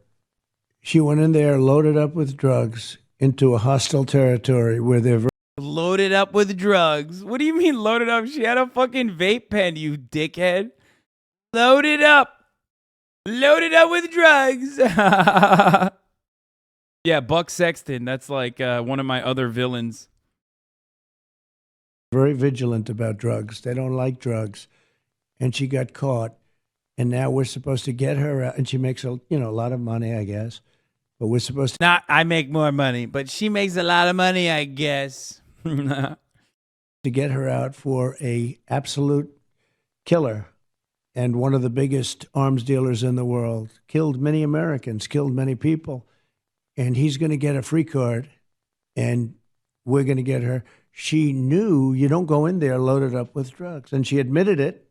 I assume she admitted it. He also says she went into a hostile territory. Same idiocy as the chatters who think she went after the invasion. Yeah, dude, it's just so dumb. It's so dumb. Without too much force, because it is what it is. And it certainly doesn't seem like a very good trade, does it? He's an absolute one of the worst in the world, and he's going to be given his freedom because a potentially spoiled person goes into Russia loaded up with drugs. Loaded up with drugs. Bro, didn't he literally get A$AP Rocky out? Like, what the fuck? That's wild for him to have this take. Like, was that not drug related or was that a fight? I can't remember. It was an assault case. It wasn't drugs. He was arrested in Stockholm after punching and kicking a man in the street. The rapper who claimed he acted in self-defense spent a month in jail and was found. Yeah, it wasn't drugs. It was.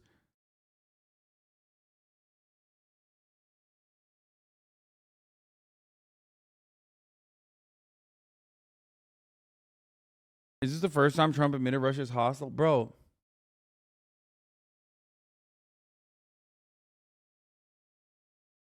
Kevin Durant for Russian arms dealer. Who says no? I think people are racist enough to still say Kevin Durant is black and therefore he deserves it.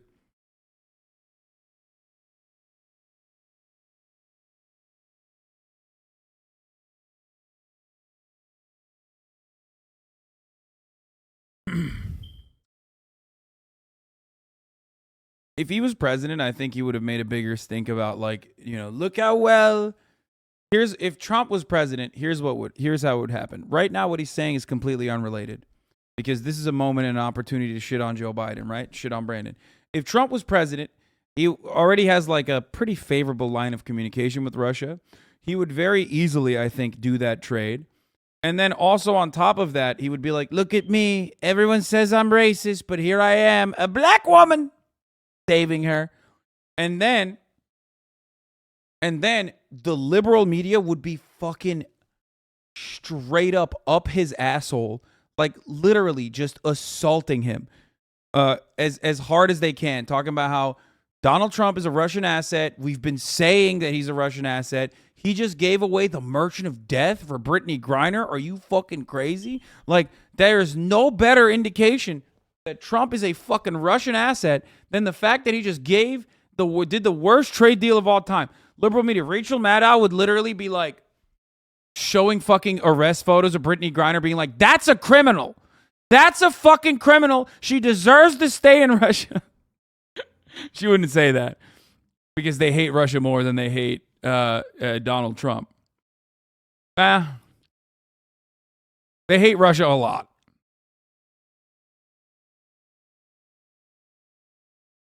He would also go on about how she deserves it for bashing America and being pro-China. Oh, 100%. ASAP Rocky is definitely not pro-choice. Wait, what?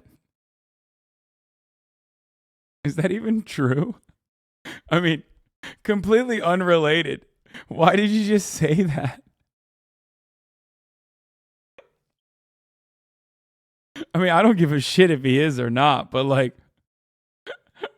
Anyway, speaking of... foreign policy and things getting complicated. Nancy Pelosi. That's right, folks. Nancy Pelosi.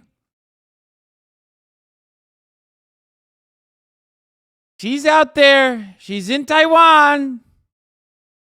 Now to breaking news overnight. China firing missiles near Taiwan. The exercises following Speaker Nancy Pelosi's trip there. Our forward correspondent, James Longman, is tracking the latest. Good morning, James. Yeah, good morning, Michael. Hours after Nancy Pelosi left Taiwan, China has for the first time launched massive military drills using live fire all around the island. Chinese state media showed these pictures. They show Beijing launching their Dongfeng missiles directly into waters east, northeast, and southwest of the island. Taiwanese. Bro, how are you going to fucking fire those after Nancy Pelosi's plane has landed? You know what I mean? Like, spare me. Spare me, okay? Oh, look at us. Like, oh, look at our fucking... You don't ride, okay? It's pathetic. You're a pussy. Hold this L. Top G, not a top G behavior, okay? Military is saying China launched 11 ballistic missiles in just a 2-hour period. Now, these are long-range weapons capable of traveling hundreds of miles, and it's thought these military drills are likely to last 3 days. Some flights are being cancelled. Commercial shipping has had to be rerouted, and we're hearing reports of cyber attacks inside Taiwan as well. Now, a Chinese spokeswoman has said the drills were in response to what she called collusion between the United States and Taiwan. Now, this is a self-governing democracy, but China claims it as part of its own. And Nancy Pelosi was the most senior U.S. official to visit since the late 1990s. Now, all this is concerning because it shows just how quickly China can launch these kinds of exercises, and it also demonstrates what China might do in the future if it... Why is he in London? Dude, what's happening? Are these guys just like going on vacation and then like the news will just be like, here, we're going to strap a camera to your face. Like, what? Why is he covering China from London? Is that the closest you could get to it? It's like CNN sending out the guy to fucking Budapest when Viktor Orban is in Texas. Also, I don't know which one of the clones this one is. All the sexy war correspondent clones, you know what I mean? Were to launch military action by essentially causing a maritime blockade. Robin? All right, James, our thanks to you. Flights are canceled and... Did you just say he probably... Return now to... Did you just say he probably... Why do you know he just got married? Why do you know he just got married? Someone in the chat literally said he's probably in London because he just got married. Why do you know that? Also, explain how you can differentiate between him and all the other ones. Are you jealous, Hasan? No, I'm just like shocked that there are stands for anything, I guess.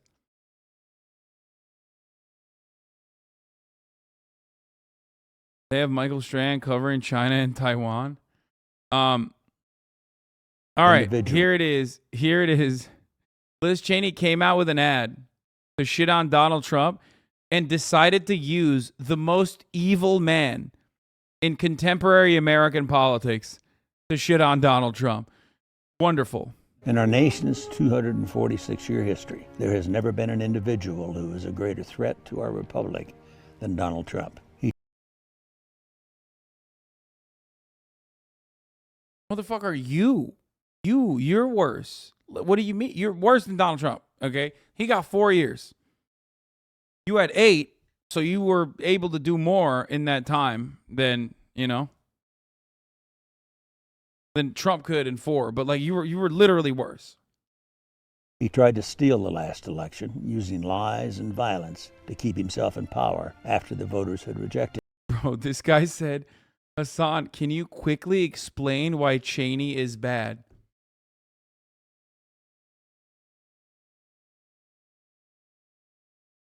The war on terror. That's all I'm going to say. Just like millions of dead Muslim children. So that Halliburton could turn profit.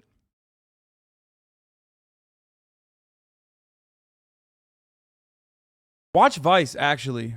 Vice is really good at explaining all of the horrible shit that he did. Or, are you pro-terror? No, I'm literally anti-America. I'm currently shitting on the top terrorist on the planet. And you're like, are you pro-terror? Like, no, obviously not. I'm anti-Dick Cheney. He is a coward. A real man wouldn't lie to his supporters. He lost his election and himself in power after the voters had rejected him. He is a coward. A real man wouldn't lie to his supporters. He lost his election, and he lost big. Yeah, Dick Cheney would never steal an election.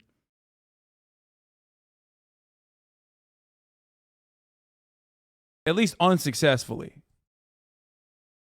You know what I mean?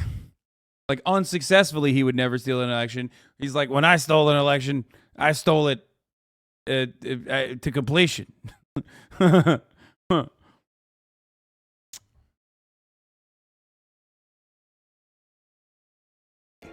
I know it, he knows it, and deep down, I think most Republicans know it.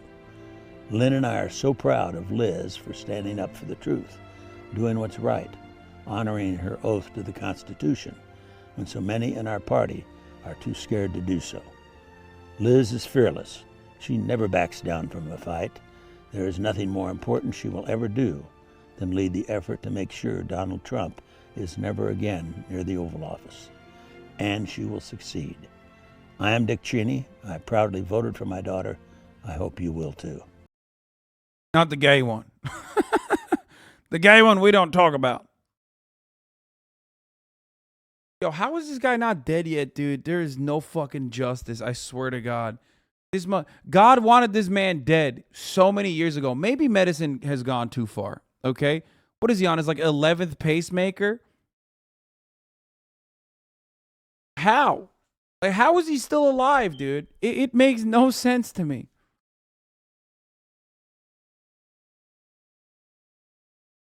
Whew.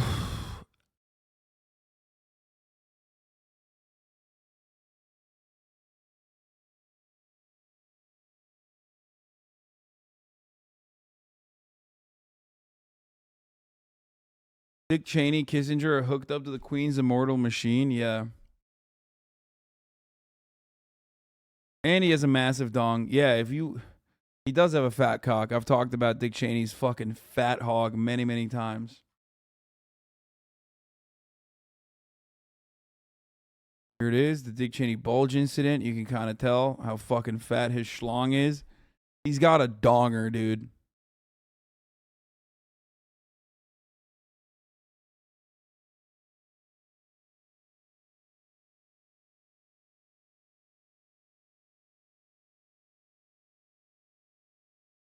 Bernie Schmieded too, though. Schmieded is such a funny way. No, they do call him Dick for that reason. No, in college, they used to call him Big Dick Cheney because he used to pose nude for the art students. Or at least that's the legend.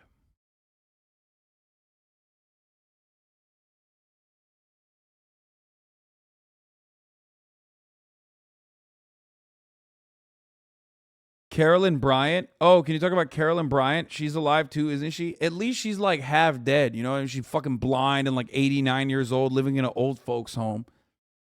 Dick Cheney, on the other hand, is like still able to fucking, you know, kiss his children. Like Carolyn Bryant has fucking cancer, is blind.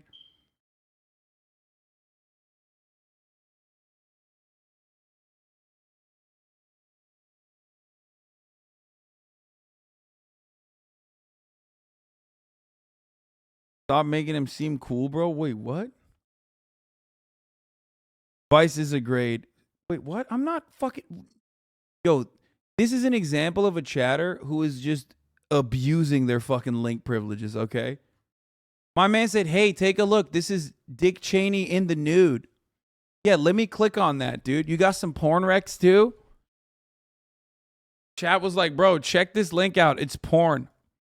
Come on, bro. What do you got, like 35,000 people in here? You could show them some good ass porn, bro. What the fuck?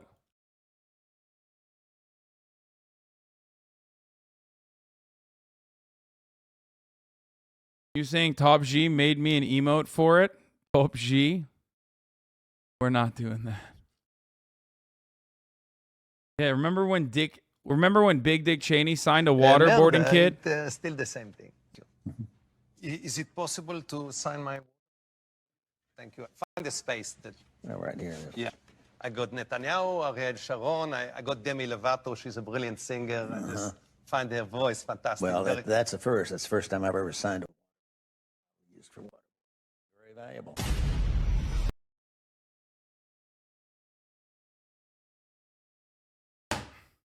Yeah.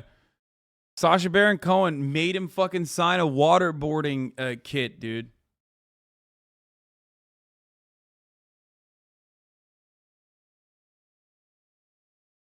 Such a great show. Super underrated. Oh, it was Costanza from Seinfeld, not an actual dick pic. Oh, my bad. Well, you can unban that guy, mods.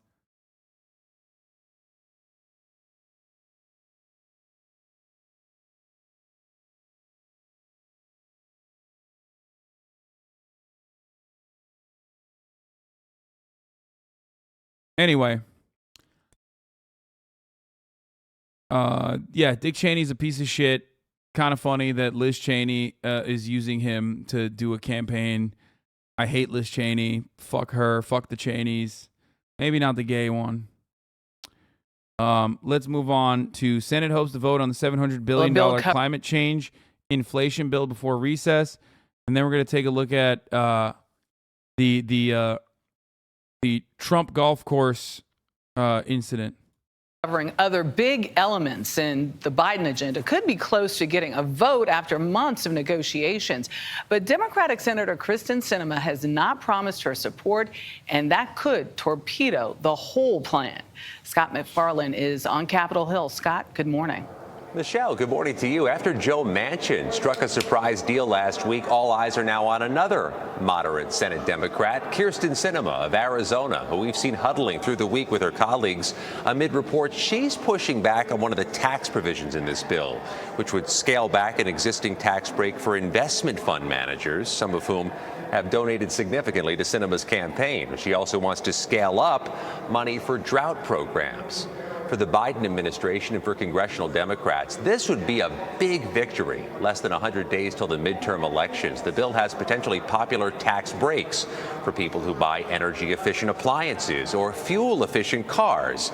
Also, billions of dollars to extend some health care subsidies for the Affordable Care Act, and an effort to lower some prescription drug costs, and an effort to try to lower the whole. I tweeted about this earlier today, but the fact that like Medicare price negotiations is still up for debate in this country is just yet another incredible example of how fucking morally bankrupt this government is, dude. I mean, Medicare price negotiations have been an Obama-era promise. Wild to me that the pharma cartel is such a stranglehold on our government that we're the only country where it's illegal for the government to negotiate prices when buying medicine in bulk, even for our elderly.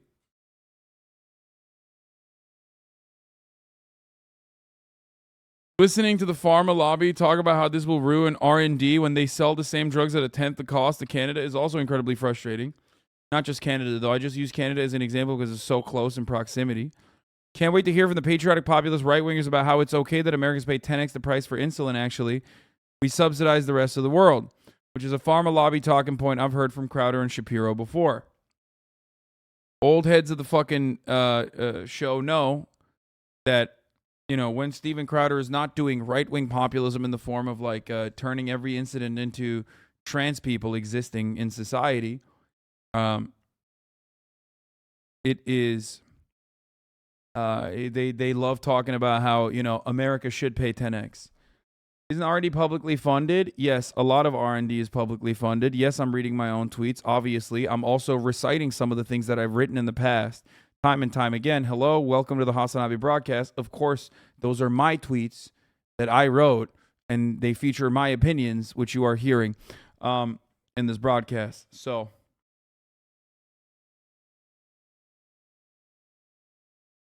Hulking national debt with new taxes on some corporations. Democrats have been calling this the Inflation Reduction Act. Republicans criticize that name and have told CBS News raising taxes at a time of inflation and possible recession is potentially dangerous to the economy. I love that they like raising taxes is deflationary, okay? It is one way to unironically stop inflation. Except like that's not even a thing. Like that's not even in their realm of consideration.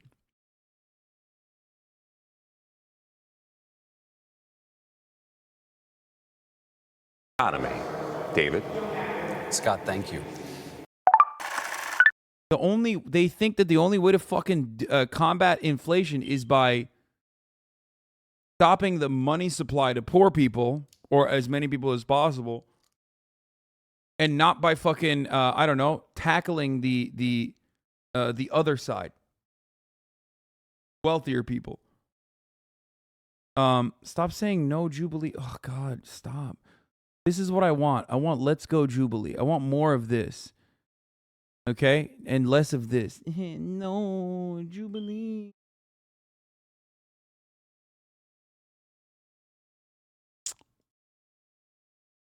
Phil Mickelson, the face of this new golf league being bankrolled by the Saudi government. $100 million. That's all it took for him to come here. What do you mean that's all it took? Brother, that's a lot of cookies. And I guess forget about that journalist that was chopped up by the Saudi government. Hey, Phil, give us a wave. Let's go. Yeah. Yeah, give me a look. Yes, thumbs up. Thank you. All right. Last hour, Phil Mickelson teed off here at the 16th hole just behind me. Here's what happened. What did he do? Do it for the Saudi royal family. Come on, man. Shut the fuck up. Come on, man. Shut the fuck up. Come on, man. One more time and we'll escort you out. Okay, I'm so sorry. I'm so sorry. I am sorry. I'm very sorry. I'm very sorry. I'm sorry. I'm very sorry. Yeah, don't get in the way of these divorced men in their golf, okay? They'll fucking beat your ass, brother. The NC Platform Committee votes to reject Medicare for All despite overwhelming support from voters. This is from 2020. Chat, why are you sending this again? Why? Do you want me to, like...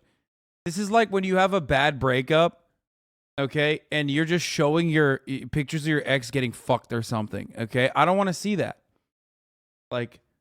Wow, you want me to see that, dude? Oh, look at photos of your ex-girlfriend with her new boyfriend who's so happy. They're so happy together.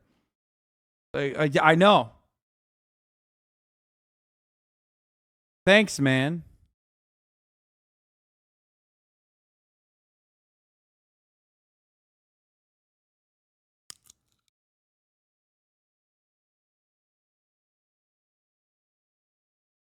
That's some people's kink. Okay, well, it's not mine. Speaking of kinks, though. Speaking of kinks. Speaking of kinks and people who constantly think about ex-boyfriends, the Tater Tots had something to say. Apparently, about the women. This is a random fucking this is like a random Tater Tot channel that cut this clip out. We kind of covered this yesterday, but it bears repeating because it's like making the waves to the Tater Tot communications. You know what's cool about that guy who got mad at you about the women driving thing? Him and his uncle HasanAbi called out. Deny the Armenian genocide. Not true. We want to talk about empirical evidence all the time, and they are Armenian genocide deniers. Literally. Wait, what? So that's... And then the funniest thing is, like, they put my reaction to it, like, as though I reacted to it in real time. I actually find it offensive that cis white male, straight white male, like him. Is he straight? He's bi. A bi white male is talking to me. Obviously, I'm a person of color, and I live in a poor country. I'm a margin. He said I'm a bisexual Armenian genocide denier. Which is fucking hilarious. Like, what a weird thing to just make up.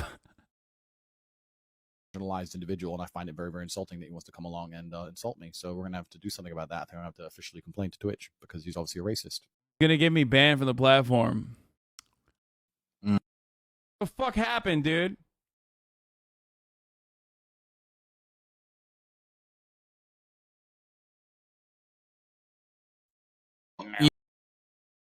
Put that in your bio? No, because so many motherfuckers say, one, I'm queer baiting.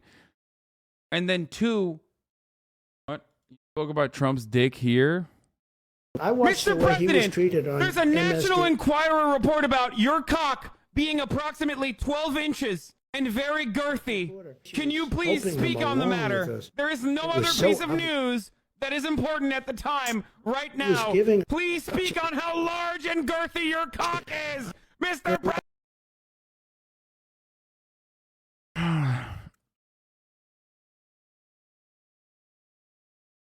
You probably said you're bi because you paint your nails. No, that's like, if your entire audience revolves around like insecure 14-year-old kids, This room could be then obviously, like, that's a diss to be like, oh, you're bisexual, you're gay. That's what it is. Here's 7 cool facts about this room could be one. Anyway.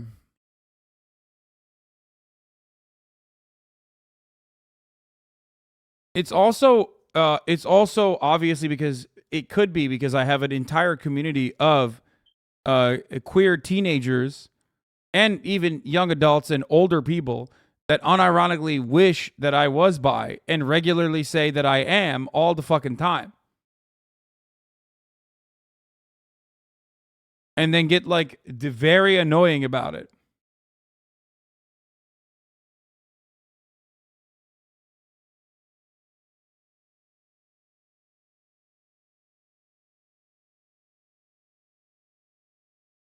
Or the funniest thing that could happen is that he saw HasanAbi and thought it meant HasanAbi, like a bisexual. Which is the funniest thing that could, I mean, I really do hope that that's what he thinks. That is pretty funny. Anyway. Regardless, though. Ayo, El Bobby Chulo, thank you for the 20 gifted.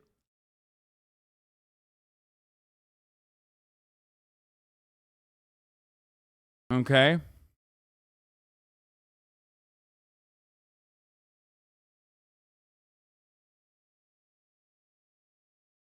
Am I right to believe there's like 3 straight dudes here? Is it funny in my head canon?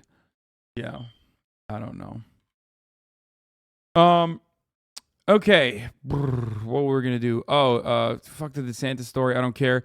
Oh, by the way, this is happening. Herschel Walker, the Republican Senate nominee from Georgia, said this week that he has accepted an invitation to debate his Democratic rival, Senator Raphael Warnock. This content is gonna be incredible, dude. Oh, I'm so excited for this. Unironically thought you were for a long time from watching VODs wherein you mentioned the clear phone case, cuff jeans, bi-seating, etc. Yeah, I think that's how I get away with being an LGBT foe all the time.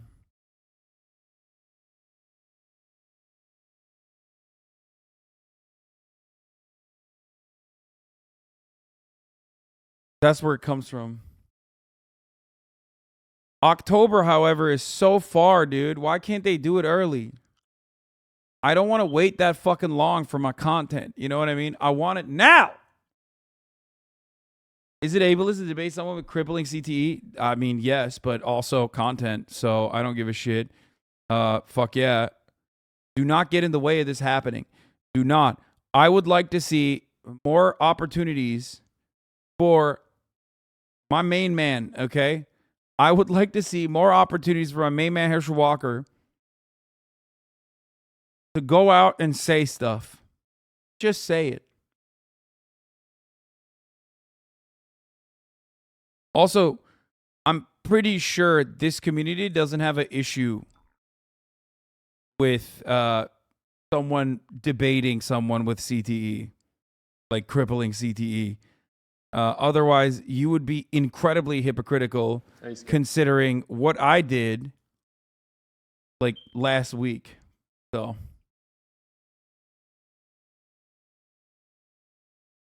yeah. God, I really wish there was more button content. I miss it. I miss it. I miss it so much. But in the absence of button content, we'll do mom swipes 20 girls for her son versus 1.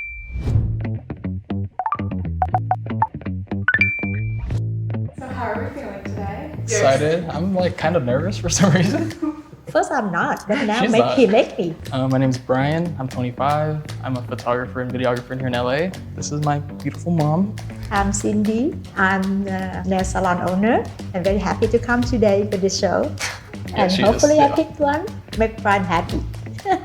Mom, what are you going to be looking for today in the girls? Kind, first, and very nice, and being positive in life. Beautiful, come in and out. I think I trust her, yeah. Oh, man. Pearl Snap ATX, thank you for the 5 gifted. Oh, hi, Sadie. Thank you for the 5 gifted.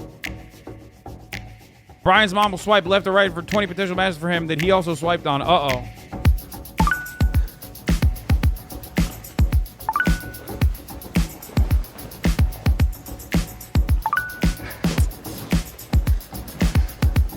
Oh my God, it's so cute. It's really so Would cute. you let Anya do this for you? Absolutely not.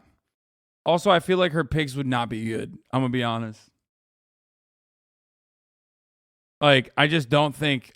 I do not think my mom would choose a good fit or a candidate for me that fits my interests and needs.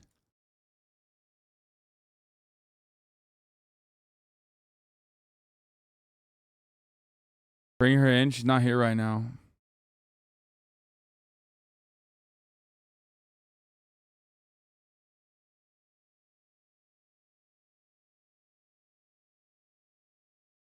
Bro, would you guys think that like your moms would have good choices in this situation? I don't think so.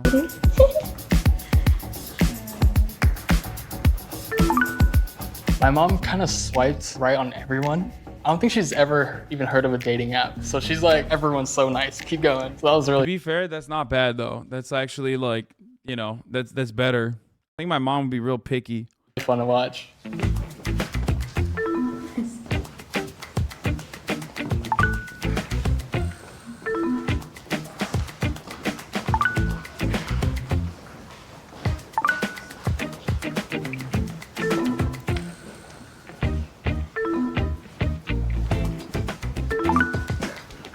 What? Homie said no to her? What the fuck? Wait, why did he say no to her? That's weird as hell, bro. What? What?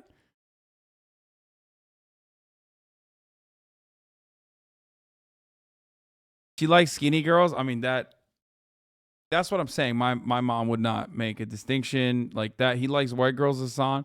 Yeah. My mom would just be... My mom is like picky, but not in you know, those sorts of ways, I don't think. I have no idea.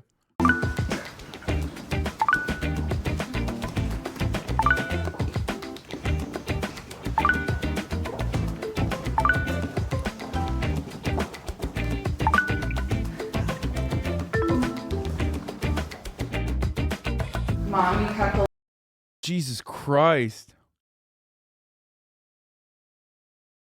You think your mom wants to see you end up with a Muslim girl? Fuck no. No, she doesn't care about that. A lot of people up there. Hello, come on. Here I went only one. I have to pick the final. Yeah, good luck.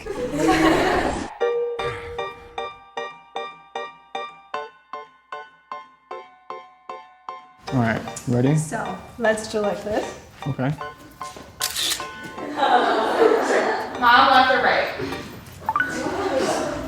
We're going like cute. So like Cute. face me. Okay. Just touch me. Or can we touch? Can we touch? Sure. All right, so cute. You're gonna say no. My heart's pounding. Oh, sorry. Oh! Fucking own! Really do like a side hug thing. Side hug? And then Like hover hands? Yeah, but no, like that.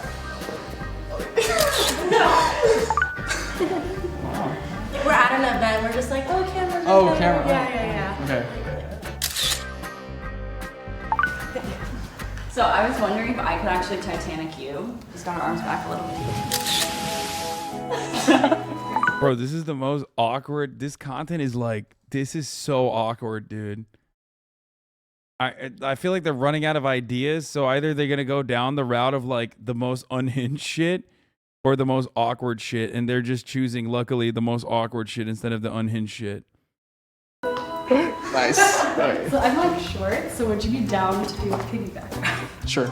Yeah. Woo! Thank you.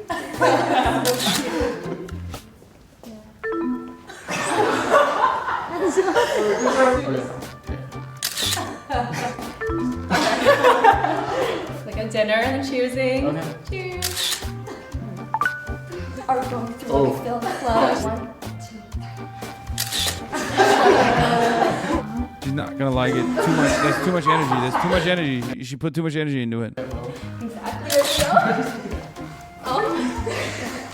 So I kind of figured we would just skip ahead a little bit. Okay. Could you get down on one knee? That's a no. She's gonna hit him with a no. Can't Too say much. no.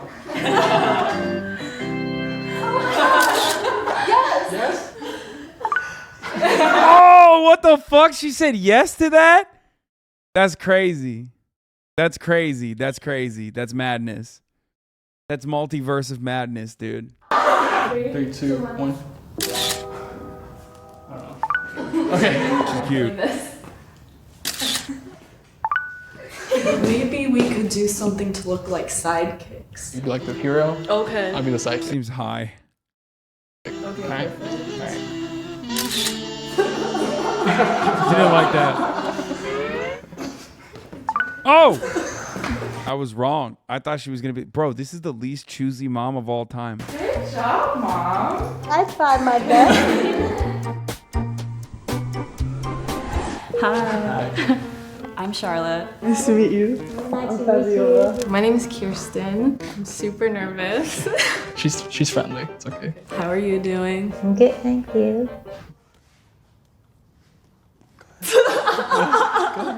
Tell me a little bit about. Dude, I don't know if this is fuck. Don't get mad at me, chat, but I feel like she strikes me as the type of mom who will definitely stress you on, you know, gaining 10 pounds. Am I crazy about this? Am I alone here? Like she like literally will like pinch your fat type shit. She got the haircut for it.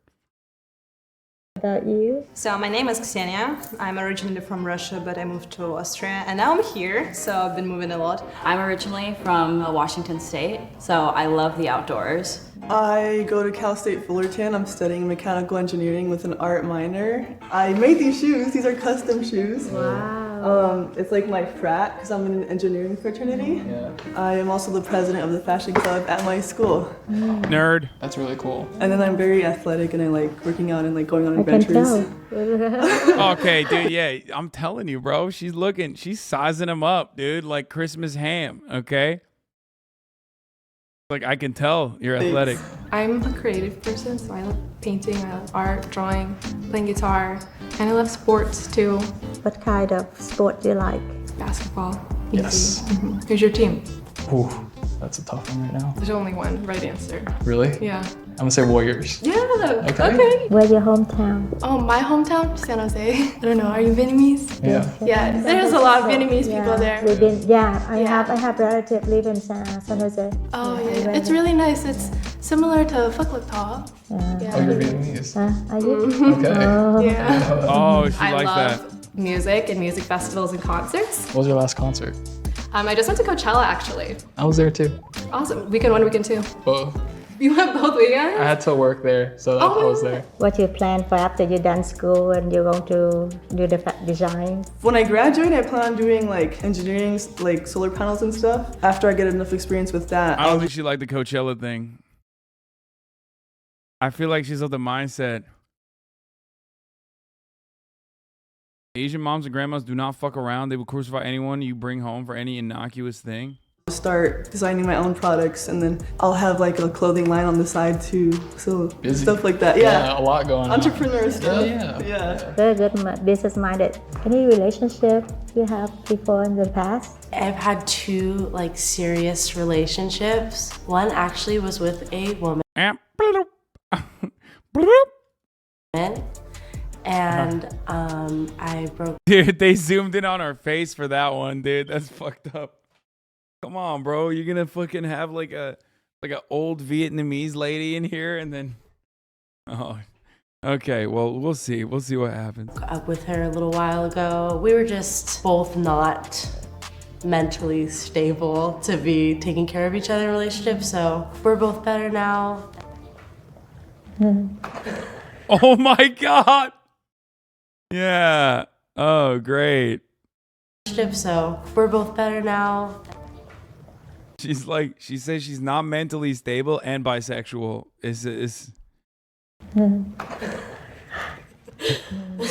Oh my God. Are you uncomfortable? No. No, I'm good not. to know. I'm just waiting for her to ask something. No, very nice to tell me about that. Honest.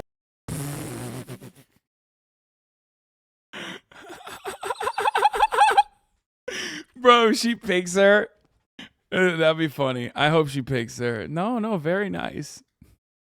These are not deal breakers at all. Thank you for telling me. Honest to tell you. Yeah, What's your past? Yeah, I like that. Thank you. Yeah, I like to be honest. Yeah, That's good. important. Yeah. Are you ready to date? Who? Oh my God, bro. She is zooted. And like, not, okay. In general. Yeah, that was like, that sounded crazy. Not like that. I mean, yeah, if someone is, if someone worthy enters the scenario, which they haven't, but we'll see. Oh my God, dude. Like, is she, I don't understand. She is zooted as fuck. I feel like what happens? Like, do you not know what you're signing up for? I feel like she does not want to be there.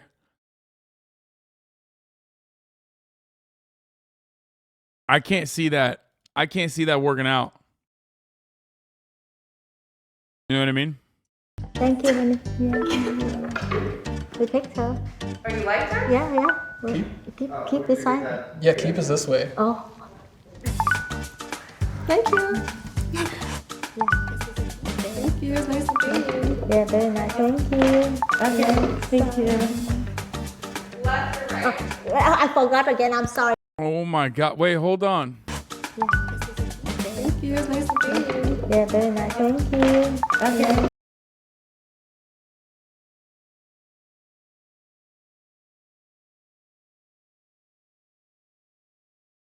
She's not saved. She meant to swipe right on her, bro.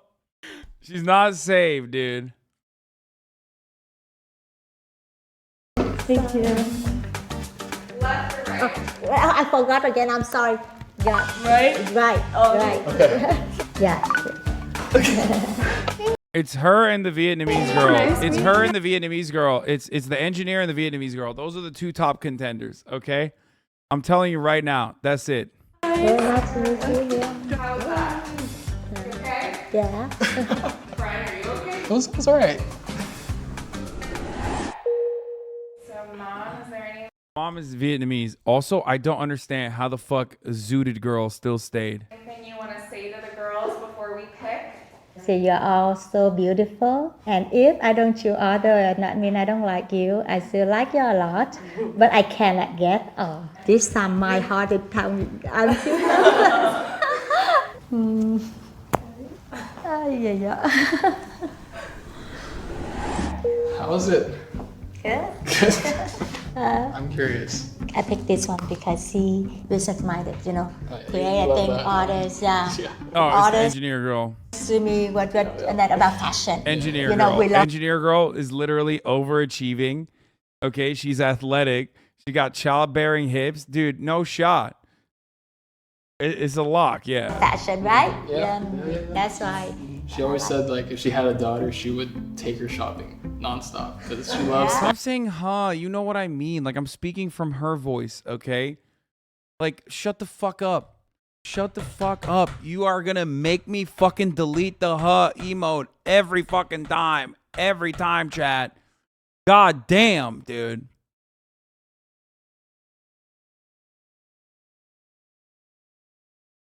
What the fuck? Bro, what just happened? Chatterino just shut off on its own. Nuke so fat it crashed Chatterino? That was crazy.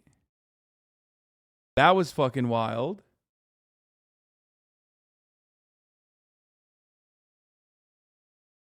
Yeah. Got it, yeah. You got it.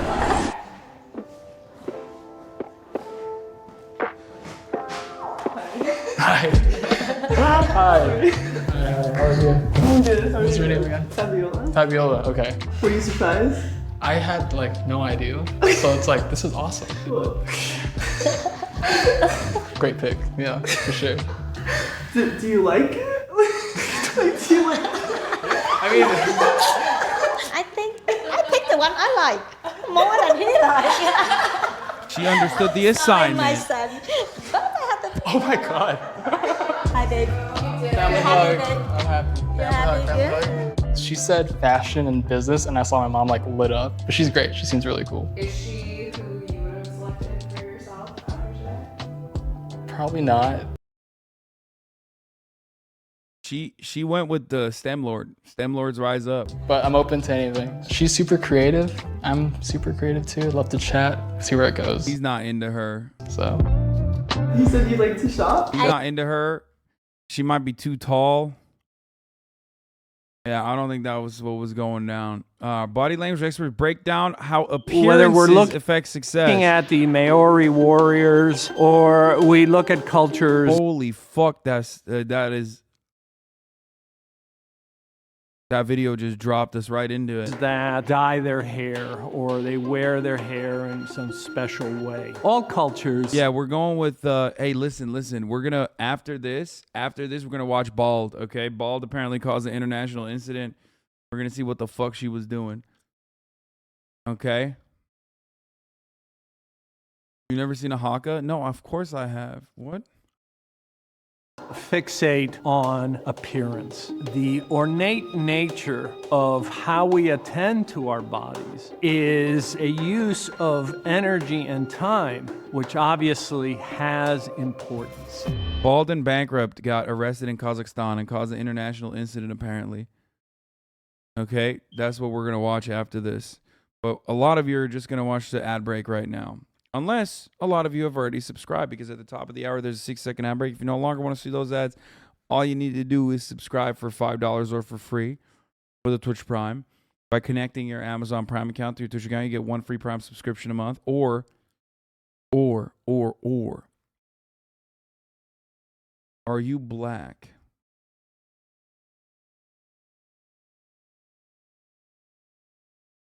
Why do we have so many weirdos in here? Where's CPAC, bro? CPAC was mid.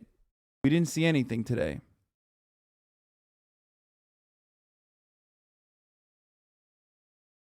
Why do we have so many fucking weirdos in the chat today, dude? Black Kakarot, thank you for allowing 5 people to no longer see the ads. That's another way you can avoid the ads if you get gifted a subscription. If you're lucky, here's the 1 minute ad break now. Battle Crab, thank you for the 5 gifted subs. Less than Geo, thank you for the 10 gifted subs. The question that I'm often asked Blue is, Shrimpy. Well, what should I wear? You, Mr. Navarro, you're always wearing a suit. I'm comfortable wearing a suit, but in many places now, rarely is that the case. Ray Donnell, thank you for the 10 gifted. You can now go into a town in the United States and possibly not see one person wearing a suit, but I can tell you that from every study that's ever been done, we prefer people that are well-groomed and well-dressed. Booty Meat Slayer, missed opportunity for black dick joke, lol. Yeah, dude, totally. Like I'm saying, dude, there's a lot of fucking weirdos in the chat today. What is happening?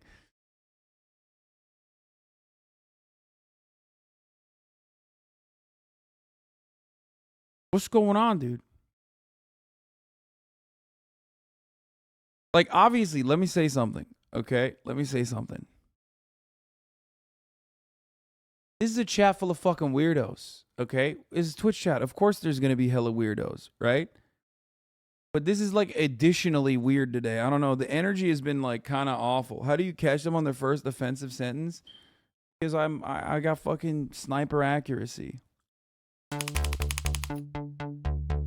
In the Getting the TikTok fans you wanted? No, I don't think this is the TikTok. 1980s, you had women with these very padded shoulders, men with padded shoulders. You had the big hair. You had a lot of blue lining of the eyes. Power clothing has always been with us. You could not go into Queen Isabella's court unless you were wearing certain attire. The same thing in the court of Versailles. A few months ago, I was at a studio in California, and no one there was wearing a suit. Everybody was in jeans. But think about it. What happens during the Golden Globes? What happens during the Academy Awards? All of a sudden, you don't see anybody in jeans. You see some really elaborate attire. Why are they doing that? Because we are drawn to this. We expect this. It communicates something. Just because we dress down to sit around in the office doesn't mean it's always appropriate. The fact that we see people dressing up for these events, that we see them dressing up to go out, what it indicates is that this is part of our heritage and it has meaning and significance. Back in the time of Pericles, what did the winners of the Olympics wear? They wore a wreath around their head. All that sacrifice, all that running was merely to be crowned with a wreath. That nonverbal, that little piece of property that you got to walk around with, spoke volumes. The Native Americans who would wear the feather headdress, the kings in Europe that literally wore crowns, places in the Pacific Islands where only royalty were allowed to wear special headdresses. When they were first contacted in the 1700s, the mariners from a mile out could tell who was the chief based on the attire and how they were groomed. No different than in the 1400s, the conquistadores had seen this in Mesoamerica. There was no question when Cortez and others landed as to who was in charge, who were the leaders, who were the followers. It was based on their body language, how they carried themselves, how they were groomed, the clothing they wore. In the time of Henry V.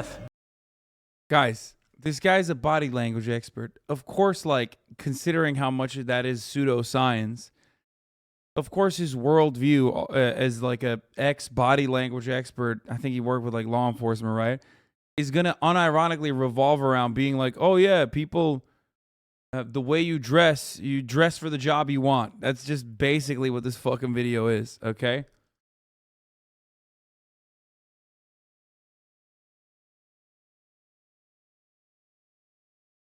All right, I'm going to skip this because chat's just fucking wilding out.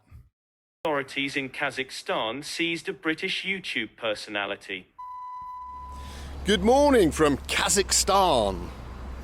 Now, since our adventurizing began, we've seen all kinds of examples of Soviet architecture, Soviet design. We've seen mosaics and bus stations and strange military craft. However, all of those things pale into insignificance with what I'm going to attempt to show you in this film. And that is the very peak of Soviet engineering, a Soviet space shuttle. Yes, this dude has a creepy past, okay? He's done some weird shit, please. Me as I begin now, what will be... Oh my God. The moment that the chat gets so cancerous when they score a dub. Like, chat brought up that the video was boring and I skipped it. Now they're gonna now they're like, oh, we got it. We got a dub.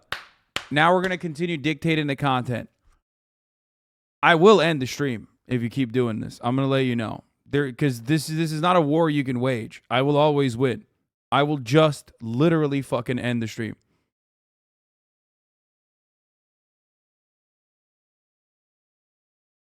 If you think you could take a fucking arm if I give you an inch, I will quite literally end the stream.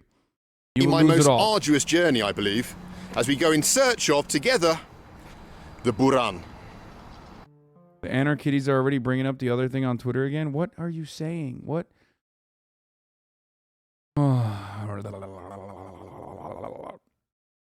The streamer version of I'm gonna turn this car around? Yeah, 100%. In the 1970s, the only thing that stops me from ending the stream is I know that there are like freaks like this guy in here that want me to end it, and I will not end it specifically out of like the anger and resentment that I feel towards some of my most deranged, frustrated idiots in the chat.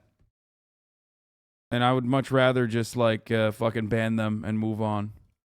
NASA began what it called the Space Shuttle Program, with the aim of creating a reusable spacecraft. Walnuts, thank you for the 10 gifted subs. Heavy payloads into the cosmos. In 1981, the first shuttle, called Columbia, launched.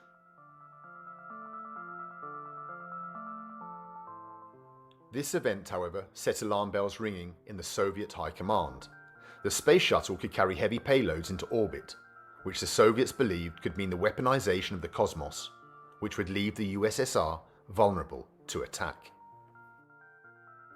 And so under Brezhnev, the Soviets began developing their own reusable spacecraft, which they called Buran, or in English, Blizzard.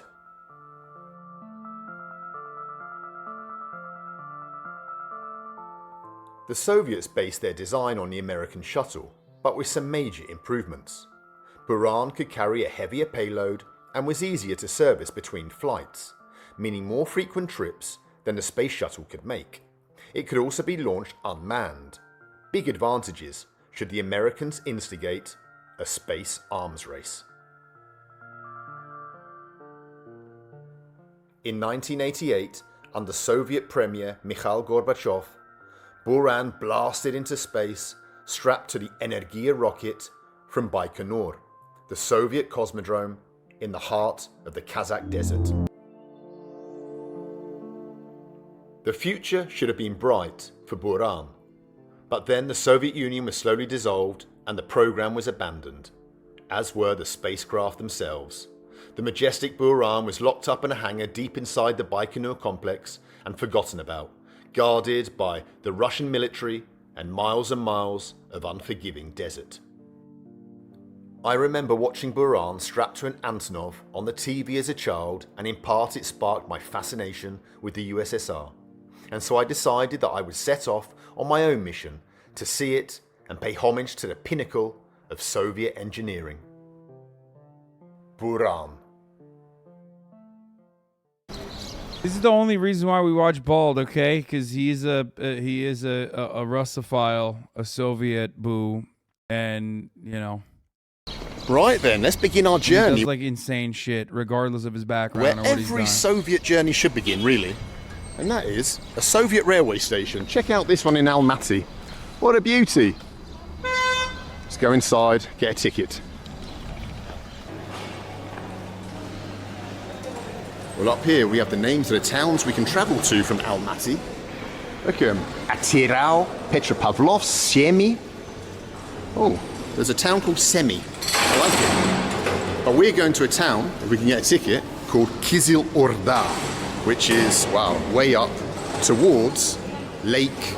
What's that lake called with no water in it? The Aral Sea, that's it. Let's see if we can buy a ticket.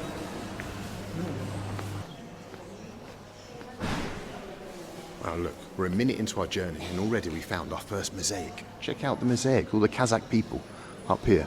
See it? Wow. Скажите мне, пожалуйста, да, Кизил Орда, когда следующее? Да, ближайший поезд. Kizil Orda, coupe. Right then, we got our ticket. 20 quid for a 24-hour journey with a bed. Southern Rail, buck your ideas up. That's a real price.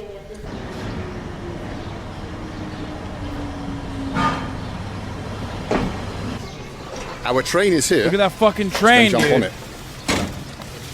Looks kind of Soviet-y. I like it. It's so sick. Is that even Soviet-y? I feel like this is Turkey. Turkey has trains like this too. Like I remember growing up with trains that look like this. Здравствуйте. 35 номер. 35. Угу. Вы Алматы, Кызылорда, да? Кизларда, да. А, всё, заходим. Спасибо. Ого, красивый поезд. Да, нормально? Хорошо. Well, not very Soviet at all, is it, the old coupe? A bit disappointingly. I bet they've got the bloody aircon blasting for the next 24 hours. I'll be sick as hell when I get there. Hopefully, most importantly, no one snores. We shall see. Anyway, this is home for the next 24 hours as we cross the deserts of Kazakhstan. How exciting. Bye-bye, Almaty. It was short, but sweet.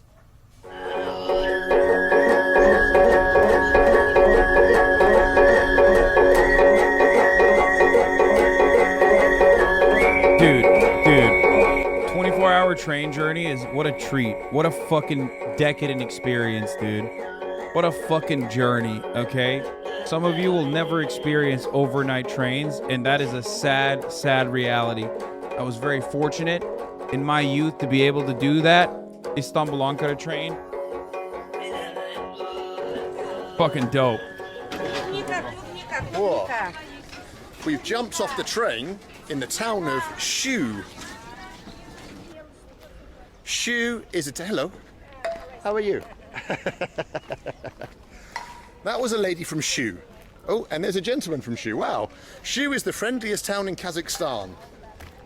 I'm saying it early. It's not going to get any friendlier than this.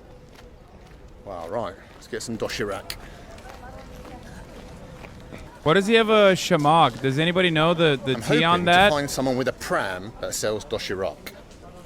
Because I've never bought doshirak from a pram before. Let's do it. Whoa. or kefir. He bought it in Syria, but like, why is he wearing it? Спасибо вам большое. Хорошо, спасибо. О, ваши плов? Давайте плов, пожалуйста, тоже. Вау. Нет, спасибо. Вау. Да, полный, давайте. Я голодный. О, я покажу, мои друзья, как Казахстан. Вы будете известны. Ну ладно, не нужен, ну ладно. Wow, we've got everything we need. Купили. Когда сказали, что нету ресторана, я боюсь. Я думал, что я буду голодный до Кызылорда. Но я не думал про бабушки здесь. Ben de dedim Все Türkler. продаются. Bro, what is that? Rice in a bag? Неплохо. Неплохо готовит, вообще в Узбекистане, говорит, лучше. Bag rice. I bet that shit is dope.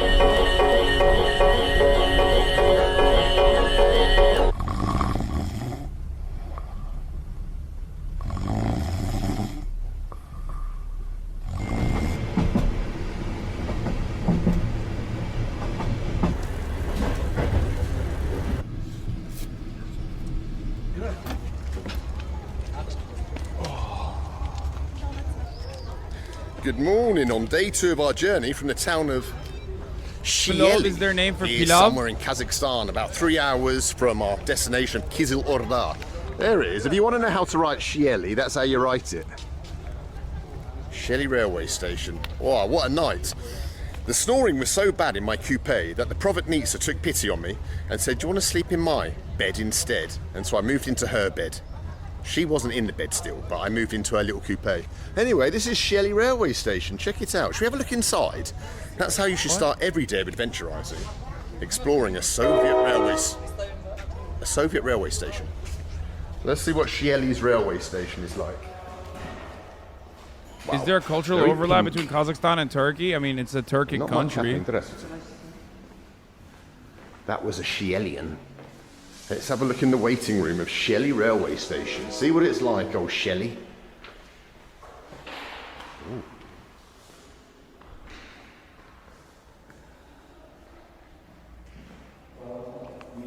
Well, yeah, not the most interesting. Not the most interesting. But we got to see a Soviet railway station. All the Istan countries are Turkic.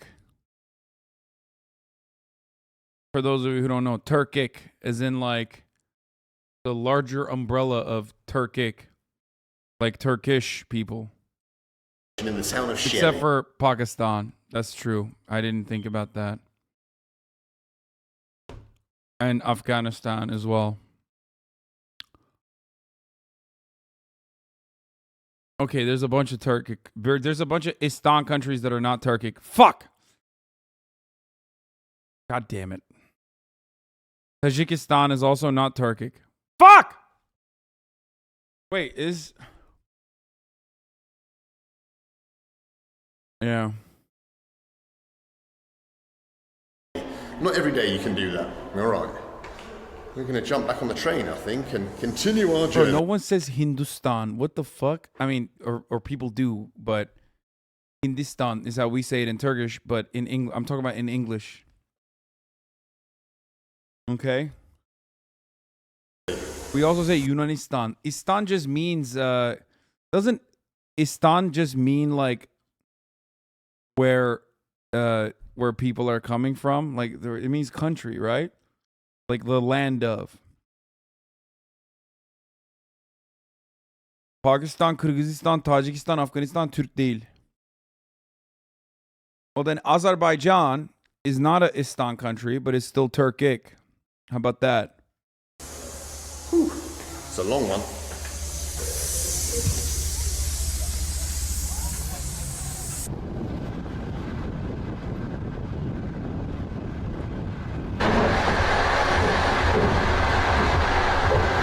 Well, as much as 24 hours on this train has been a bit of an endurance test, it's nothing compared to what I've got to do in just a few hours from now, where I'm going to have to walk for 30 kilometers through exactly the same kind of territory that you can see outside this window.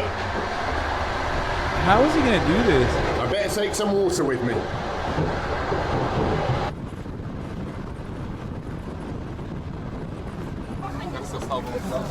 Спасибо большое. До свидания. Спасибо. 24 hours later, we've made it in Kizil Orda. I wish that was the end of the journey, but we've got ages to go. Oh, what a welcome to old Kizil Orda. Nice bit of Soviet art there. And here we go, through the gates. The gates of Kizil Orda. What wonders await us? Hopefully some transport. Well, I see some buses just outside the railway. Can you keep it down? I see some buses just outside the railway station. Let's see if we can get... 1 second.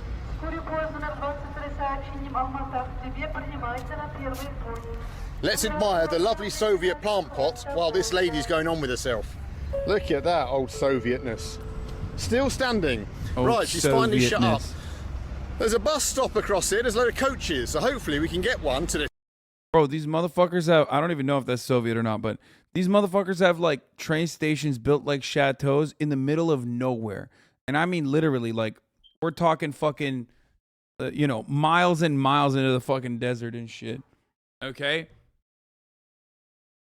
Just remember that. Public transit, excellent. Americans look to that and go, why would you do that? That's a waste. Meh, that's a waste. No, dude, you got to connect people, okay?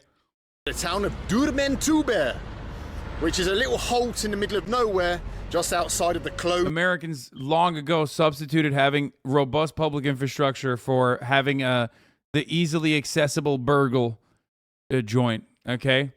That looks exactly like all the other burgle joints that you can drive to in your fucking shitty-ass car. Town of Baikonur, where we can't enter. We're going to the Baikonur Cosmodrome. Let's see if they can sell us a ticket to Durmentube, and then we'll begin walking. Durmentube, anyone? I heard it's lovely at this time of year. Здравствуйте. Да, Durmentube. Следующее, это когда? Час на 12, потом в час 10 здесь. Ого, кто богатый здесь? Well, I've just bought a ticket to Durmentube. 3 hours on a bus, she said. It cost me £2. Absolute bargain, this country. And look at our bus. What a lovely bus it is. Check out the plastic bit of guttering, which works at some kind of exhaust flume. Crikey, check it out. Anyway, that was Kizil Orda. That was Kizil Orda. Look at it. Beautiful Kizil Orda. Kizil Orda. Красивый город. О, это кто это? Маленькая. Все украинцев, все беженцев принимаем. Хорошо. Много будет тогда? Много, потому Да? что там страшно война. Да, конечно, страшно. Ужас. А здесь спокойно. Did you hear that? Ukrainian refugee. She said you can come to Kizil Orda if you want to. Is that why he caused the international incident? What the fuck? It's not that bad. I mean, I think you're better off staying in Europe, but if you want to, it's the kind of town you can bald. come What the fuck? to.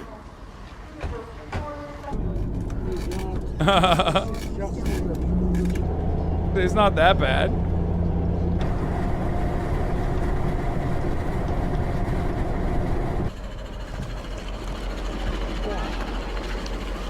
Five-minute stop in the middle of nowhere.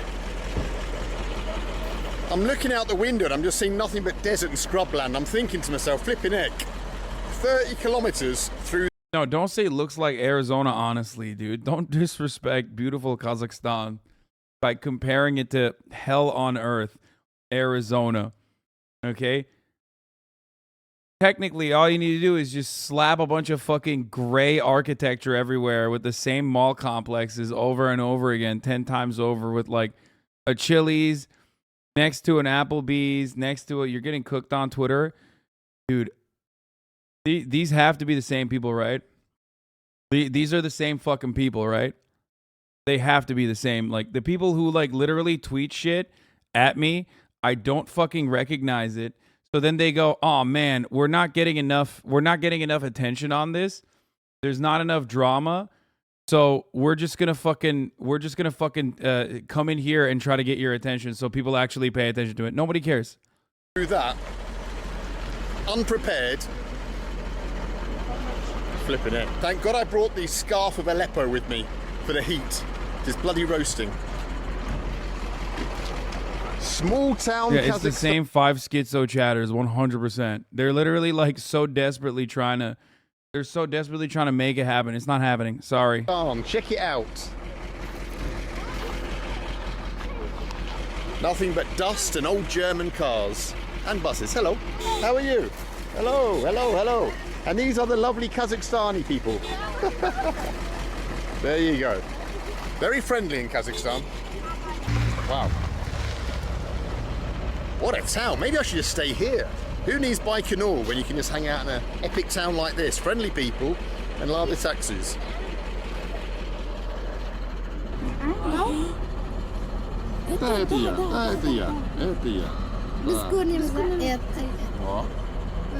I found some people who are impressed by my blue tick on Instagram, finally.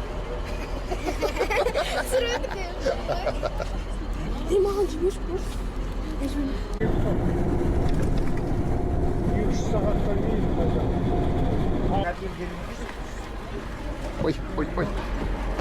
До свидания.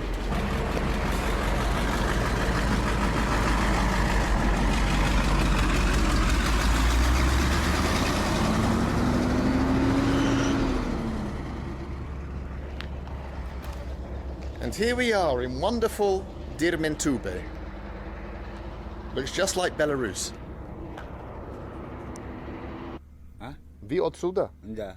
Понятно. А кафе есть здесь или что-то? Вон, видите? Хорошо, я буду туда тогда. Буду попробовать что-то. Хорошо. Вон там, видите, да? Что? А там здесь ничего, пока Ничего. не Ну, что Туда там? пойдете, Да? А что там? там уже площадки. Площадки? Да. Понятно. Космос отправляет. Космос. Это сколько километров? 300. Да? Well, we got some information. He's confirmed that it's 30 kilometers to the Cosmodrome. Across nothing but Kazakh desert. But let's first go to the cafe and get some water and supplies before we do this mega trip. Let's go.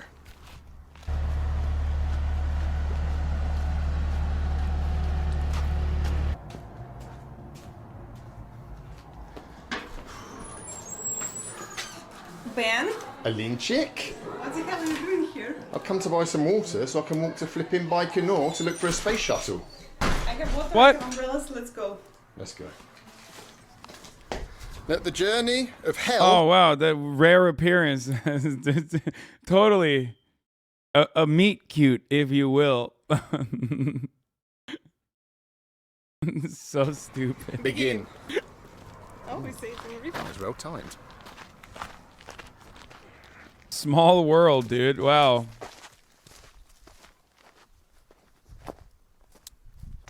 Bye-bye, cafe. Bye-bye, civilization. And hello, God knows what lies ahead for the next 10 hours.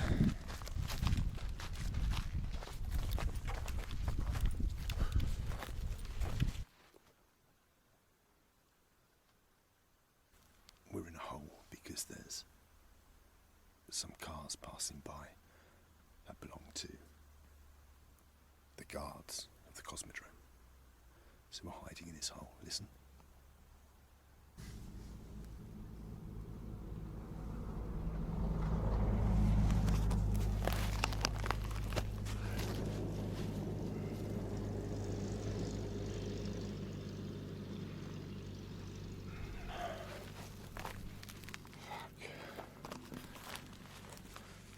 The guy in the cafe earlier told us, where we met Alina, that if you get caught, you get 3 days in prison. No questions asked. Someone stop.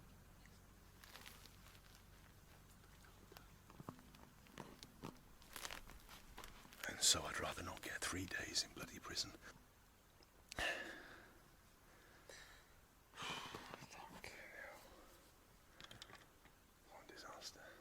I don't know why this is okay. Maybe this is a stupid question, but I don't know why this is illegal. It's like the least immoral thing he's done. I mean, he's definitely done worse shit.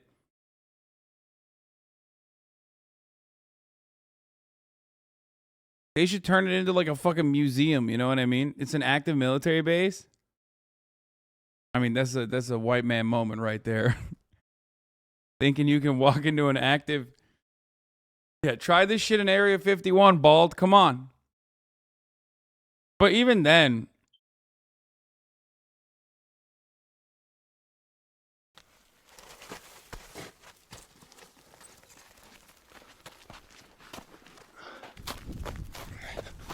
To be fair, if it was like still an active military base, like, I mean, they could be doing like bombing operations, you know what I mean? Like, especially, okay.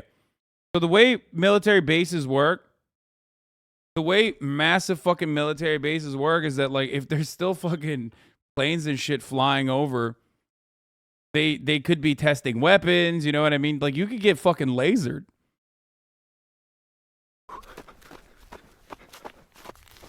It will be good in one sense when nightfall comes, because obviously it'll be harder for people to spot us.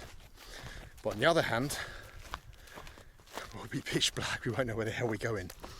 I've obviously got like a map app on my phone, but I don't actually know how to use it properly. So unprepared for this bloody journey. Anyway. You alright, Linchik? I'm Russian and it's a super secret military base. They can fuck them up to 20 years easy. Come on.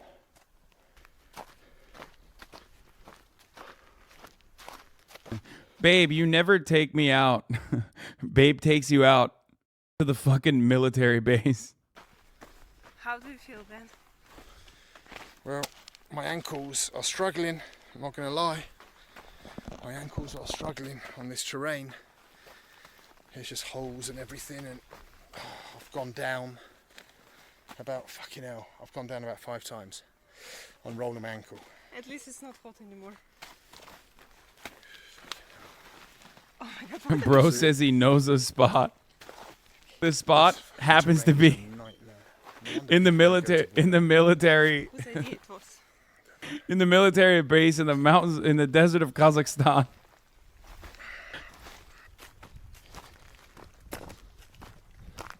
Linchik, how you feeling? I feel... Bro, you know this was a terrible mistake. Do you think we're gonna make it into Buran? Bro, this is what top G's mean when they say they want to show you new experiences, okay? When top G says you want to show your girlfriend new experiences, this is, hey, guess what, dude? This way, you 100% get to show all the newest experiences this way. Yes, but depends on how many days and on how many tries. Oh God, yeah. Oh, more tries. I think if we get caught, that's it, I'm going home. I can't be walking across deserts at my age with my ankles. Listen, at least he's like far away from women, like the local women, when he's doing stuff like this. Going in circles? Yes. In the distance, about half a mile, I see some black lumps. Bro, how cold is it gonna get at night, by the way? Doesn't it get hella fucking cold at night? I don't know what they are, who they are. Did he account for that? I think man-made. Hopefully not some kind of guard post. We'll be there in about 10 minutes and we'll find out. Right over there in front of me.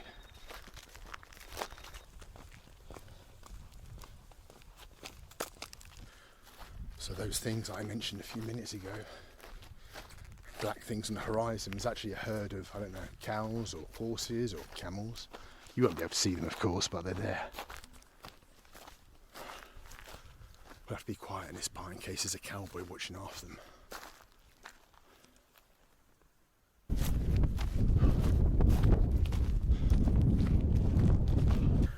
How do you feel? Super tired. Oh, destroyed.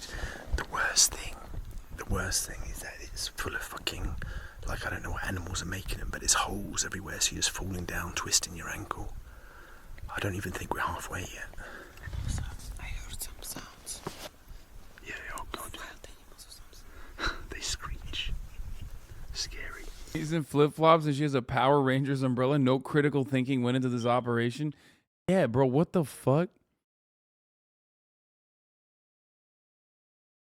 Bro, one of a cyber defense company CEO just chatting with some person from EU country and government fucked him up to 20 years because this guy do some shit, super secret shit for a government law. This dude is stupid person, by the way. Oh no, we knew that already. That's why we're watching it. We watch stupid people do dumb shit all the time. That's great. We don't get to do any of the dumb shit. We just watch from afar and like go, haha, that's so dumb. We know he's stupid. He's walking into a military base.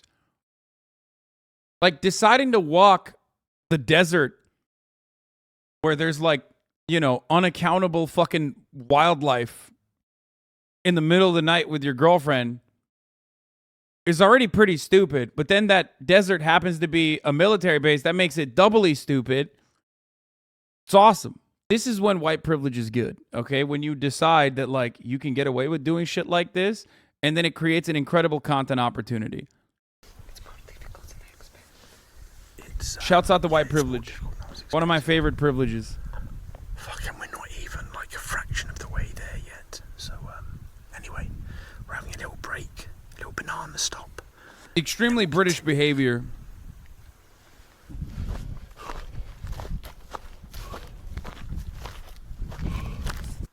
So, guys, look on the map here. You can see that we've gone into this red. Damn, bro, watch out, doxed. This red shaded area is basically the Cosmodrome area. If we get caught now that we've crossed into it, we're in big doodah. This area is patrolled by FSB, Russian military police. So yeah, we got to be really careful now. Military area says there, my place is here.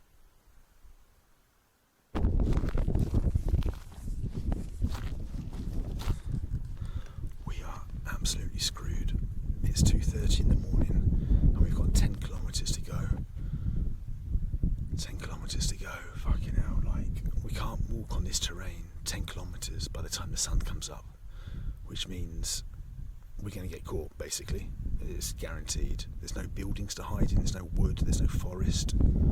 We can walk back and not get caught, but that's 20 kilometers back to where we came from, then the whole thing was a waste. Bro, I think, like, at this point, I would be looking to get caught. Because I feel like at least if he gets caught, like, he has a higher likelihood of returning to civilization.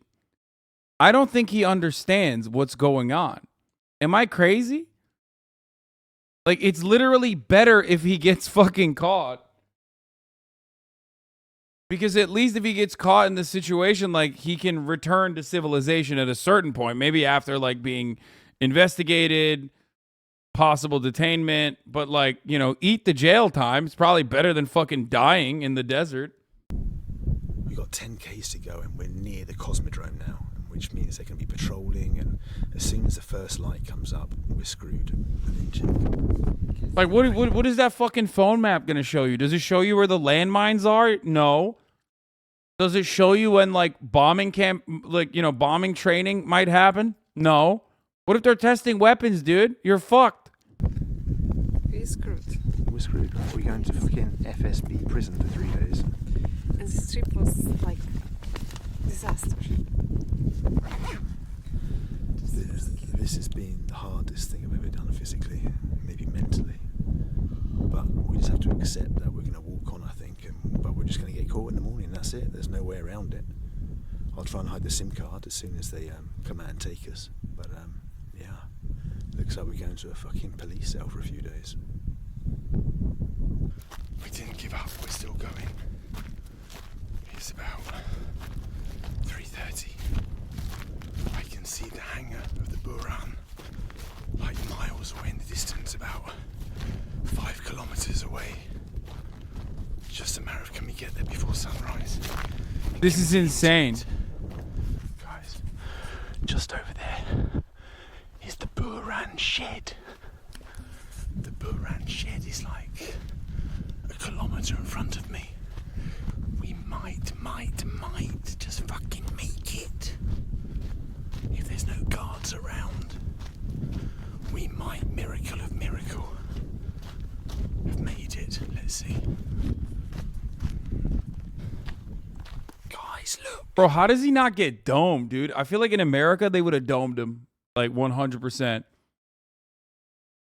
Like most military bases are like this, where it's like, you know, there's like 80 fucking miles of desert until you reach your like target. You reach like any semblance of civilization.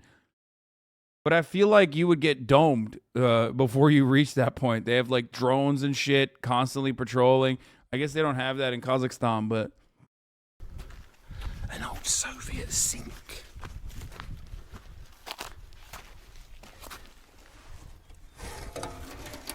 I wouldn't even touch that. A Baikonur. Where's the girl? Bald, where's the girl? Bald, where did the girl go? Maybe Yuri Gagarin fucking used it. This is a good omen. Oh my god, we're so close. He says we. I don't see her.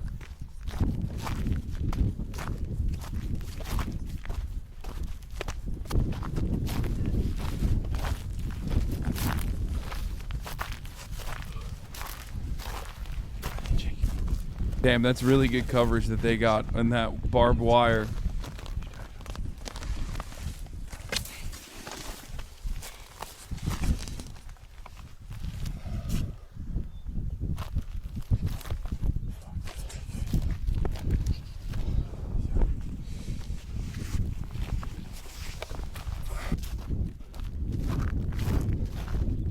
Yes. Next to the barbed wire, it says, do not walk over active landmines.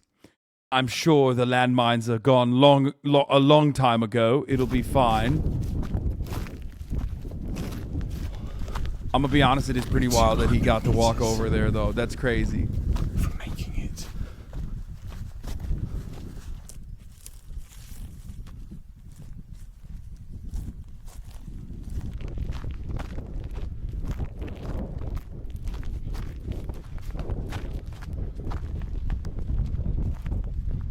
Okay, it doesn't seem like it's an active military base. Whoever said that.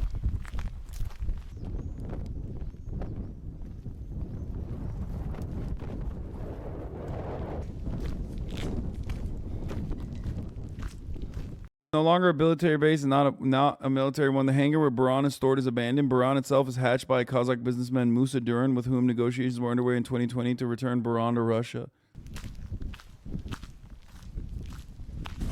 It's all boarded up. How do we get inside?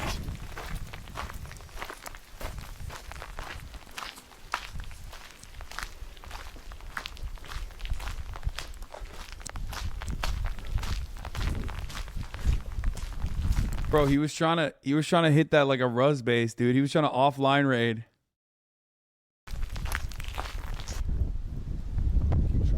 Go around one more time.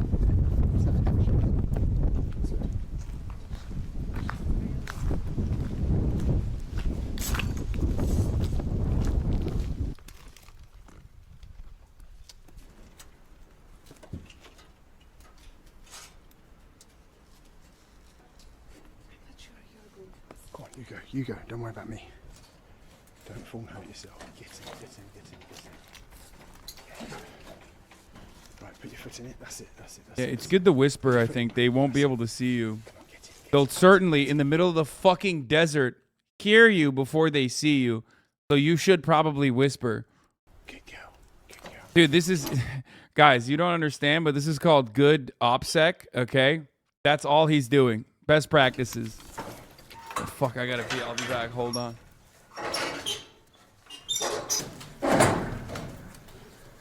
That's how a middle-aged cop nigga breaks in.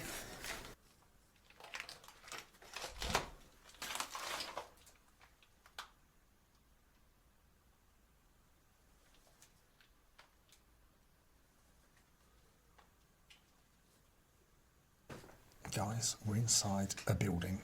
I'm not sure if it is the bloody Buran building, but on the map it says it is.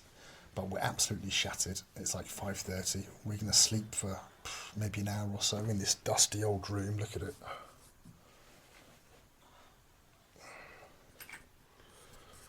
We're going to try and get an hour's sleep or something, and then continue exploring this shed when we wake up. See you guys in a bit.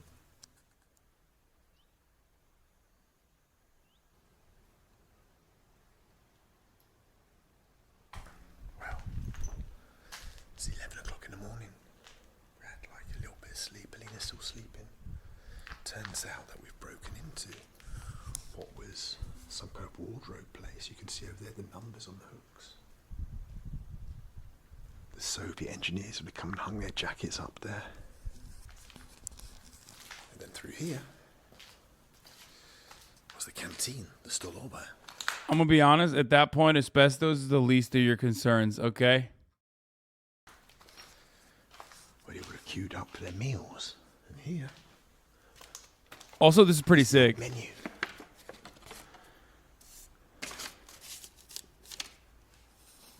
Some of the brightest minds in the Soviet Union, the greatest engineers building space rockets, queued up in this very room for a meal. But we have to be careful. A couple of guards came about an hour ago and put the window back better. And over there in the very distance is the guard hut. The kind of guard hut you see in like war movies or from the Gulag. There's probably someone up there watching. Russia pays 150 million a year for this entire complex, and so they don't want people snooping about uninvited.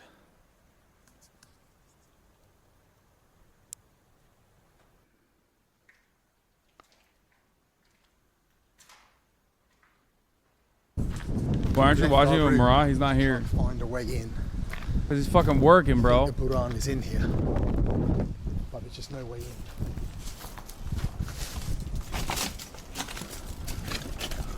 Maybe yes, maybe no, but we need to get in.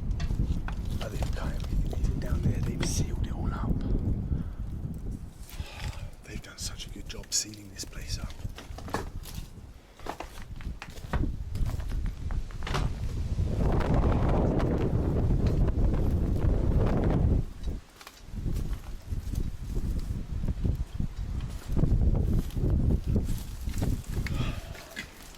Come all this way and not get in there somehow.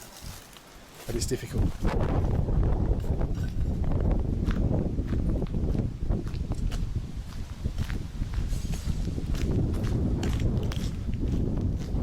The guards keep coming round, so we have to be quick. We have to get in somehow.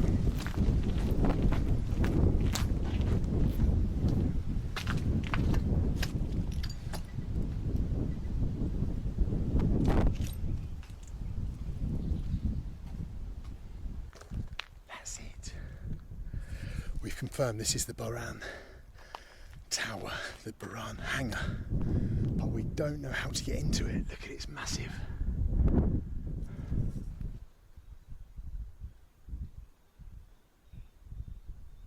So we were unsure before because the way the building's designed, we can only see that it was 3 stories high, but when you come back a little bit, you can see how bloody tall it is. Look at it, it's massive. And that's so that the tail of the Buran could go in there for repair. A lot of you are fucking saying like Bald is crazy for this. It's called extraction, okay? All he needs to do is find what are the exfil spots, okay? And then every single item that he picked up on his journey, he can bring back to his main base, okay? That's all he's doing. He hasn't encountered a single fucking scav yet, and so far he's doing great.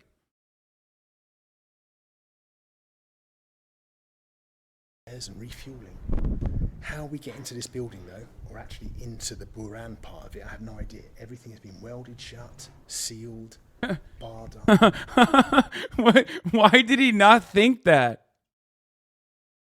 Especially because if everything wasn't welded shut, I feel like then there would be a fuckload more military Like, there would be significantly more action and activity in this region if this was still active, right? Offline raid, but no C4.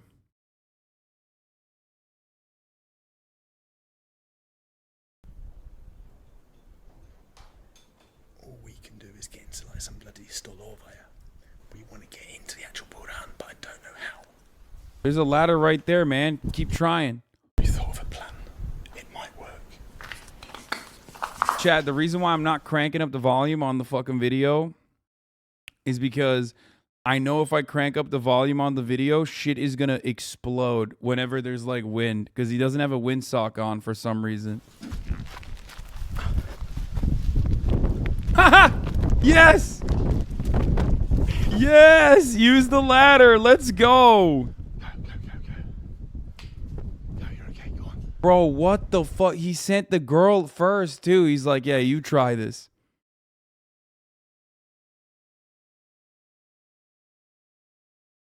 That's awesome.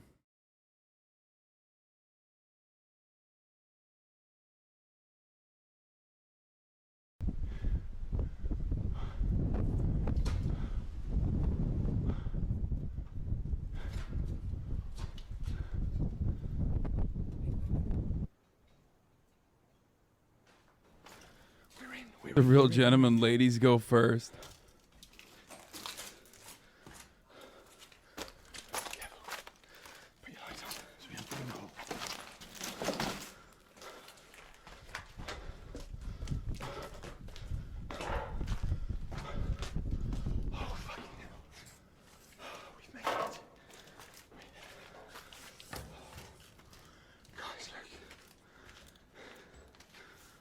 Thank you, Miranda Parazel, for the 10 gifted subs. That's sick. That's sick. That's fucking sick. Okay, that's worth. That's worth. That is so worth, dude. Damn, look at that. It's looking like a fucking carcass, dude.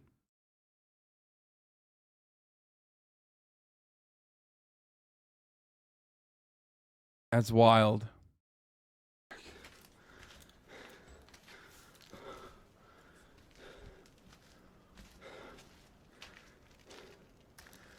It's an actual Soviet spaceship. The Buran. To be fair, like, I mean, this is the final stage of being... This is the final stage of being a fucking Russophile, a Russaboo, right? A Soviet boo.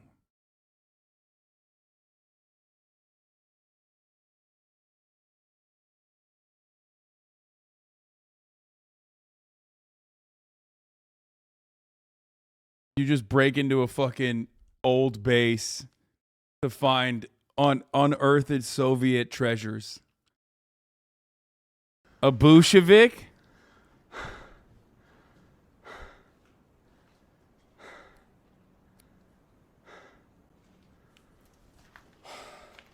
This is peak bald and bankrupt. Peak Soviet. Peak everything. We made it.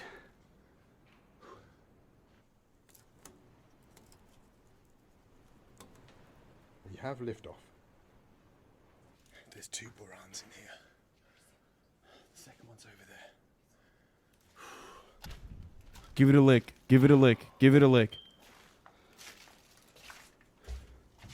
You gotta press some buttons. This is a ship that was going to go to space. The final frontier. This was the peak. The tip of the spear of human knowledge and development went into building this.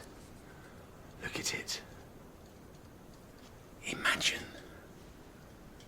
It started with Sputnik, and we end up with a Buran.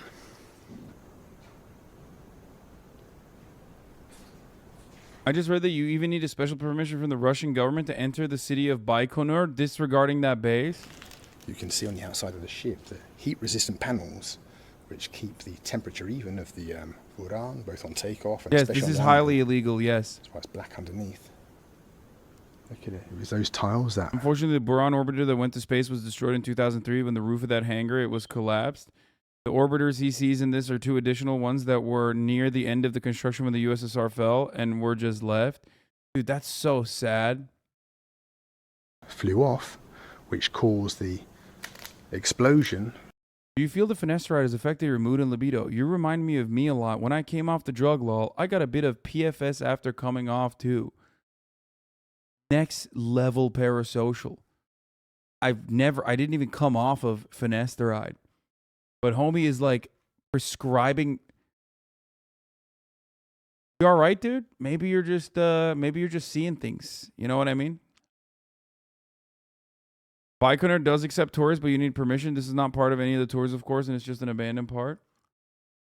You good, bro? Being a silly Billy, are we?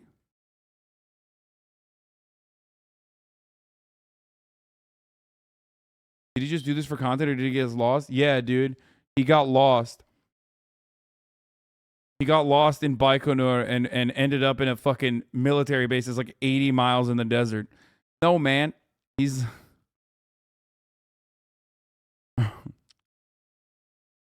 No, he's just... No, I was going to look at his chat logs. Every time they come into the chat, they've asked the same thing. Wait, what are the chat logs? I got to pull them up.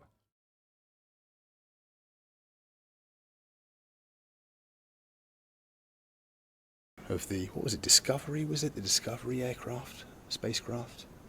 Or the Challenger? I don't remember. But anyway, those little... Do you feel like finasteride is causing mood swings? Same thing happened to me and I'm your age. Don't take it the wrong way, but I think your mood swings are from the fin you're taking. Hope you don't have any issues coming off either. What the fuck? Bro, I've been taking it for years. Number one, I used to be significantly more moody. Okay, significantly more moody. And I have, old chatters will at least explain to you that, like, first and foremost, this is what causes mood swings, okay? Not fucking finasteride. This. Having like 30,000 plus people in here constantly documenting every little thing I do. It is wild to me that I haven't been completely brain broken. But back then, like 2 years ago, 3 years ago, I was way, way, way more angry. Like way, way angrier. Back in the day. Most of the time, I think I do decently. Given the, given the circumstances of being live in front of 30,000 people, some of which that come in here and straight up fucking use every opportunity to get at me in some weird way. I'm a lot more tame. What do you take that for? Finasteride for hair loss. Just like you take a $5 a month subscription for the top of the hour ad break. Tucker Carlson does it every night, and look how fucked up he is. Tucker Carlson would not last a day responding to his psychotic fan base. Are you fucking insane? Tucker Carlson does it right, just like all the podcasters, just like everybody else. Okay, he doesn't serve the top of the hour ad breaks, by the way, but I will be serving them right now, like I said. Wait, this is where Rust got the inspiration for the Bradley launch base? No way. That's fucking sick. Anyway, Crying Shamus and Pecker Protector, Sohape, thank you for the 5 get the subs, allowing 5 people to no longer see the ads. You too can avoid the ads as long as you subscribe for $5 or for free with the Twitch Prime. Here's the 1 minute ad break now. But yeah, most people in entertainment don't have this level of access that they afford to their fan base or the people that watch them.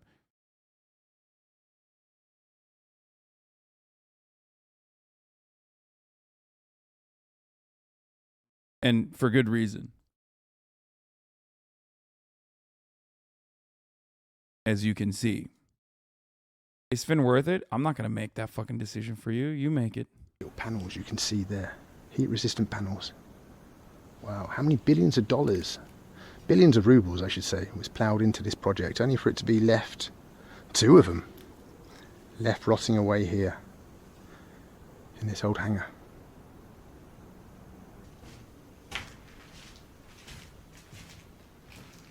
Well, one thing we've learned today is that it's easier visiting a spaceship than the space church.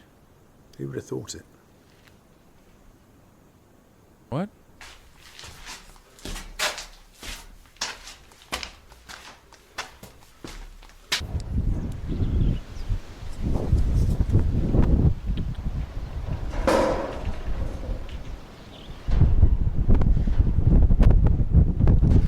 Guys, on the roof here, over there is called Gagarin's Start. And that is where Yuri Gagarin first blasted off into space. At that very point, Gagarin was the first man to leave Earth and go into space.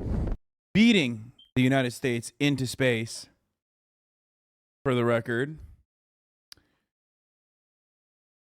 Going from an agrarian potato farming society to defeating the largest industrial powerhouse on the planet, despite taking so many economic structural L's during World War II.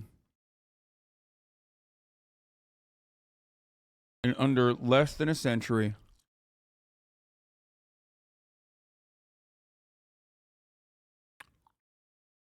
Pretty crazy.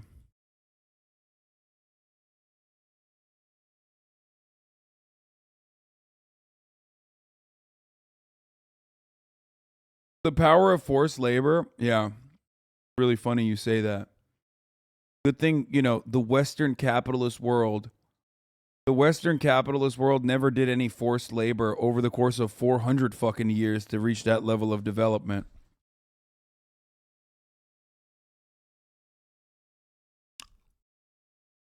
Good thing the Western world doesn't use forced labor now.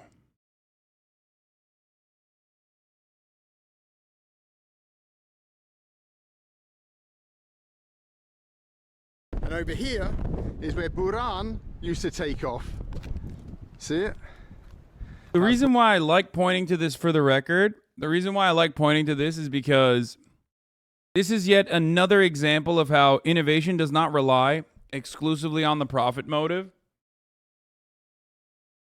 And as a matter of fact, many people will credit not only social democratic advancements in Europe, but also in America under FDR, and also the space race even existing to the existence of the USSR. These are things that capitalists normally would not be interested in at all. What a dumb fucking take, lol. It's amazing how you can be cognizant of hella shit, but then have anti-capitalist blinders on when it comes to hella other shit. Commie scum.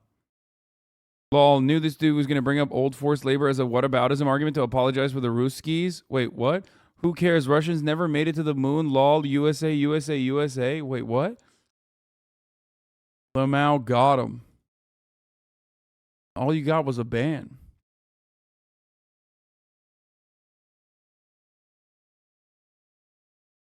The point I'm trying to make is that there are good examples and bad examples from every form of governance and economic organizations or other trials, tests, methods. Thank you, Aisha Esquire, for the 10 gifted subs. The issue is that a lot of people have rose-tinted glasses when they think about the Western world or America.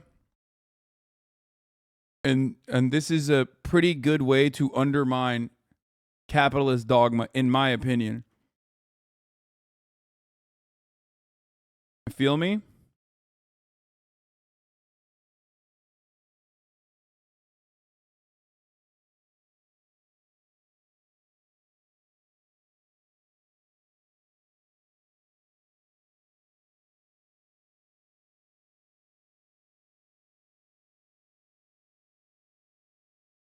I ran the ad break, chatter. You don't have to try and get me on it. Banning your viewer for just stating his opinion. Oh man, who clapped him? One of you clapped him. I was gonna clap him. Nice bathroom did already. Of course, dude. Of course I ban viewers for stating their opinion. Yeah. If they're being fucking annoying. Just like I was about to clap you before Nice Bathroom got to you before me.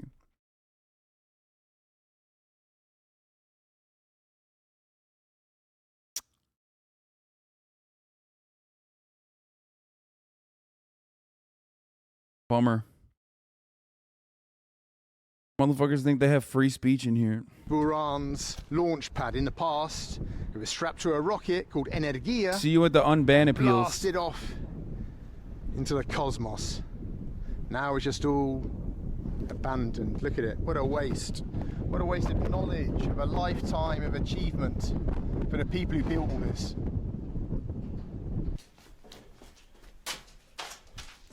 Anna Mandu, thank you for the 5 gifted subs.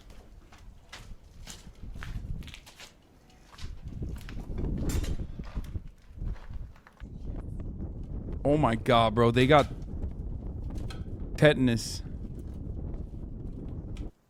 Okay, guys, I managed to go through the fence and get to the first floor. Ben couldn't make it, so I'm going to show you the Buran from the first floor. Big boy didn't so fit. huge. Also, yeah, he sent female Baldy in for the most radioactive part. You know what I mean? He was like, yeah, it'll be fine. Yeah, get in there.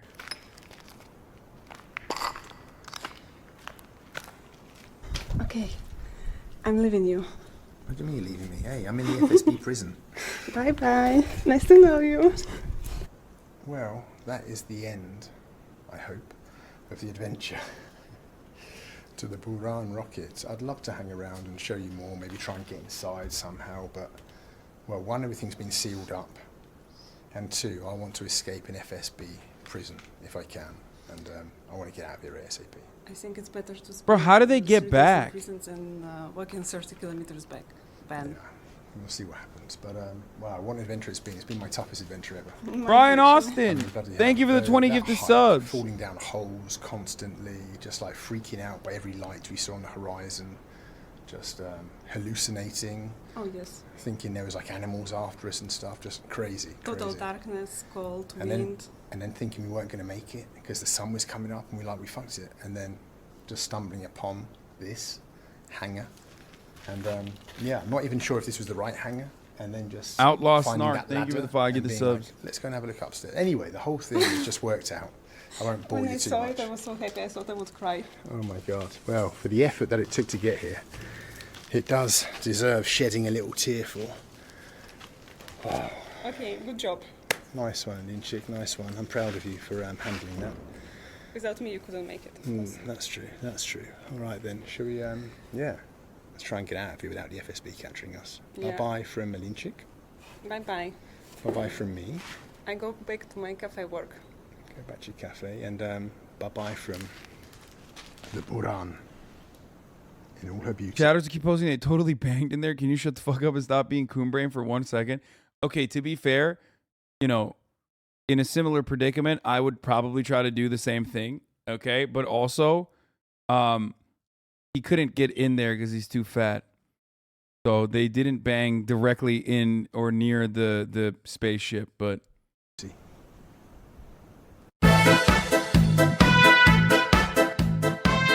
Russian authorities in Kazakhstan seized a British YouTube personality.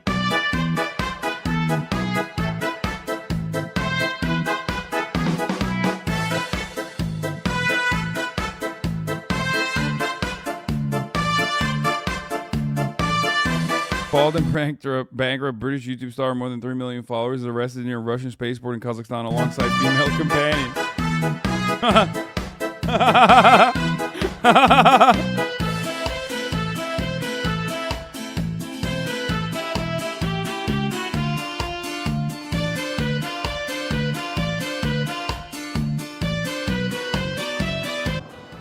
Well, this really is the end of the film. Just a little update on what happened at the end. So we didn't have to walk back.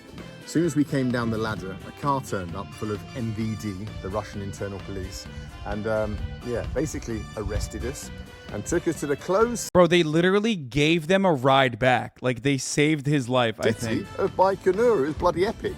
So we spent there the last 7 hours. We paid $50 each. Yeah, like, $50 fine. Straf, like fee. Not 3 days in prison is something. No, they gave him fucking $50 for the Uber. for the Uber services that were provided, dude. One lied to us And about. we didn't walk 30 kilometers back, so basically everyone won. It was a good day. So that's it. That's the end of the film. So if you're going to go to Baikonur, yeah, get $50 ready. Exactly. I don't know. That was so worth, dude. Are you kidding me? So they actually went inside. Still see the car down there. Wait, there's gunshots? Why is it always British people, bro? What's up with British people? Why are they always sticking their noses into places where it doesn't belong? You know what I mean? Yeah, there's a car down there. Gunshots. It's fucking crazy. We zitten nog eventjes hier, even nog te chillen. Jan en Morten slapen al. Dit is de enige ruimte waar niet geen ruiten zijn, dus we zitten een beetje safe hier. Hè? Ik zie eruit als een zombie. Maar dat zit me echt helemaal niks, jongen. Dat is echt helemaal niks. Het mooiste wakker worden naast dit. Wait, what the fuck? What language is that?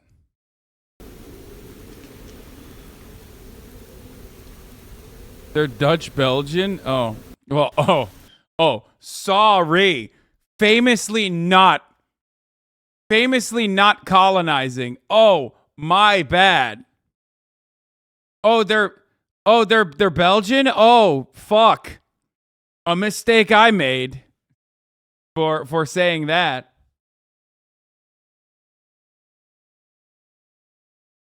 Why are they shirtless? I don't know, but I want to see the inside of it. Yeah. Oh, I wonder if they shut it down afterwards. Oh shit, these got fucking.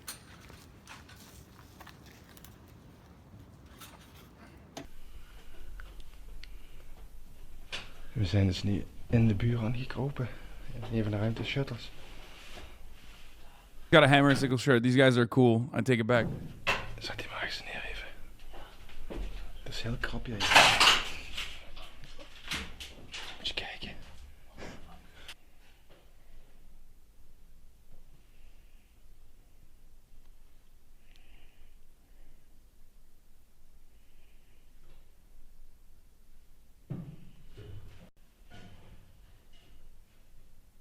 Dude, that's fire. That's sick as fuck. They actually went inside.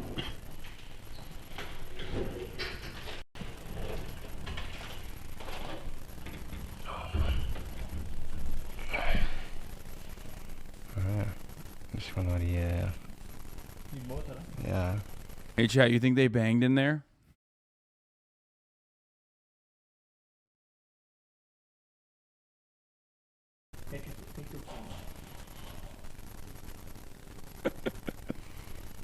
So stupid.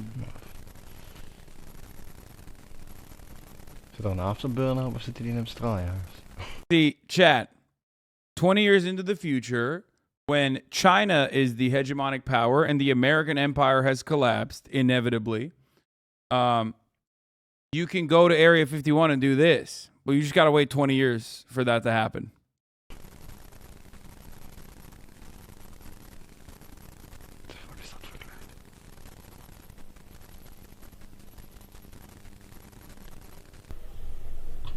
That is, I feel like that's so dangerous, dude. Op de shuttle? Echt? Godverdomme, ja.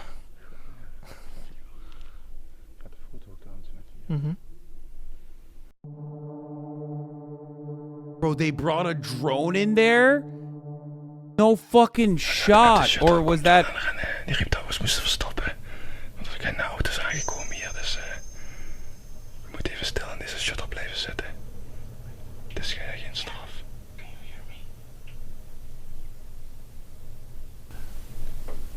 It was just a zoom lens, yeah. Het is best wel veel geluid. Voor iemand die het verstoppen is als Jan. No shot. They have fucking people in there? Some security patrolling. Somebody's working on the train here. You can see him. Yeah. Geen gas meenemen op het vliegtuig, dus doe het maar met aanmaakblokjes. Hij is daar. Hij komt deze kant uit, denk ik.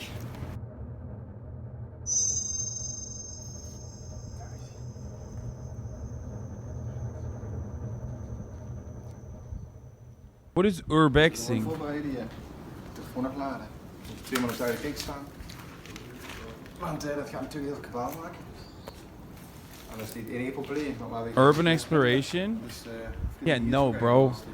Yeah, the only time I do urban exploration is when I fucking drive down the street to go grab groceries, okay?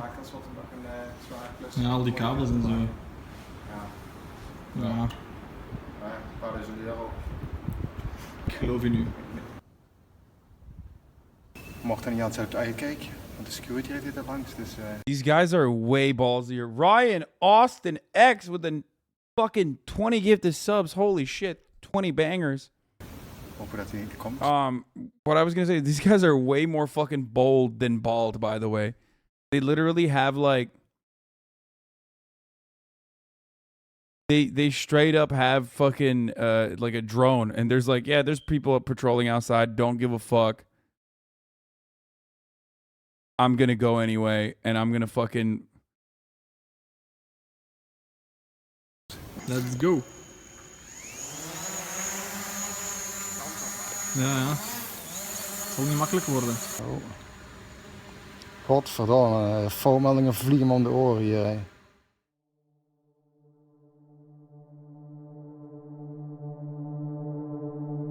They do have a drone. That's awesome.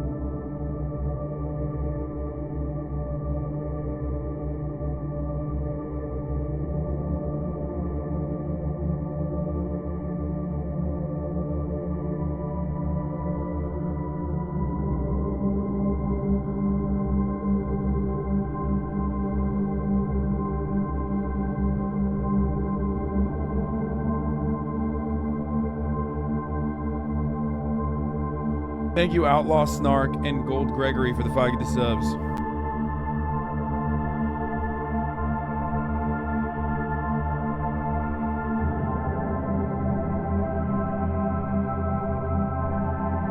They should open up tours for this place. There's clearly a demand. Brother, 3 people have gone there over the course of like the past 10 years.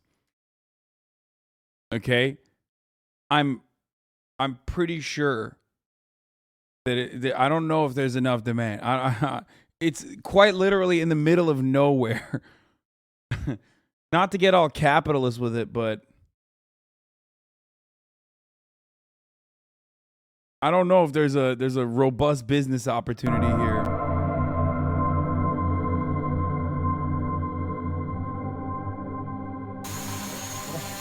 That was a very close call, man.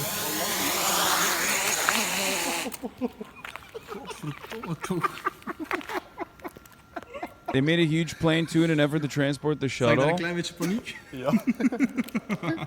Normaal land je automatisch. Ja, blijkbaar niet vandaag. Holy fuck, man.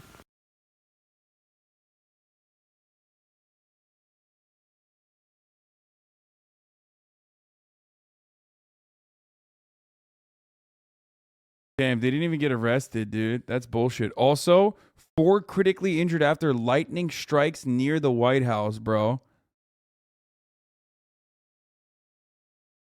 That's a dark Brandon moment. Okay, straight up. That's a dark Brandon moment. That's an omen. That's a dark Brandon moment. That is what's going on here. Let's be real.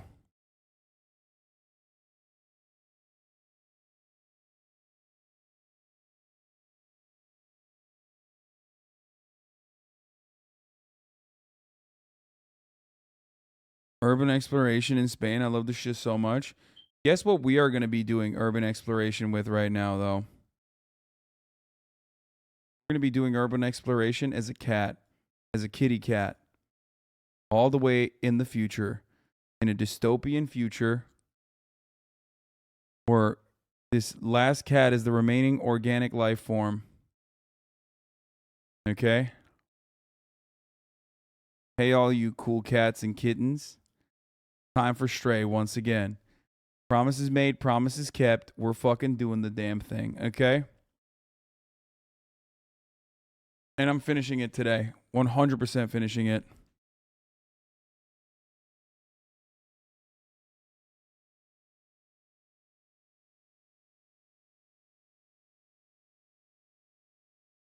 Will I, finishing the cat game today, will I be converted to a cat person? It took a fucking year and a half to finish it, but it's going to happen today. Okay? It's going to happen today. A lot of you didn't believe it. Many of you didn't believe it. You said it wouldn't happen, but it's happening. Believe me. Believe me when I say it's happening. Here, also juice this to let all the people of Twitter know.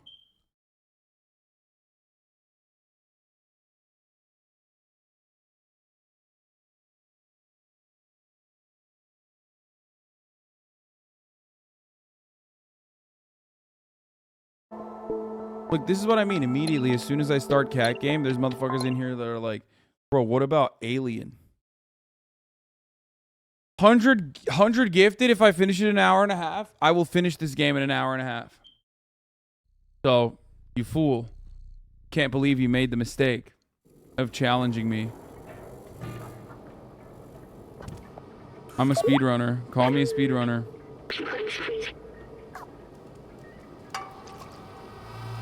Oh, fuck. I got murdered mercilessly last time I played this part of the game. You gift 100 if you fail? Sure.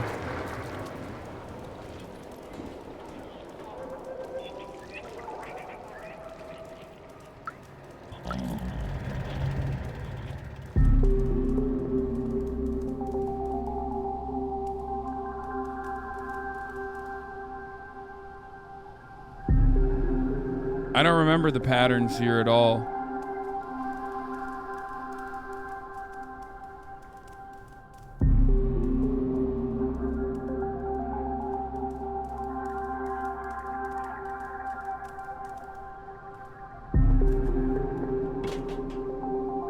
Wait, why can't I jump here? Oh, I can.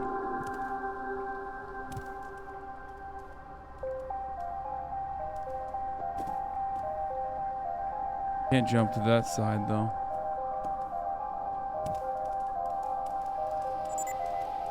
Nope. Wait, can he see me? What? I don't understand.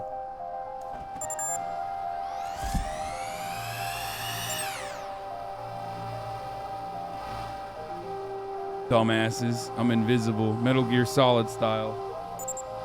Straight up Metal Gear Solid, baby. See that? Everybody knows. Wait, what? Is it still yellow? I don't understand. Why is it still yellow?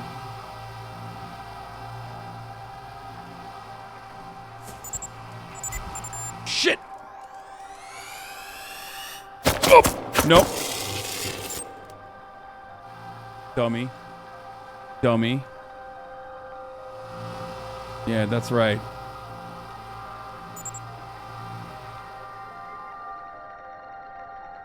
Your AI's got nothing on me, big guy.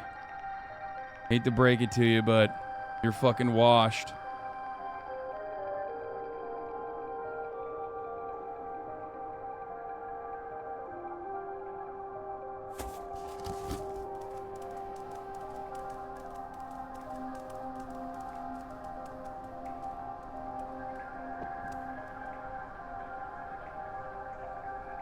What am I supposed to do here? Does he go back? Doesn't turn around. Okay, good.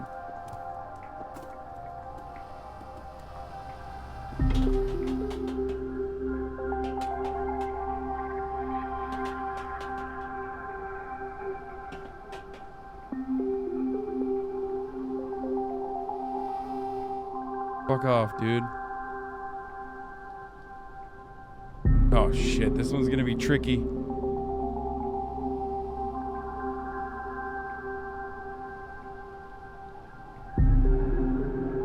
It's kind of wild that this game, out of nowhere, decided to fucking do Metal Gear Solid shit, by the way. Like, where the fuck did that come from? You know what I mean?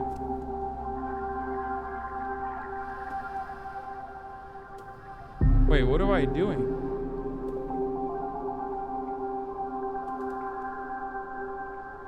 Oh, it's in there. I fucking missed it. I went too far, chat.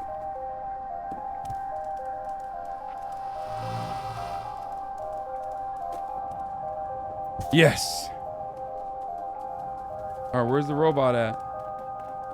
Uh-oh. Uh-oh. He gone, bro.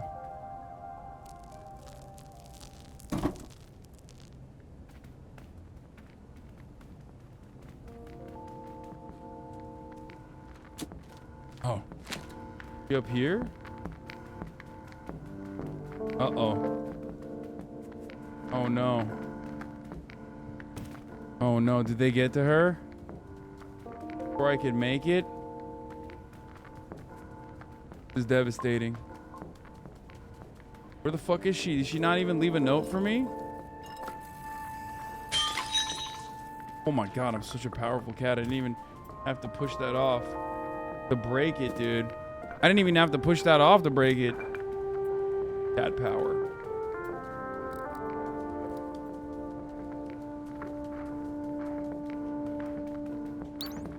What? What?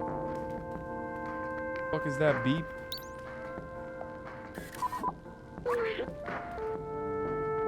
Blem?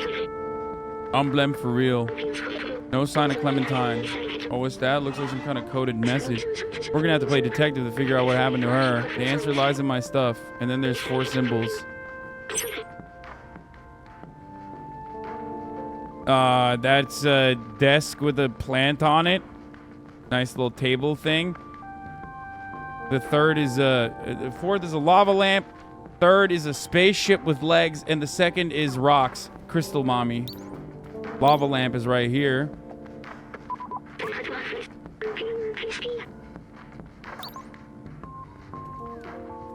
This is one of the things I need to inspect.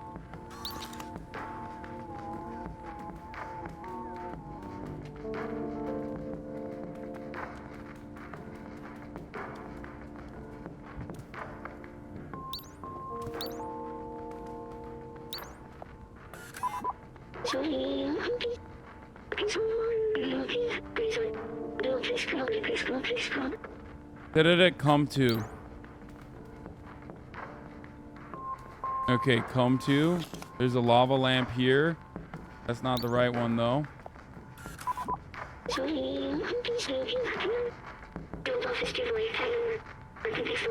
Message hidden. I'm with. Come to.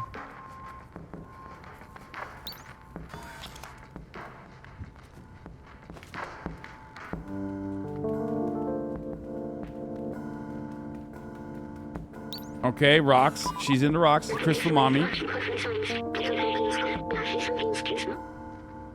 I'm with Blazer. Come to. And then what's the fourth thing? Okay, which lava lamp is the one that actually is the one that will trigger my inspection? I'm with Blazer. Come to. Do not come. I'm gonna come. Okay, I'm with Blazer. Do not come.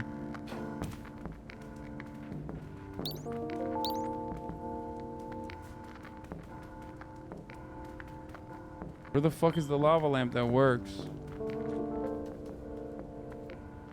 Not in here. Okay.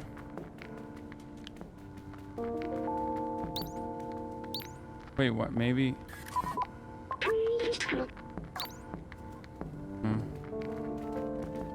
Am I missing something? No, we already inspected this. Wait, what? Oh, is it?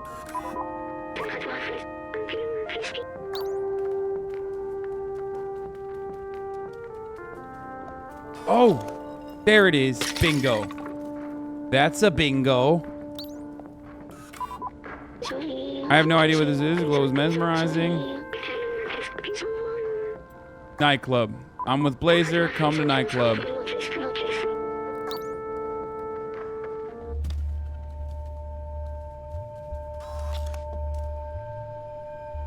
Fuck, I gotta do this again now. God damn it. Be easier though, because they're looking in the wrong direction. I hope.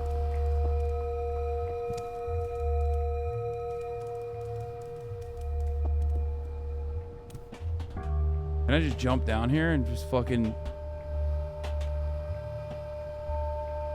Yeah, there it is. Let's go. Fuck you, bitch. Fuck you, bitch. Yeah, get fucking pissed on. Cat piss time. Hey, have fun with some toxoplasmosis, motherfucker. Alright, where the fuck's the nightclub? Oh, the nightclub is like where the bouncer is, right? So it's different than the bar. That's not it.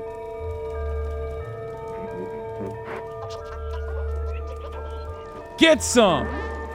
Again. Wait, what? Get some again, dummy. Yeah, dude. Fear my fucking wrath.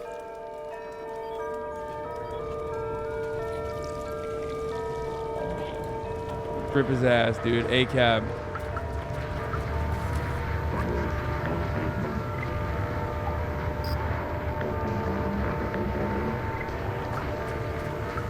How the fuck do I get in here?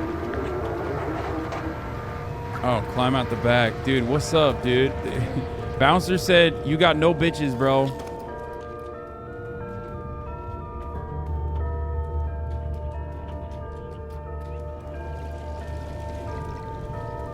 Bouncer literally said, you need to have girls with you to be able to get into this fucking nightclub.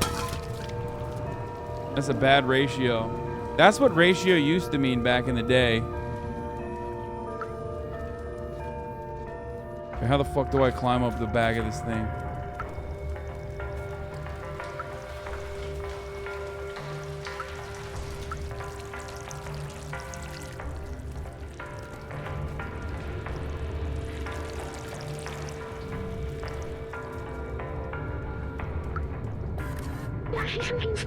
You're looking for some company, talk to the poacher, live behind the elevator. Okay, I don't want company right now. I just want to be able to climb to the back of that nightclub, baby.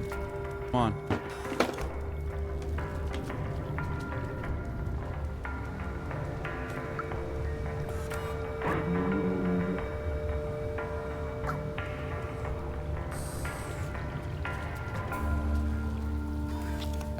Need pussy to get in.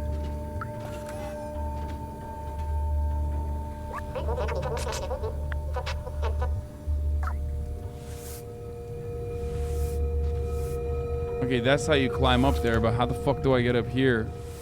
How do I get up there? Late killer.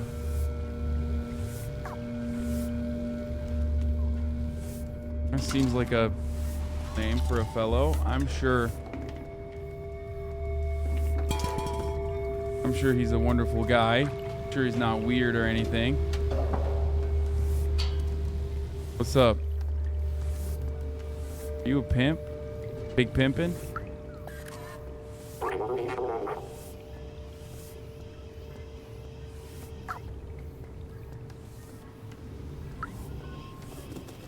Okay, he was chilling. He wasn't even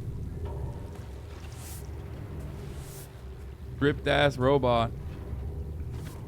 How do I run up to the other side of this? Gotta be something I can jump to. Oh.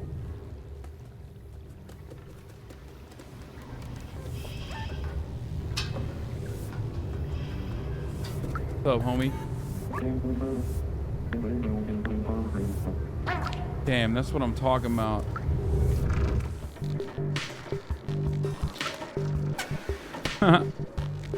Wake up, dude. Okay, frame rates are dropping a little bit, but it's gonna be all right because we're partying.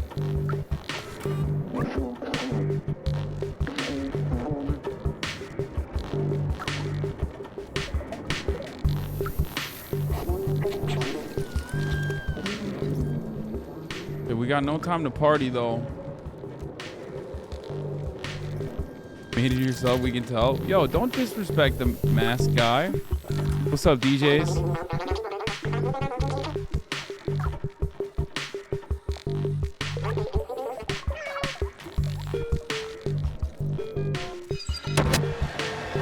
Uh-oh. Oh, shit. Yeah, put it up, dude. Hey, yo, put that shit up. Let's see where it takes me. Fuck it, YOLO, you know what I'm saying? This way I can get a better look at the nightclub from up here. Okay, this was not a... I thought this would give me more...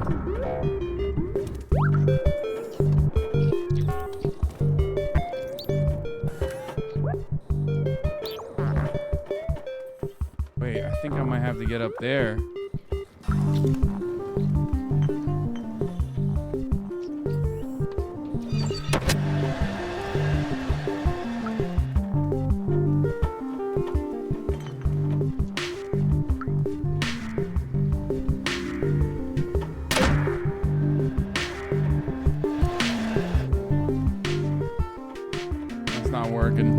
I thought, like, I need a lever base to be able to pull that down. What happens when you let a cat into a fucking nightclub? Wait, is this it? Is this Blazer? No. Oh, let's go.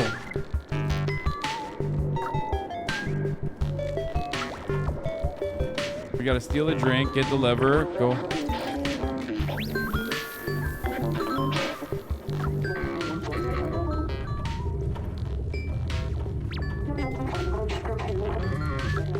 Damn, bro, Blazer, come on, let me in, bro. I'm friends. We're homies, dude. Blazer. Take strange drink. That's sus. I guess robots can't be fucking drugged, so.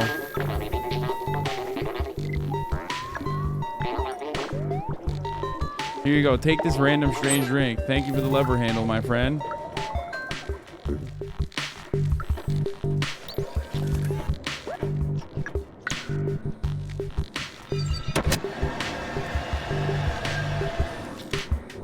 There we go.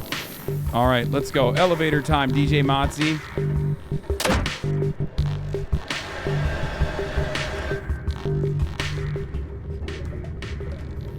Wait. What does that do?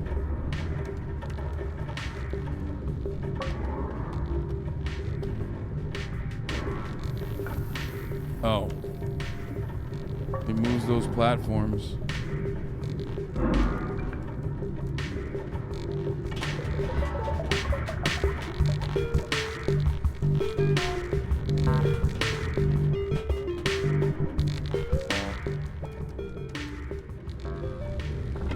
Fuck. Another puzzle. God damn it. All to see the homies. This is how it feels like sometimes when you know.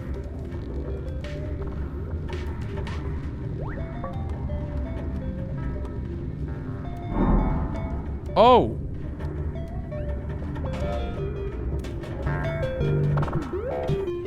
Wait, what?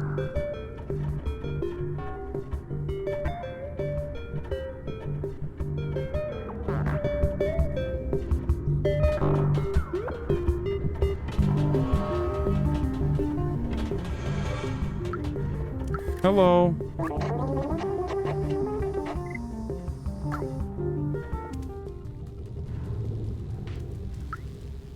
Whoa. What? Did Blazer cook us? Bro, you're a robot. You don't even have a mouth. What the fuck?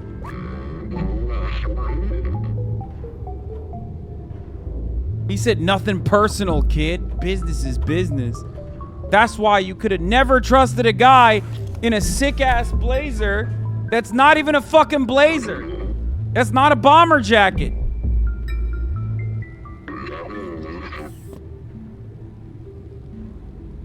Not even wearing a fucking blazer.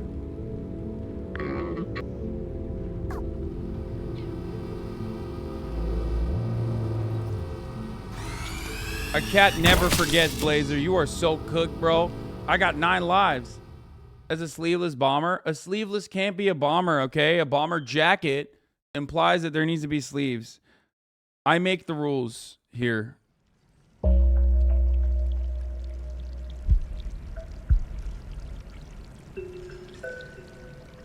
What the fuck?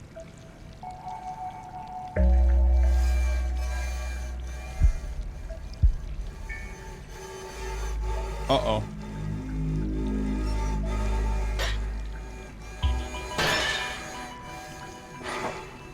Dude, you can't touch me. Oh no, my robot is gone. Bro, how will I translate useless text? Devastating. Absolutely devastating. I'm naked. Jail.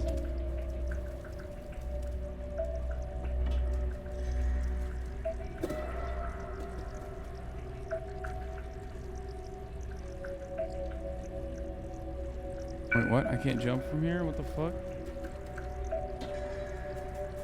Oh, because I gotta move that other thing. I see how it is. Tricks don't work on me. No, no, no, no, no, no, no, no, no, no!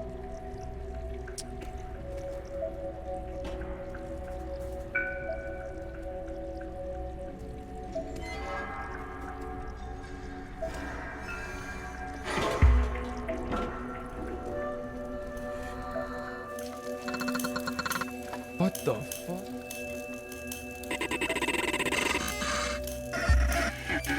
Oh, you just need a factory reset and you're good. Why didn't they call this purgatory? Wasted opportunity? I agree.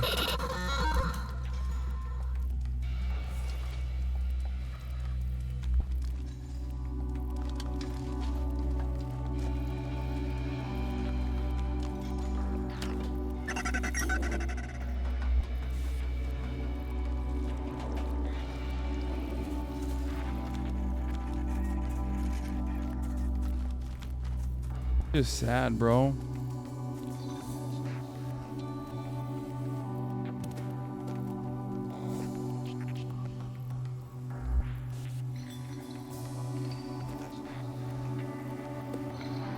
Oh shit, I fucked up.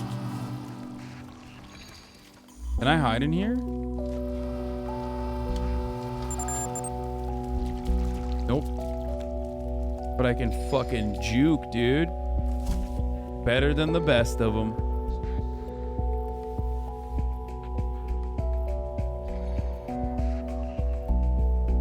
Someone just said, my kitty is outside, I'm alone, Sag. And this is like the fundamental thing I will not understand about cat owners is like how do you let your cat just go outside by itself and just chill and hang out and shit? Like that seems ridiculous to me, you know what I mean? Like, if you need companionship, why the fuck?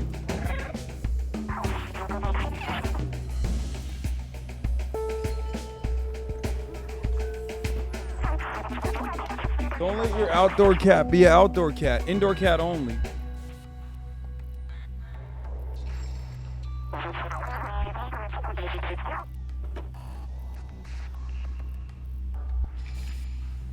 My friend's cat is the king of the neighborhood. What the fuck's the robot saying? I can't understand because I don't have my brobot.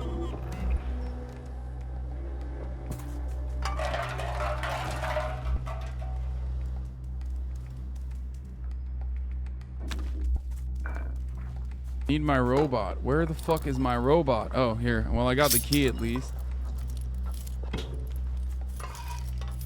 Dude, I love when this cat picks stuff up with his mouth, though. It's very cute. I will admit. That is a very cute thing. Like, look at this. Look at this little thing. He's just like, he just grabbed the fucking keys. That is pretty cute.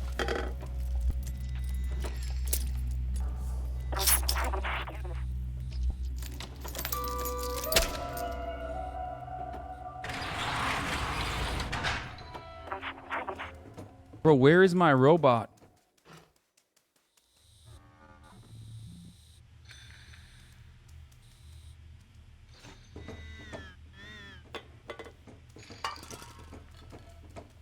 it's cuter than when a dog does it. I'll admit that. Like, dogs pick up stuff and it's very cute, right? But it's much cuter when a cat picks stuff up because it's like smaller. Seems like a boss mission area.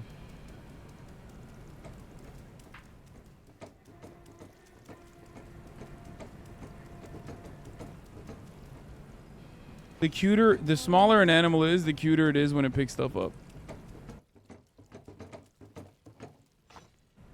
But that's it. That's where the cat, like the pro cat agenda starts and ends. You know what I mean? Hasan cat lover haters the lovers arc? No.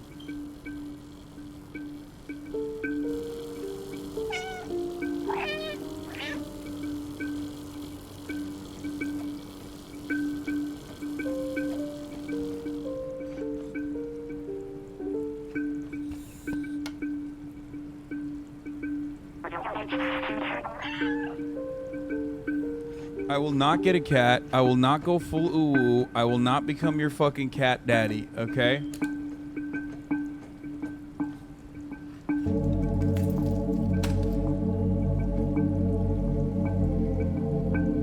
It's perhaps my least Turkish quality. On God.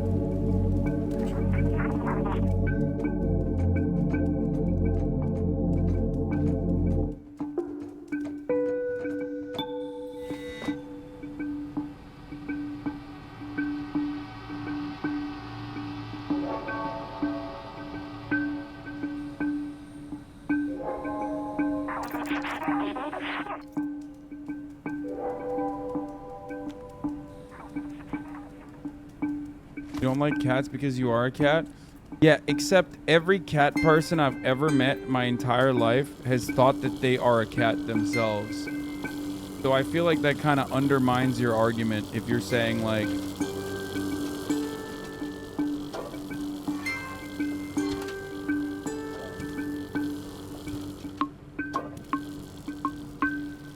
Feel me?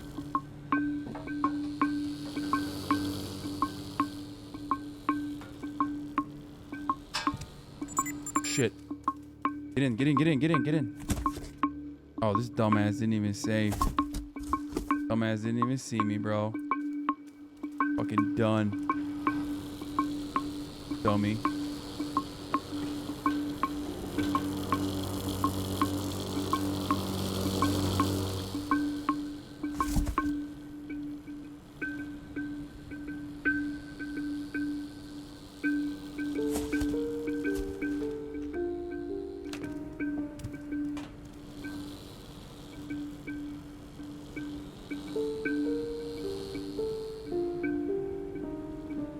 Get up there.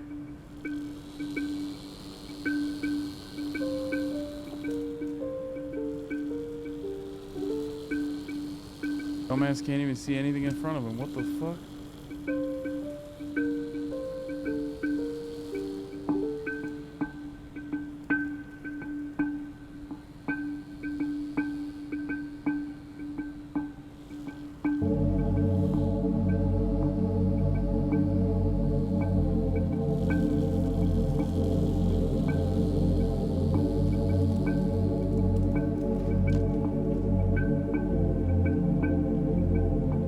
Music is cool though.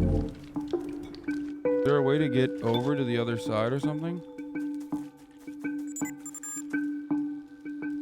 Oh shit.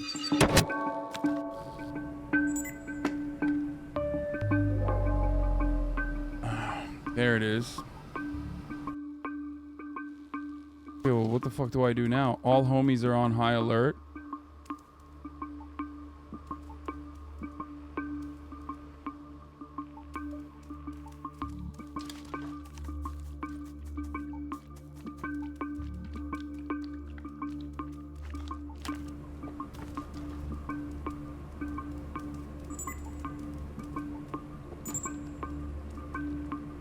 Take it. What? No. Shit. And get in there for now. Till I plan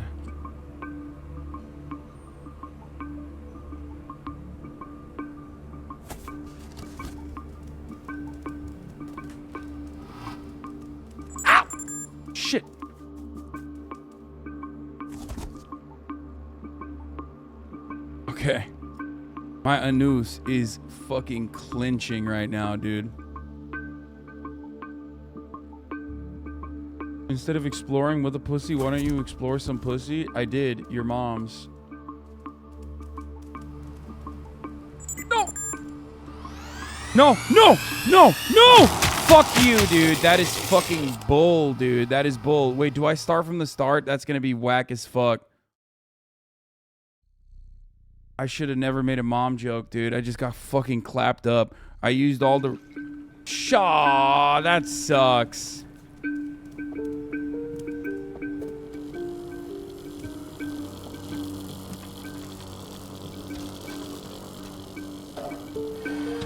That's a bit whack. Oh, I almost fell. That was cool.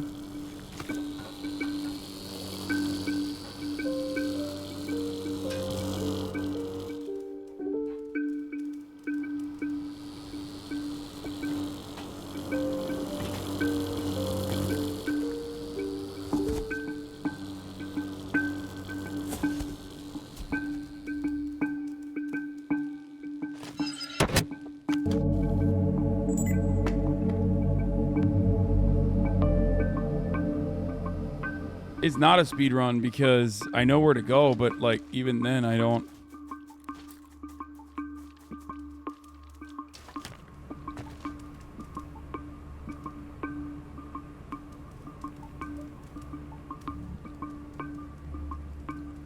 Oh shit. Be under this thing. I didn't even realize.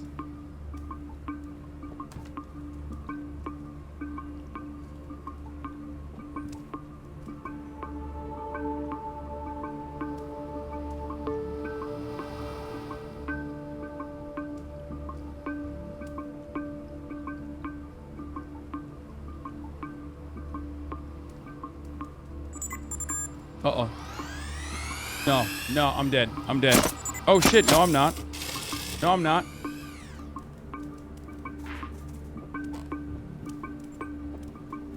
No, I'm not. Oh, I made it. Oh, speed run. Speed run. Speed run. Speed run. You guys see that? I fucking juked. I juked them. That was sick. Dodged.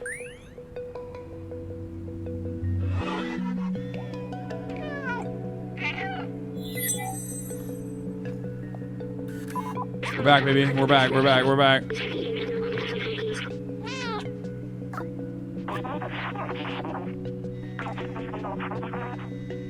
Bro, these robots are so dumb. Do they not see the fucking robot?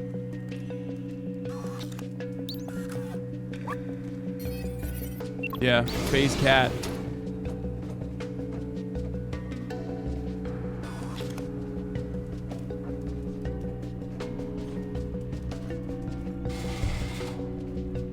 Oh, dude. Gotta fuck this up.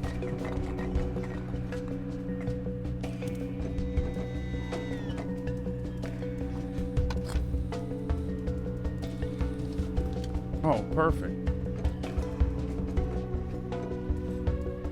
Let's go. Put that anarchist streak into good use. Now move this.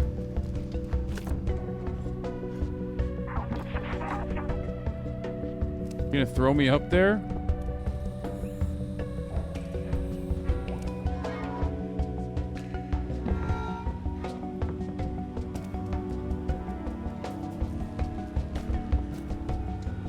The hell is this, a song?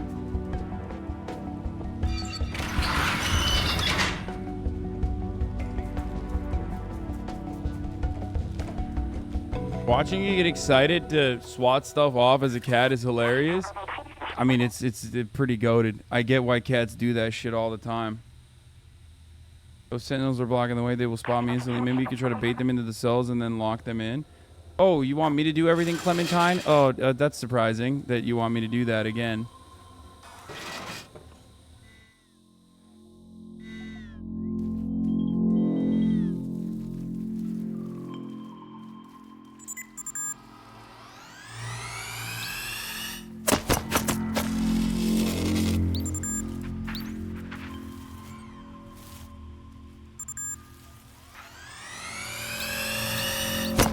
Wait, what the fuck? Oh, I thought I... Yeah, that thing shoots you. This game is not for children. No child should ever see a cat get fucking tasered by the American police force. You know what I mean?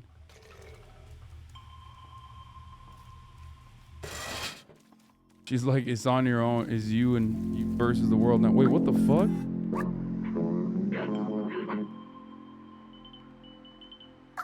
Aww.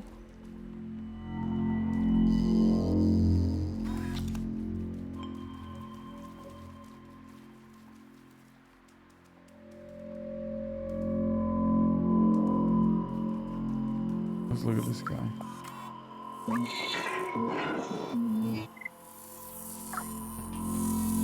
Damn.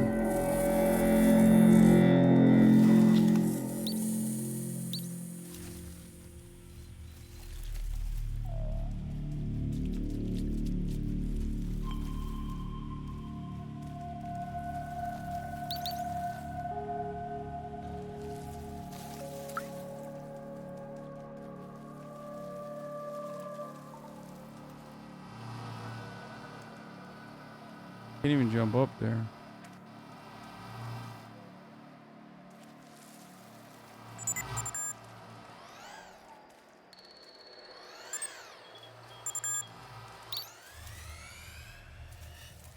Oh!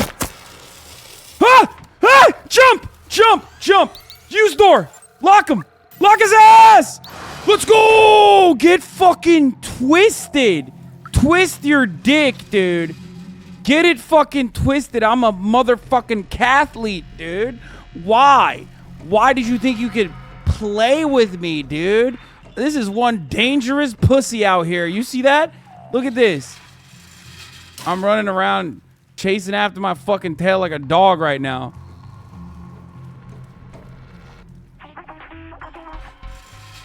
Is that a cop?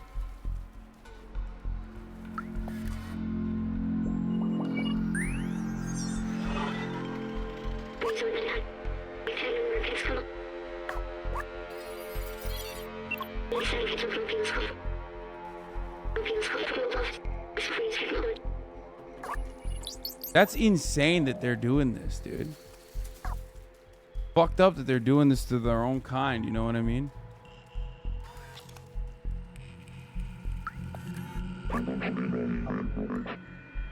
I only have 758 years left and I'm free again? What the fuck? Yo, this is at the yard. Oh, I gotta do the same shit again. Bait 2 at the same time?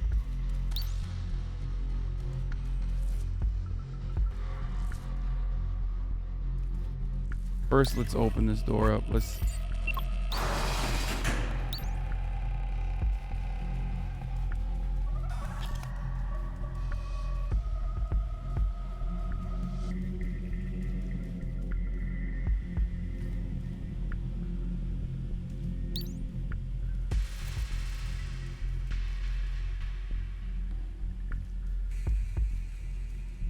Fuck, this is gonna be hard. This is one of my least favorite components so far of the gameplay, I'm gonna be honest. Oh, what?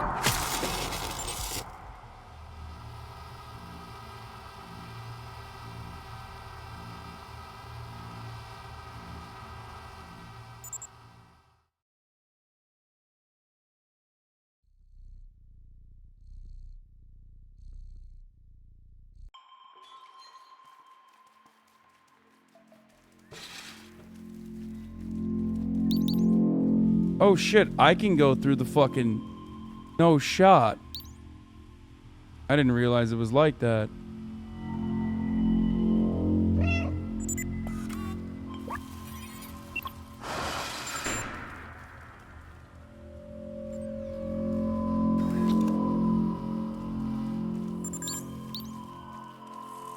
That's one.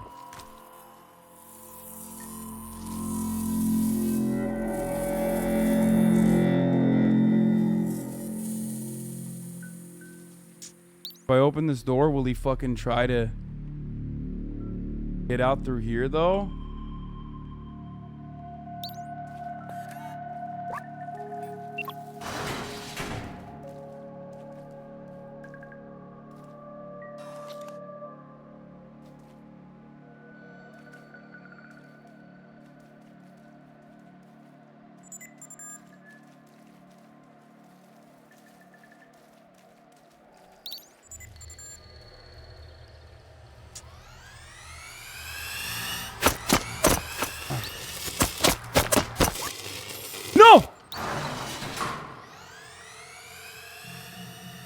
Fuck.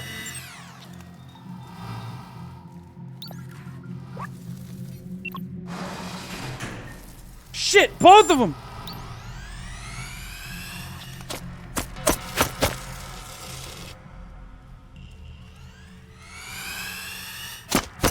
No.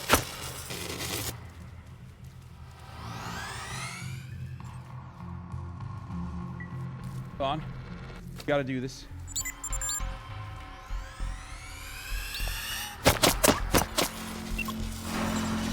Yes! Yes! Get it twisted! Get it twisted! Goated! Goated! Fucking goated, dude! Oh my god. Always gamble! Always gamble on me. I'm a cat. What's up? Hey, you like that? Lupin. Lupin. International criminal Lupin.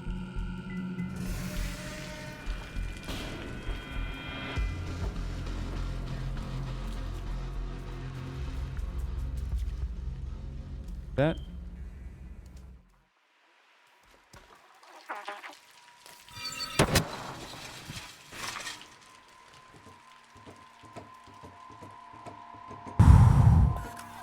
Why is this game so tense? This door, it is the only way out of this jail. I think we can open it from the control room over there. We have to find a way to get the access to that room, so let's look around. Just like a top of the hour ad break. And the only way to avoid the top of the hour ad break is by subscribing for $5 or for free with Le Twitch Prime. Or by getting gifted Le Sub. Here's the 1 minute ad break now.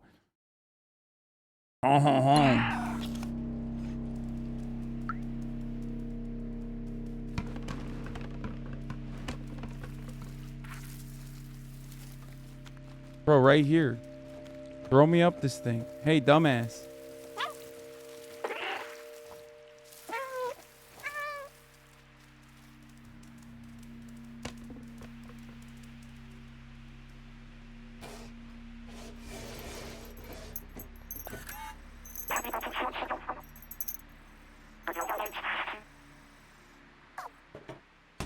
Bro, who leaves the unattended car with the keys on it?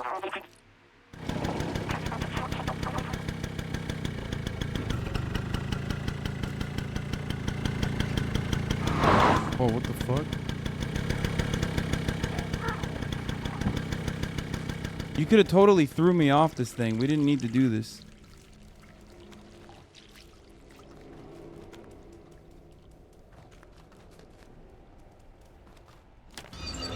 But I guess we need the car to get out of here anyway, right?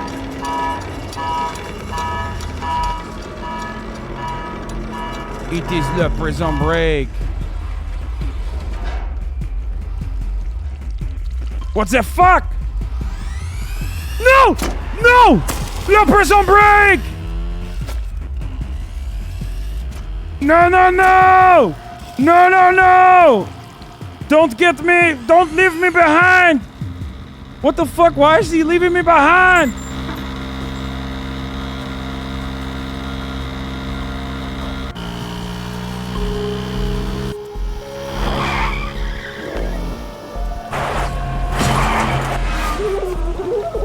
That is le zig and le zag.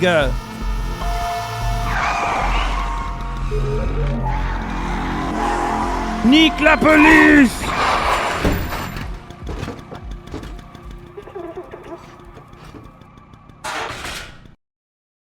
What the fuck? Did she lock me up again?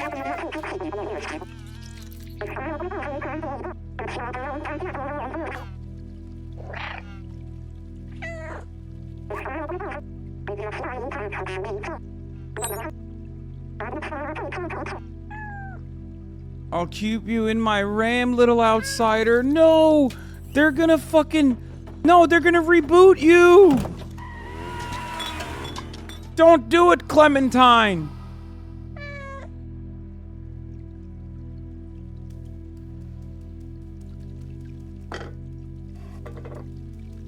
This is sad. Fuck les cops, man. Here, let's play a sad song.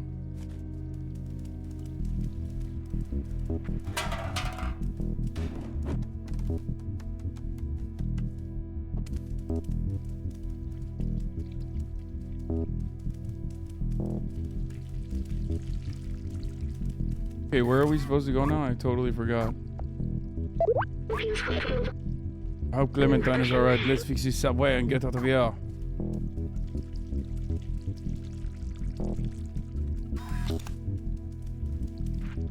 Do I put a battery in here somewhere?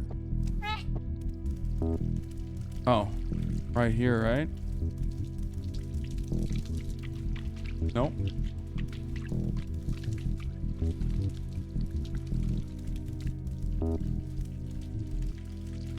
I have to pee so bad. Where is the control room? I forgot where the control room was. And I forgot where they put the battery. Oh, there it is. Sacre bleu pour le batterie.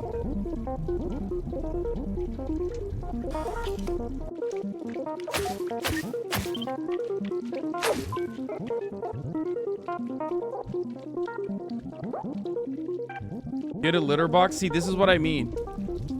Cat lovers are such fucking little freaks. They're like, oh, get a litter box. Like I'm a cat, dude, and not a 6'4", 250-pound man.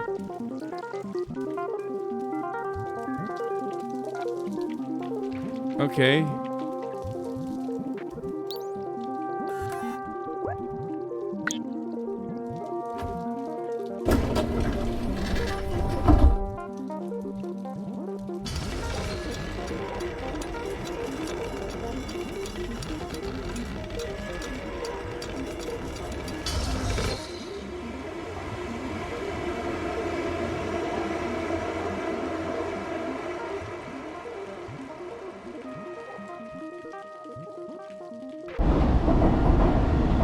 Public transport wins again.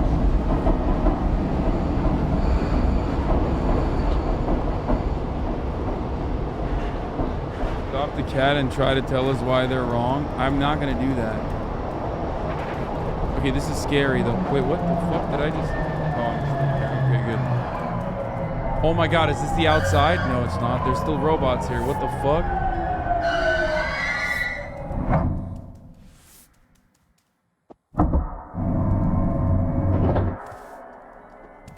No shot.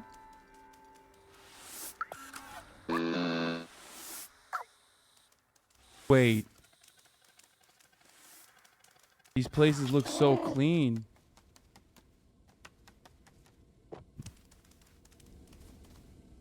And the robots seemingly are just robots. They have no charisma, no personality.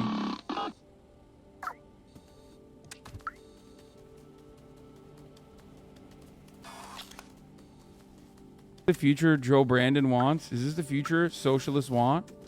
Is this the socialist utopia?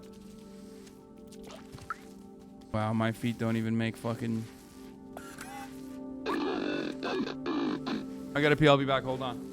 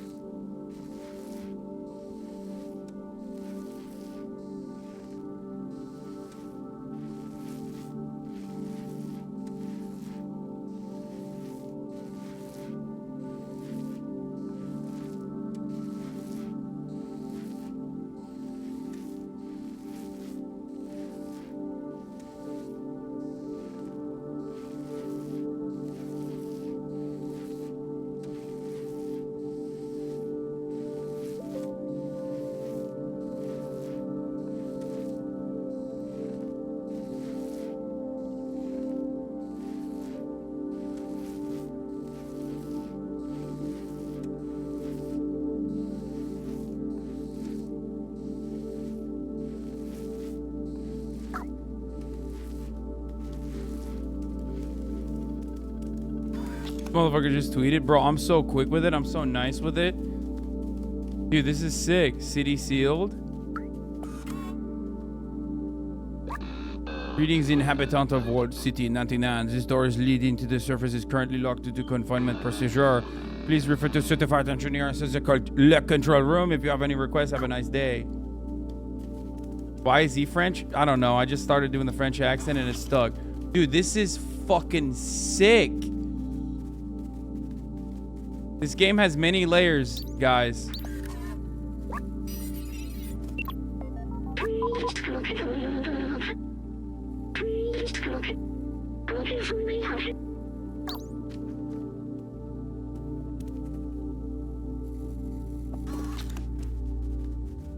There's 99 other cities. Whoa.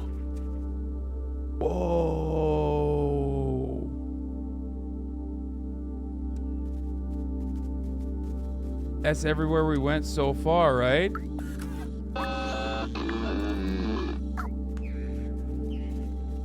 Game of the year? Absolutely not.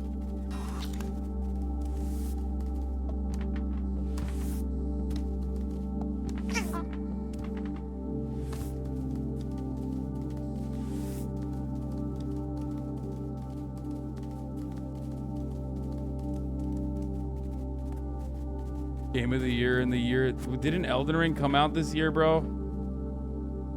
Wait, why can't I get up there? Oh, I need like something to stand on, maybe?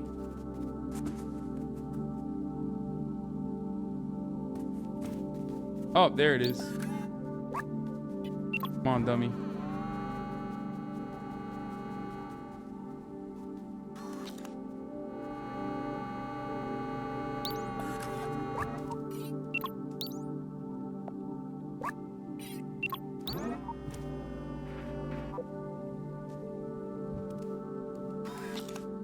What? Why isn't it working?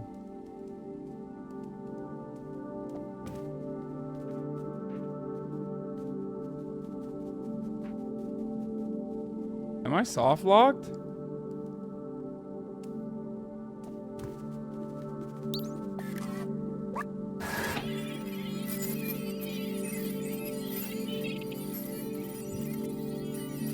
Am I gonna paw it up? Oh, let's go. Using my paws for good.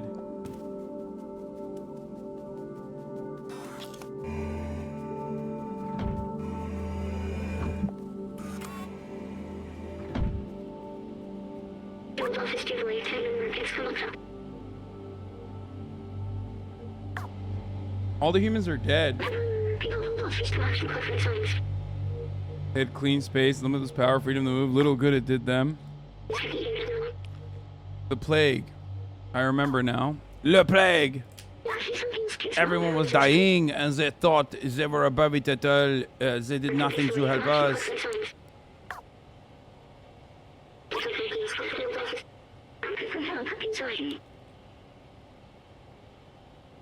COVID. Or monkeypox. Choose your poison, you know what I mean?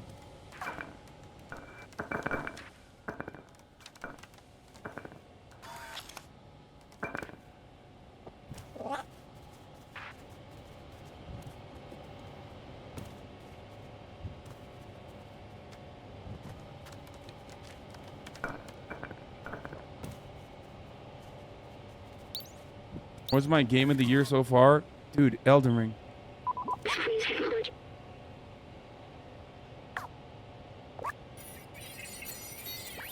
Not even a question.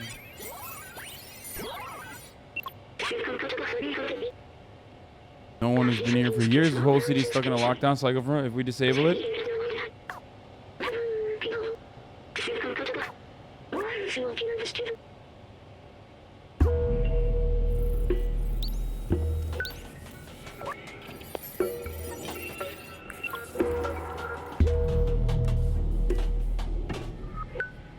Finish Elden Ring? Yes, of course. Wait, what? Is this a puzzle?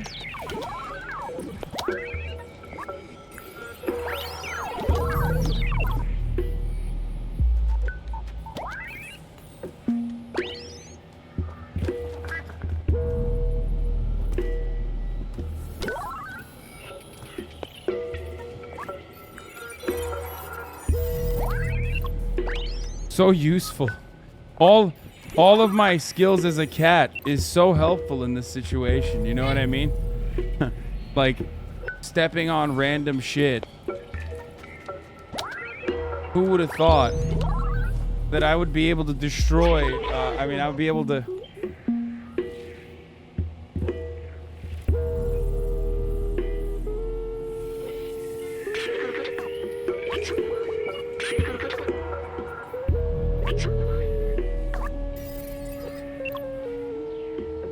Uh-oh.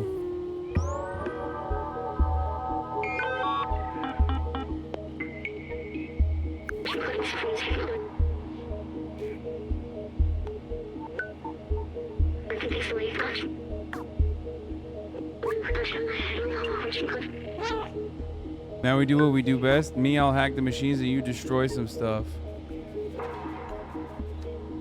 Wait, what am I destroying? Not entirely sure on that.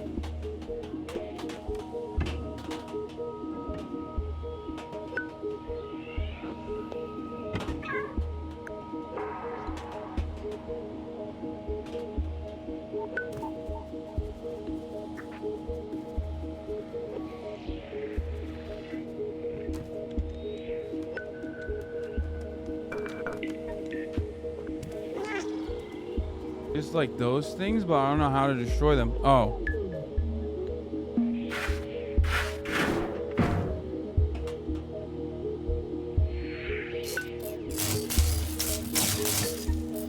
Bro, these are not paws for good, you know what I mean? These are evil paws. Catch these fucking paws, baby. Oh, I'm sorry. Are you a fucking dystopian future society?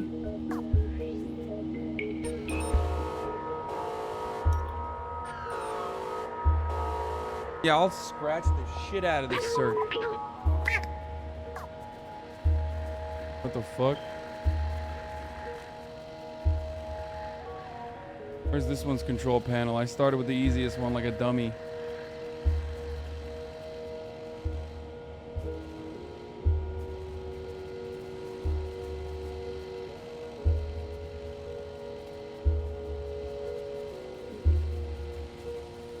Another control panel in this room or no?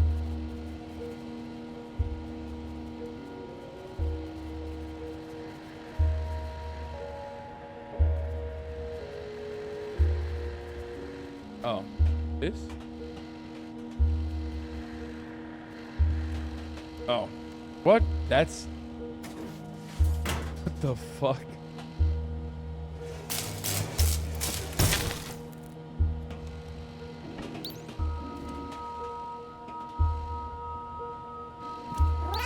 Hack it, baby. Roasted by Ray.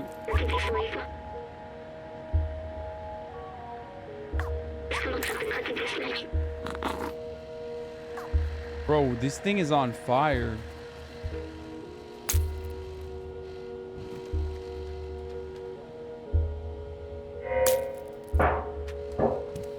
Homie, your circuit board is fucked up. I'm out here just pawing shit. B12 is about to be fucking... be gone. Oh!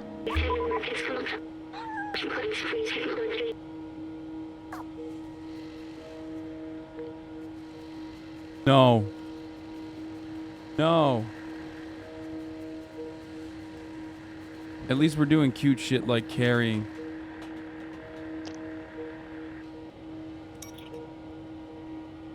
If B12 dies, I'm quitting the game before it ends.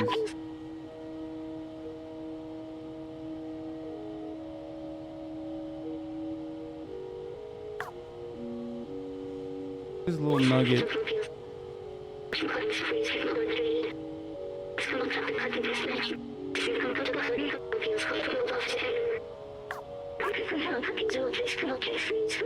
No! No! No!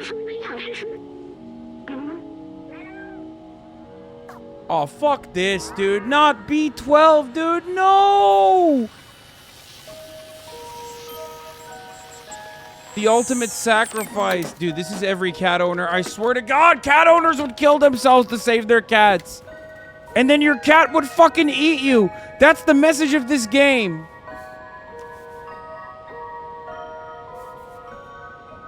He's gonna eat it. He's gonna fucking hit it like... That's a dog move. That's a fucking dog move. A cat would just move away. Be like, yeah, fuck off, B12. All right, that's a new toy. A cat would literally knock it off the edge of the fucking roof of this entire thing.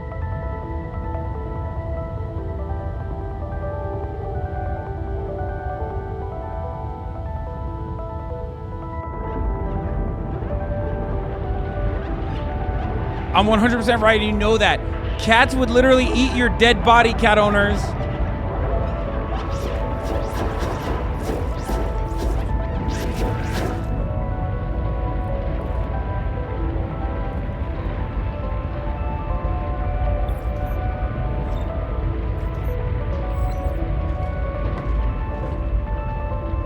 Also, I finished the game before an hour and a half. Get fucked. What's up?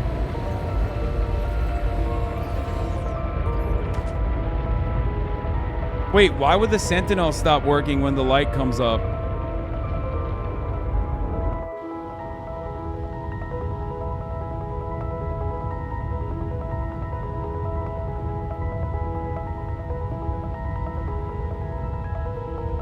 This game is actually anti-lockdown.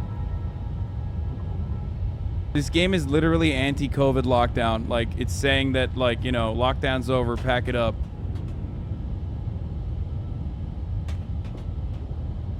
We ended the lockdown, brother. This cat is actually a libertarian.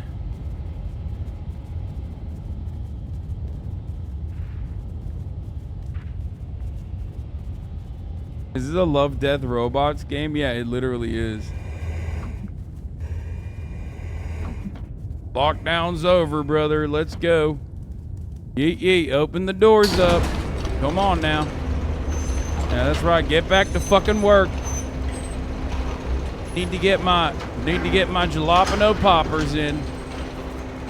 That's right. I'm going to Applebee's. I'm gonna get the cat food version of jalapeno poppers, baby. Let's go. Okay, the cat being libertarian crosses the line.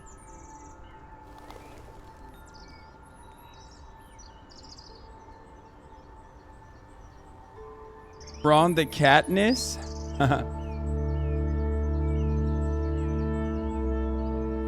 Ron the Cat Piss, more like. Fucking got him.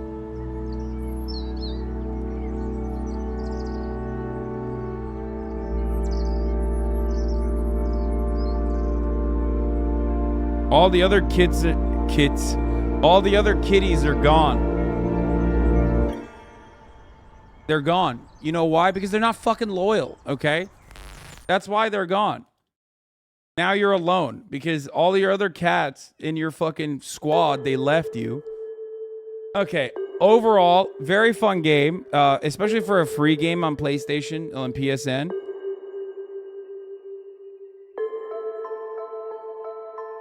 Great game. It was a lot of fun. If you're like into cats, I mean, it's very clearly made for people who love cats.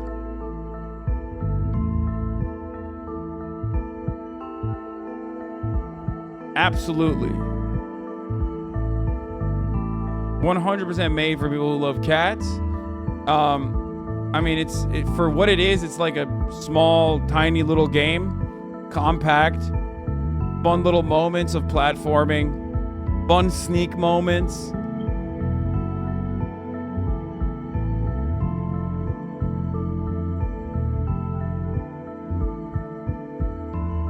Better than Cyberpunk. Motherfucker, you can play the game. So yes, it's better than Cyberpunk because of that.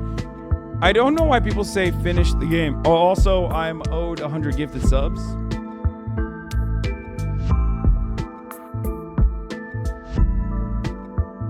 But ultimately,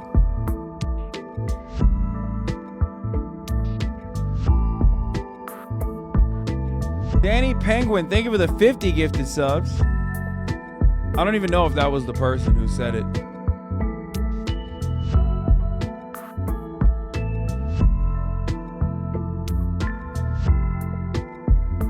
Seven out of 10. Fun, compact, short, cute cat. Do I love cats more? I've definitely developed an appreciation for why cats knock shit. That's cool and cute.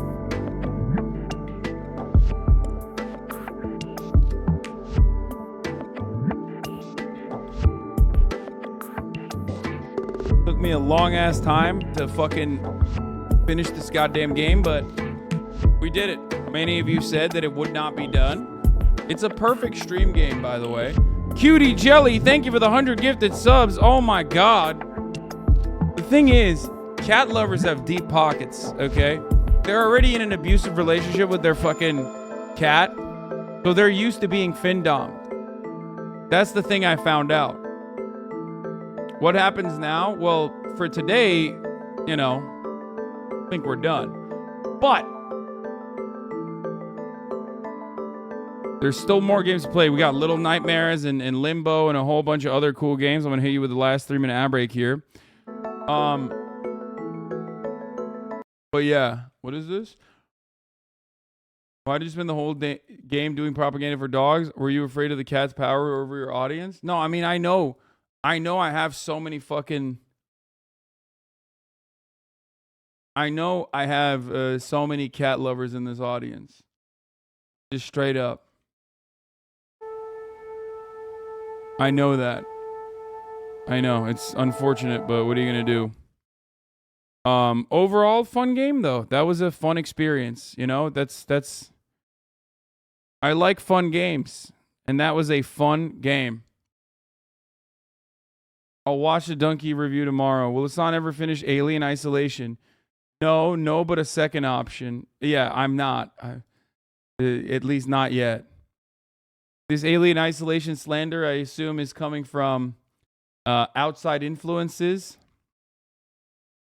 Look, here's what happened. While I was peeing, I saw a tweet, and I thought, you know, because I love this community and because I want to make good content, I thought, you know, I say something snarky like, why haven't we forged weapons on stream yet? Because we were supposed to do that like a long time ago.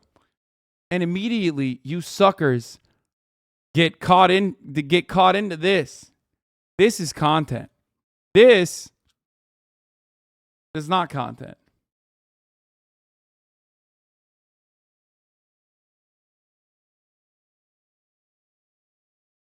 Okay?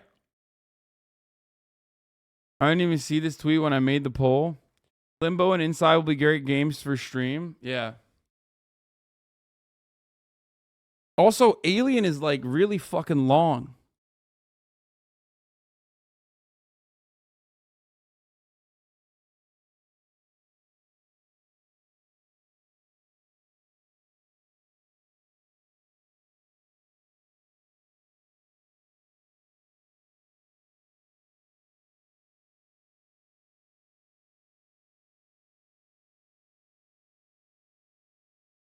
There it is.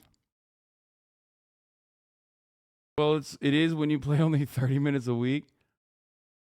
It's really long if you spend all your time hiding in lockers. Man, it's a scary fucking game, all right? Give me a goddamn break. I'm only a man after all, okay? And yeah, I have fears. A lot of fears.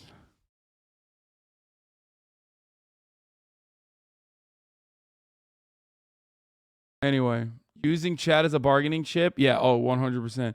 And those fucking fears are valid, okay? Suck me. Anyway, I will see you tomorrow.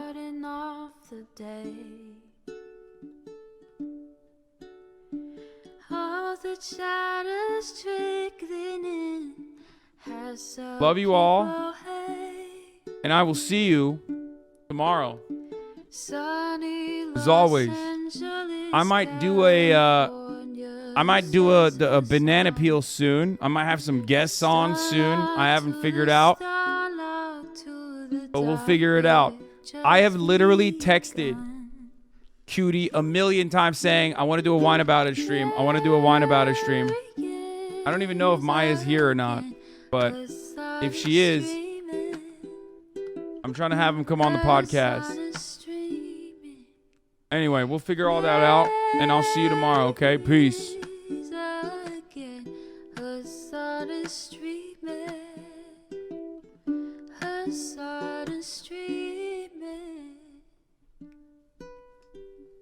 Reviewing the P.O. box, Uncle Uger's face.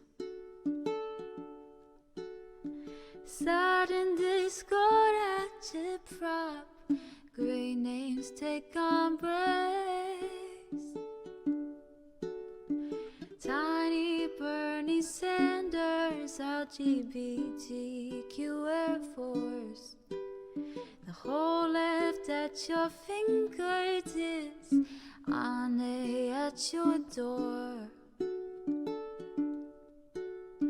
H3 crowded debate, the Young Turks online show. 3 full fucking years of this, plenty more to go. 90-day fiance talks of champagne bourgeoisie. A Trump rally live reaction, a mass riot at DC. There he is again, Hasan is streaming. Hasan is streaming. There he is again, Hasan is streaming.